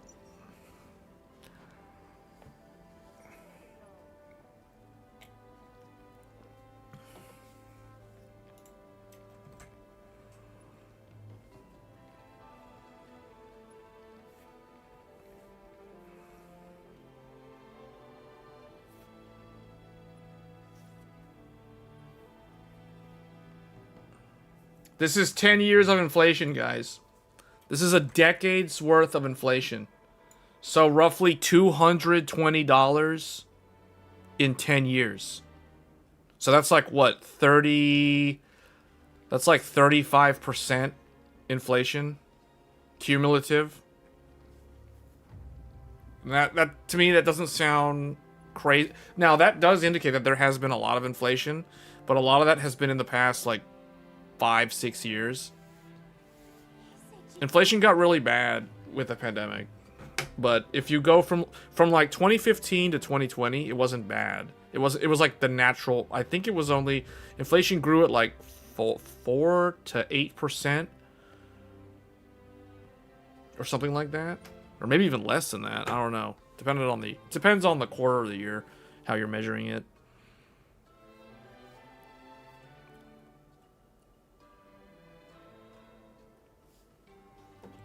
$1,230, okay, but $1,230 is still nothing close to 2,000. So, still way off. Meaning inflation is not to blame. Someone can't blame inflation for the reason why GPU prices are the way they are. Even with the US numbers, I'm still correct. Because if you're using US labor statistics numbers, the 5090 should only be like $1,200. And it's clearly not.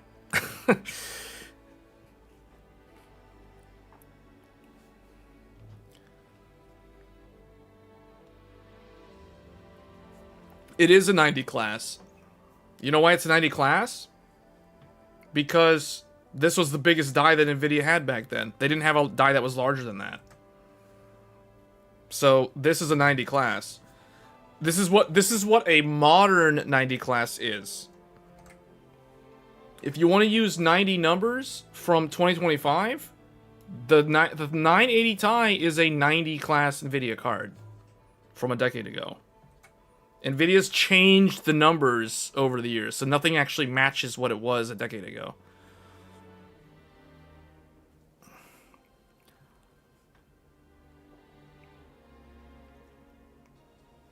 Manufacturers often prioritize the production because you got to think about it. Like, what's the alternative to this? You remember what the other name for this was? Titan X. This is also known as the Titan X, and the Titan X was $999. So so let's use the Titan X number then. So the Titan X was $1,000. So according to this calculator, that will be like about $1,500. So it's still even if we're using the Titan X, the price of the 5090 is still way outside of the natural inflation. Way outside.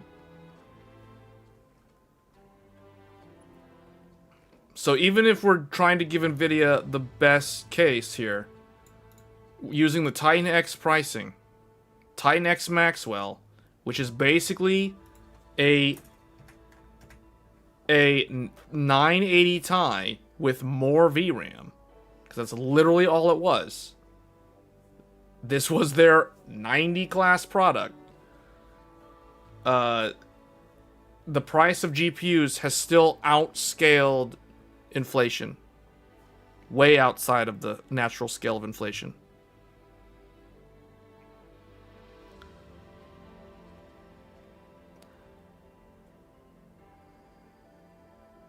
Yes, it's the equivalent to the 90 class product from a decade ago.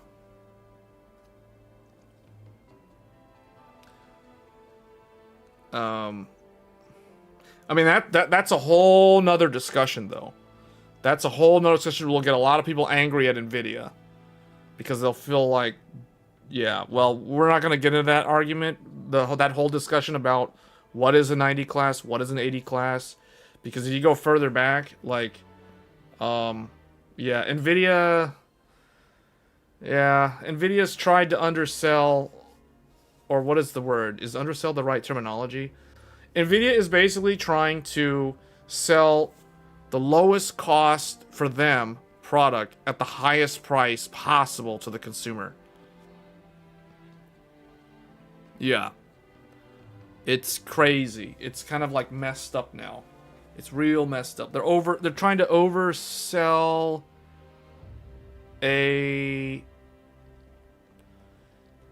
They're basically selling you something that is not worth the amount of money that you're paying for it.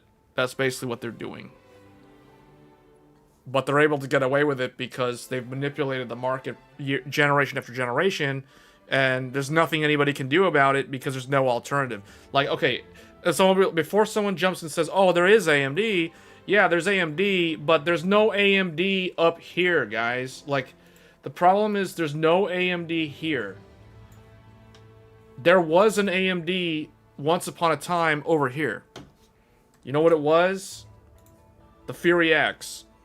The R9 Fury X was, I think it was $649. It was like the same price. It was the same exact, I think it was the same exact price. This was AMD's 90 class product that could go toe-to-toe with a 980 Ti and the Titan X Maxwell. It was probably like 3% slower than them on average, but it was really close. It was very close. So AMD, when AMD and NVIDIA had equivalent products, the pricing was not stupid out of control. But you can't really blame, I don't know who to blame here. You can't really blame AMD. NVIDIA can set their price as they see fit. AMD can set their price as they see fit.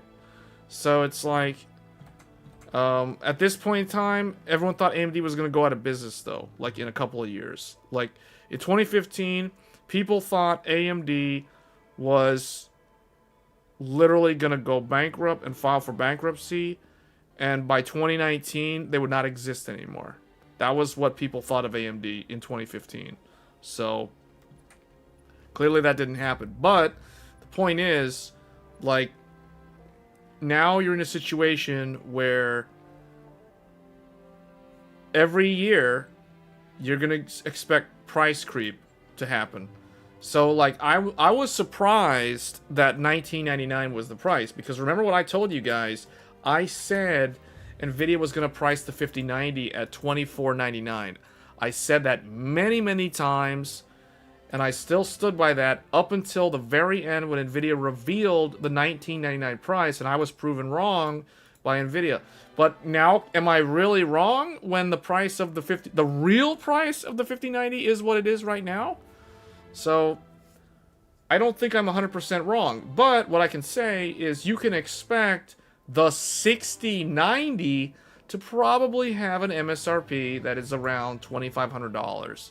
Because if there's enough people out there who are going to spend money on an Astral for like $3,500 or whatever the price is in the given region, and if there's enough people out there that are buying 5090s for what they are, you can expect NVIDIA to go ahead and do another price increase, an adjustment, market adjustment. They can do that for the next generation. So Nvidia has been wanting this to be their target price for a long time. This was the price of the Titan RTX, and then they kind of changed the branding strategy and introduced this 90 number instead of the Titan, and people paid attention to it. So now, basically, the fact that no one bought Titan X for $1,000 in 2015, and everyone instead bought 980 Ti for like much less money, that proved to Nvidia, it's like, hey, people don't seem to resonate with the Titan branding. Like, it just doesn't work for some reason. But if we give them bigger number better. So we'll do a 90 instead, and they'll pay attention to that. And that caught on with the 4090 in particular, because 3090 was kind of successful, but no one could even buy one in those days. So now it's like, hey, forget about the Titan. We can move a lot more of these dies for way more money because it has a 9 in the number. A 9 is the highest natural single-digit number. So like I said, psychological brainwashing. That's basically what they did, and they succeeded, and they continue to succeed in that regard.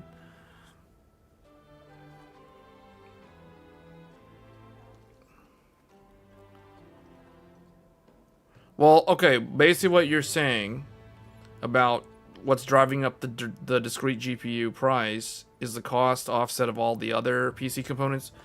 Yeah, hold on. I need to go take my medicine real quick for my tooth or jaw or whatever. So, hold on. I gotta take a quick break and I'll be back.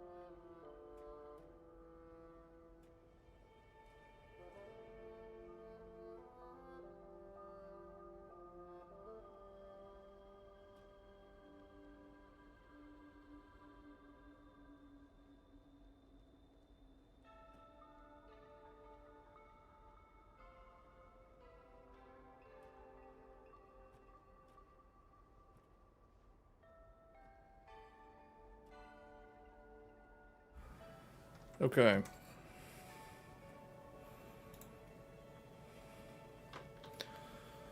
Okay, so we're gonna have to end the stream soon. I can't believe it's... How many hours has it been? I had to start and stop it so many times because of the crashing on this game earlier. Dude, it's like almost 5 hours or something. So we're gonna have to end it soon. Actually, I should be able to see... Yeah, it was like... Wow. Okay,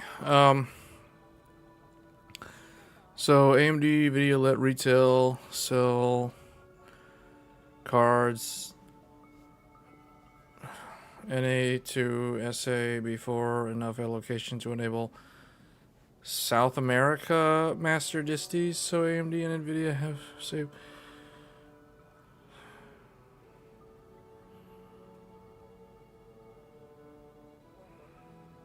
Wait, what? What? Scalpers, individuals who buy GPUs at retail prices and then resell them at inflated prices, contribute to price volatility and shortages.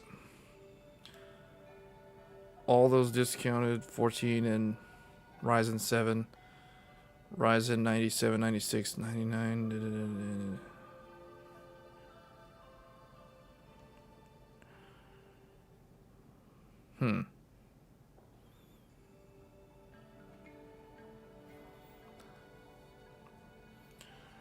You need a team of tens of people to round robin through Micro Center to buy a $20 for a $20 tip over, and what? What?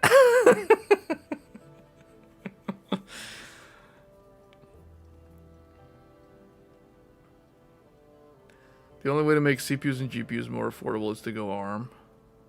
Well, anyway.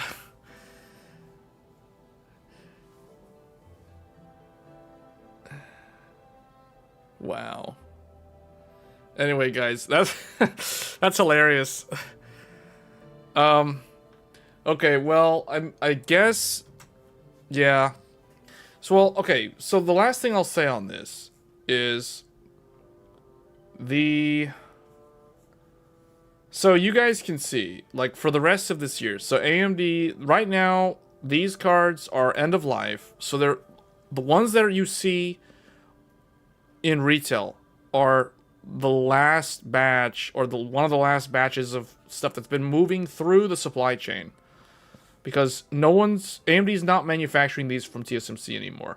So RDNA 3, big, like Navi 31 is end of life. I'm pretty sure that this is also end of life. So these are all EOL. End of life. End of life. So these are probably also end of life, because these are about to launch. So for the rest of 2025, AMD's stack is going to consist of these graphics cards. And eventually maybe they'll put like a 9050 or something out at some, I don't know. Like, I don't know. I don't know if they even need to. But anyway, that is the AMD stack. NVIDIA's stack is already done. Like, they have... Did the 5060 come out? No, it's actually not out yet, isn't it? Isn't it coming out this month or whatever? So anyway, these are NVIDIA's cards. So the whole cycle is over, or about to be over, once AMD gets these out, once the 5060's out. So, as far as I'm concerned, if you're somebody who already has a 7000 series AMD graphics card, if you have any one of these, depending on your resolution, this is 1440p. This is 1080p. This is 4K. From AMD's point of view, this is correct. What I'm saying is what AMD considers accurate. So these are the 2160p cards. And then from NVIDIA's point of view, same deal. You have the 1440p, you have the 1080p, and you have the 4K. You have the 4K. So this is it. So AMD currently is, because there's no new product coming out this year, there's no RDNA 4 for the 4K crowd. AMD is basically leaving this, the 4K resolution stack is uncontested. So only Nvidia is operating in the 4K realm for 2025 with new product. Now, one might say, well, can't you just run a 9070 XT on a 4K monitor? Yes, I've been doing that since I bought one. But it wasn't designed for 4K. Just because I can do it doesn't mean that the engineers at AMD expect most people to buy a 9070 XT and pair it up with a 4K monitor. Likewise, NVIDIA's engineers do not expect gamers to buy a 5070 Ti and pair it up with a 4K monitor. Just because you can do it doesn't mean that it was designed for that use case, is what I'm saying. So for the rest of this year, NVIDIA is the only option for true 4K gaming. And even in the two cards that NVIDIA offers for 4K gaming, realistically only the 5090, as we have shown on stream today, or this evening, the 5090 is the only true 4K graphics card. The 5080 is a very, very disappointing graphics card for the amount of money that you have to spend, the amount of VRAM that it comes with, especially with the crazy markups right now, with the market being what it is. So the 5090 is, or the 5080 is basically terrible for what it's designed to do, and it underperforms. But the 5090 is literally the only one. But it's stupidly expensive, and it has way too much electricity usage that it is so impractical for the average person. Which means the conclusion is that 4K is basically dead for gamers. At true native 4K is basically dead in 2025 until the next generation. Until RDNA 5 and until the RTX 60 series, 4K will lie in a dormant state. Like, it will be something that is like not really obtainable for most systems, for most gamers.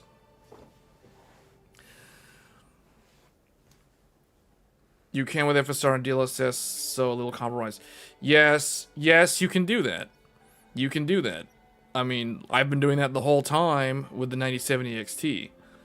But like Med is saying, upscaling 1440 to 4K still means... Yes, you're still rendering the game at 1440p resolution. So technically, it is 4K, but it is technically not true 4K.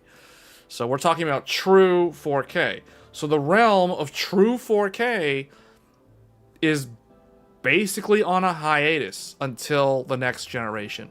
There's one graphics card out there that can do it, and that is the 5090, but it leaves a lot to be desired, let's put it that way. As someone who has been using it for this stream, it's impressive, but only in the sense that there's nothing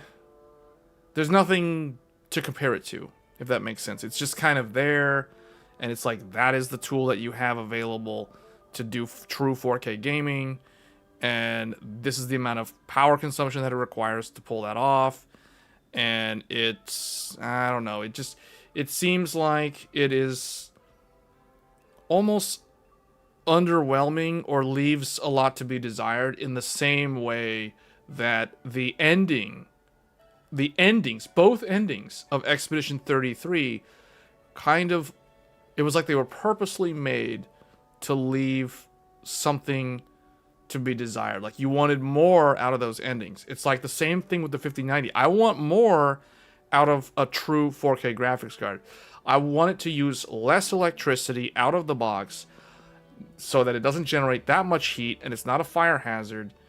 And I just wish that it had more performance relative to the 4090, especially at the price points that it's going for right now. So that's what I mean by it's underwhelming in certain ways.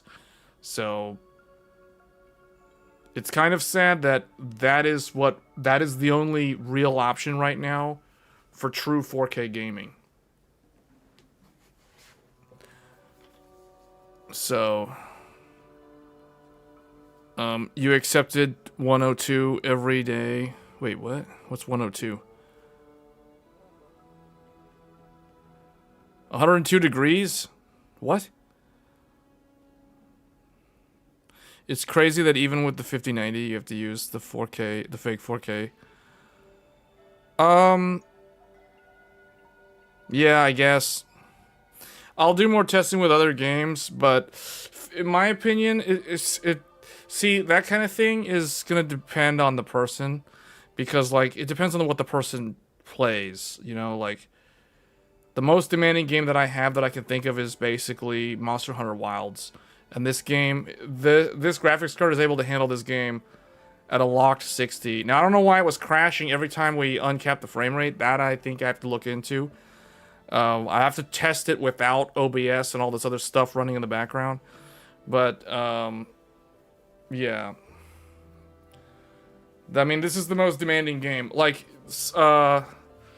there was a really good video by a Chinese media outlet that showed the Nintendo Switch 2 circuit board. It wasn't the real Nintendo Switch 2.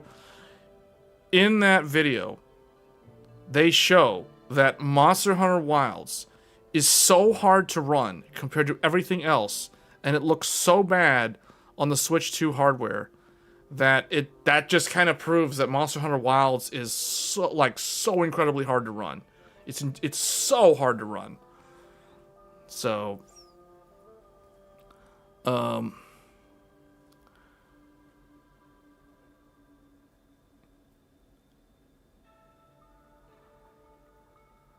it can be humid.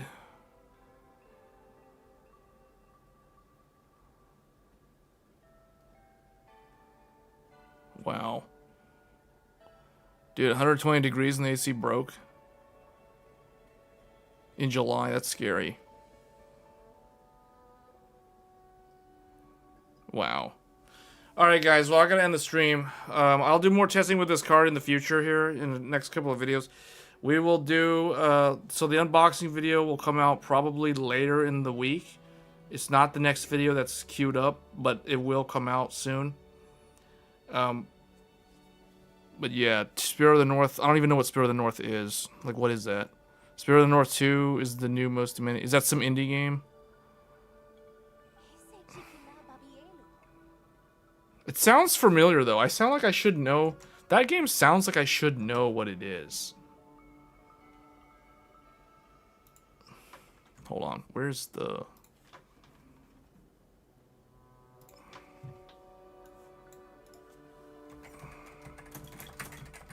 Spirit of the North 2? What is this? What is this? It's like a fox? Third-person adventure? The sequel to the acclaimed Spirit of the North? Take on the role of an isolated fox with a raven companion on a quest to restore the Lord Guardians and return home. That sounds cool. Oh, it's an indie game? Is it an adventure? Oh, another Unreal Engine 5 game. Oh.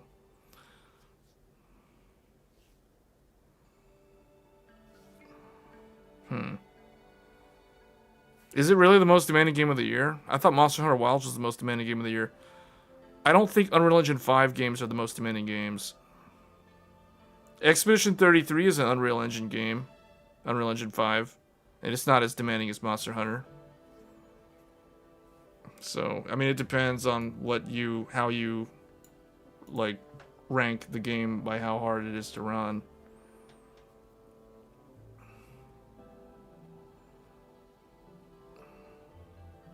Alright, guys, that's gonna be it for the game. Wait, yeah, that is, I don't know what's causing that, but we'll have to do some testing offline and see if that is a specific problem with OBS and the NVIDIA encoder with RE Engine, and it doesn't like that interaction or something when the frame rate is uncapped. But yeah, Okay, well, the what I realized is this graphics card uses so much electricity, so it lives up to the reputation of like space heater and tons and tons of electricity. I just keep thinking that I gotta periodically like measure the temperature. 52 degrees on that connector. Those Der Bauer videos, man, they make me paranoid about the connector catching fire or melting. And I'm using the native cable, the one that goes 12 volt on the power supply side, 12 volt on the graphics card side. I'm not using the adapter. It did come with that octopus cable adapter. I'm not using that thing. I am using a 12 volt native cable that came with the MSI Meg AI 1300 watt power supply that it's using.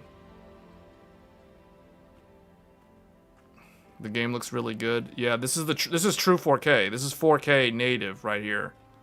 This is true 4K. NVIDIA DLSS DLAA 4K right there, 2160p on the LG Ultra Gear. So, okay, well that's gonna be it for this stream. I will see you guys on Tech Thursdays this week. I really gotta figure out what's going on with my jaw or my tooth or something. The medicine doesn't really seem to help. So I may have to get that looked into. But hopefully there will be a Tech Thursdays this coming week.